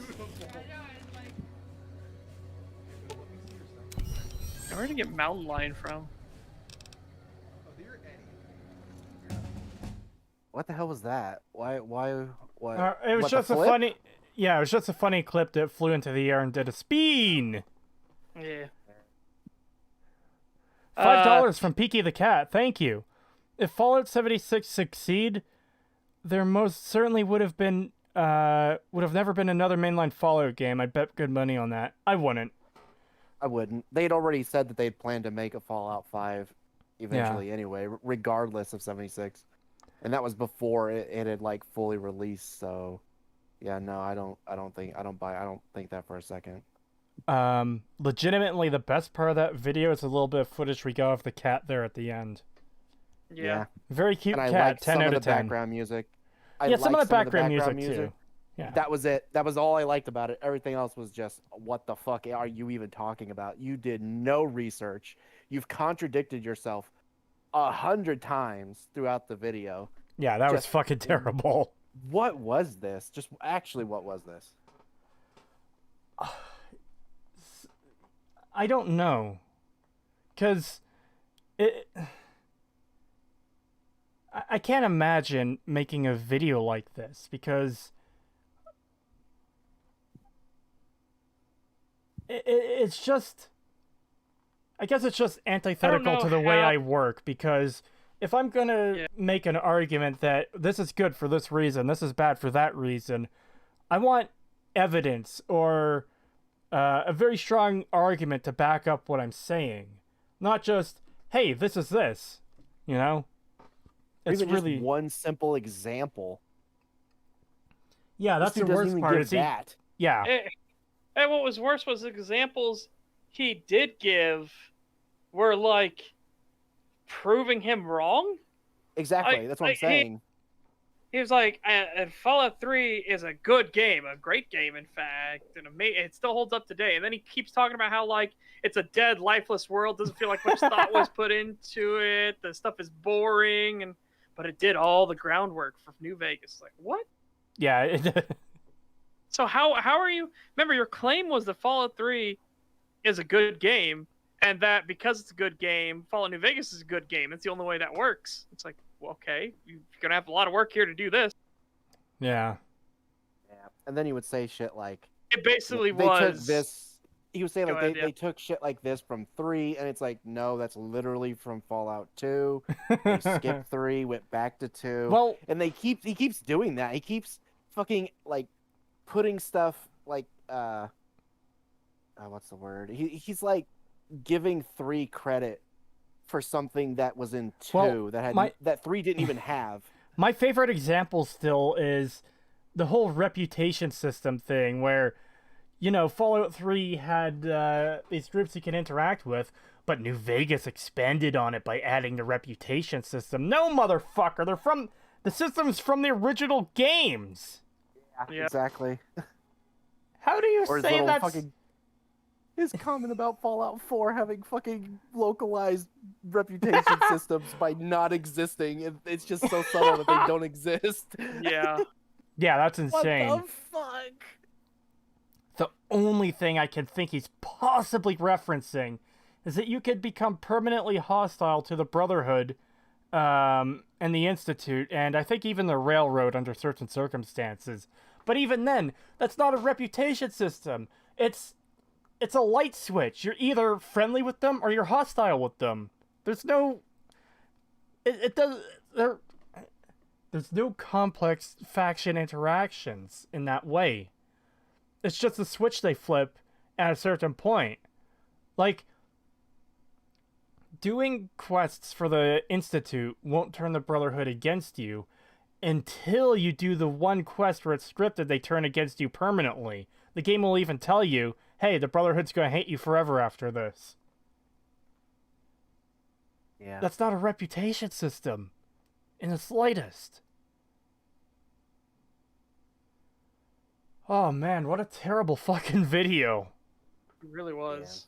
Yeah. It really That was probably lost. the worst video that I have You're back covered with- with you guys. Maybe. Like the Oxhorn videos were bad, but this, I don't think we've covered one in terms of like where I was with you guys that Yeah. was this bad. I think the Half-Life 2 video was still worse than this, but Yeah, that's why I was saying with you. yeah, because no, I'm I know. like, I know. I think the Half-Life 2 one might have been worse, but holy shit, this was bad. Yeah, I know you weren't here for the Half-Life 2 video, but what I was starting to say is I think that one was worse, but even the Oxhorn video, a lot of it was just rambling and repeating the same point over and over again, which, yeah, that's fucking annoying. And he did say some insane shit in his video, but he didn't... It wasn't this level of bad. Yeah, it wasn't this level of like not researched. Yeah. I mean, like the dumb shit of like Star Wars wasn't influential was insane. That was I don't know why he would say something like that. Like you'd have to be completely retarded to say something like that. But Yeah. I don't know. I still feel like this was more insane. I feel like Oxhorn is just more toxic than he is insane. Yeah, that's but probably fair. This guy is just insane. Yeah, or he's really suffering from that delusion where they can't see the fault in stuff that they like. Fanboyitis. Yeah. Which is weird that he can't see it when he can literally When he keeps talking about it, yeah. He can name off the things that are wrong with it and that he doesn't like, and it to the point where he basically talks about the whole game being bad, but then can just turn right back around again and say it's amazing. And I'm just like, how can you say all that stuff about how bad it is, but then immediately turn right back around and say, oh, but it's good? And then, of course, there was that one thing where we were making fun of him about, like, because he was being so reductive that literally all these games are basically the same if he believes that. And then he fucking did it. Yeah. Like, Oblivion and Skyrim are exactly the same as Fallout 3. They're all the same game. Yeah, he realized his own fucking logical fallacy, and then like God. instead of like reversing and being like, no wait, that was actually a dumb take. No, he stuck with. I've got something else to point out here. Look at this fucking thumbnail. Fixing Interplay's mistakes. What the fuck are you talking about? Yeah, what mistakes did they make? What are you talking about? You didn't even mention any of the mistakes they made. You made plenty about Bethesda's in Fallout 3, but you didn't say shit about fucking Interplay's mistakes. They didn't make any mistakes. Well, no, they made apparently mistakes, he did mention Brotherhood of Steel. That was his mistake. Okay, but that's like one game that no one cares about. And still, none of this fixes that mistake if you count it to be a mistake.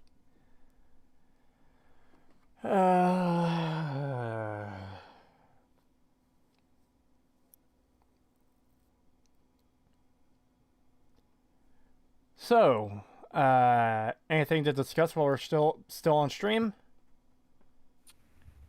Well, I suppose we can talk about the Elder Scrolls video. The script for it has gone shockingly well.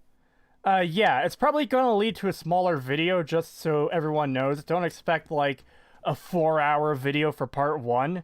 But, we've been playing through it pretty quickly, and, we're gonna reread it and go over it a few times to make sure everything's, like, filled out. Yeah. But for this first part, we're mostly just focusing on mechanics. Yeah, mainly the mechanical elements and a few other things somewhat related to them. For the most part. Part 2 is when we'll really be digging into the story and the Civil War. No idea when that's coming. Yeah, and we'll mention bits and pieces about stuff in part 2, but we gotta talk about the world building too, because holy fuck. Yeah. I'm not sure what part we're gonna put the world building in, but there's so much wrong on that front. Holy fuck. We could talk about it a bit in the Civil War, actually, because it kind of fits in with the whole, like, it doesn't feel like this is actually a rebellion, like, at all. Yeah. Rebellion. Yeah, it is so fucking... There's nothing that makes it sound like a rebellion, and... Well, hey, I just realized it is a rebellion, because, Ulfric Stormcloak read the old High King to death. Yeah, that's what I was. That's what I was making the joke about. Was the rebellion? He's such a fucking coward too. Oh my god. Yeah, what a pussy to do that shit. Come on. Yeah. You couldn't fight him like man to man. Actually, had to cheat. And I know people were like, "But he had to train to get the way of the voice." Yeah, but he held it in his sleeve, knowing it would be a sneaky attack. It was a fucking. It was a whatchamacallit, cheap shot. It was when you punch somebody out of the blue, out of nowhere, they're not expecting it. Yeah, especially when they talk, the way they talk about how this king went, like he was a young kid. Everyone seemed to like him, and like from the guards, apparently like the people who had to like clean up the mess afterwards said like he shouted him apart. Yeah, that's what they say. They shouted him into pieces. And it's like, how the fuck is that considered honorable in any kind of way? Yeah. Like, how are you getting people defending you after doing something like that? Yeah, A he. kid. They And that would even mean- mention it in the afterlife when you see him, and he says that his honor is intact, but Ulfric can't say the same. Yeah, and it's just like, A sucker punch. There you go. Yeah, Yeah. a sucker punch. yeah, it's a sucker punch. And I'm wondering, like, did this kid beat his ass and then he fucking used that shit? Or did he just, like, come in with that? Like, didn't even give him a chance? Yeah. So fucking. Either way, it Oh, looks fucking- bad on Ulfric because he either got his ass kicked by a kid and then basically used a cheat move to win, or he just straight up sucker punched him without without even giving him a chance to fight. Yeah. Creetosis, I recently watched 11 hours video analysis of Oblivion by Patrician TV. You're running for your money now, Owlman. Everyone, go check out I keep fucking up his name. I'm sorry, Patrician. Everyone go check out Patrician's video on Oblivion. It's really fucking good. But just so everyone knows, it's 12 hours fucking long. But it's really good. Giving Let's you see. a run for your money.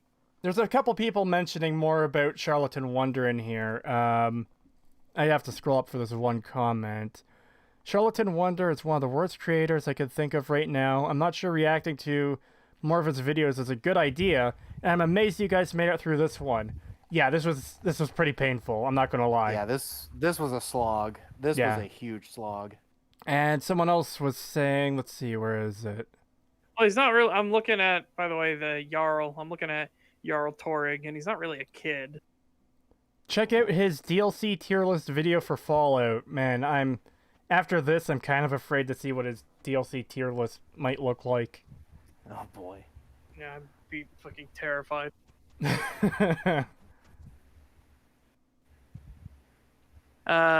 The Ulfric attack is like in Gladiator when the Emperor stabbed Maximus before the final duel. That's exactly what I put. I said there was the same thing. Like, it would have been as if he came in with like a poisoned blade.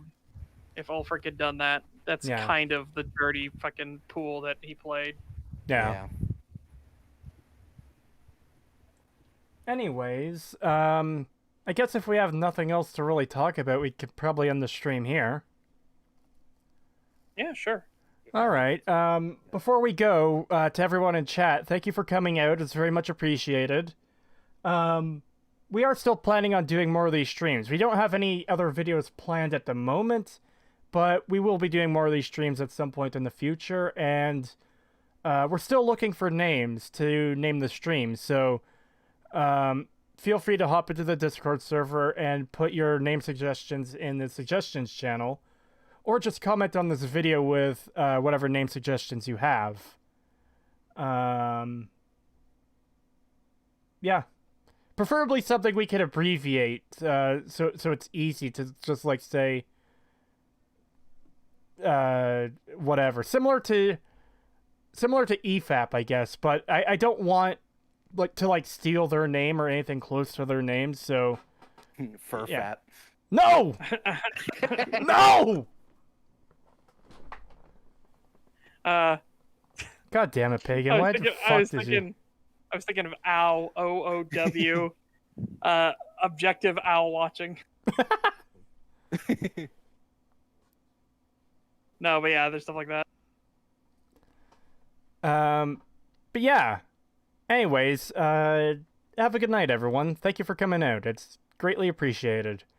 Final note, this stream and the first part of it will be taken down similar to the Half-Life 2 stream, and I'm going to combine them into one video and re-upload them because my fucking internet went out, and goddamn, that's annoying. People are saying fur fat in the No! God damn it, Pagan! I couldn't help it. There are some who would call it Tim. Wow. Fucking love that joke in Monty Python, the Holy Grail. Call it Tim. Anyways, yeah, that's it. Have a good night, everyone. Thank you for coming out. Yep. Take care, everybody.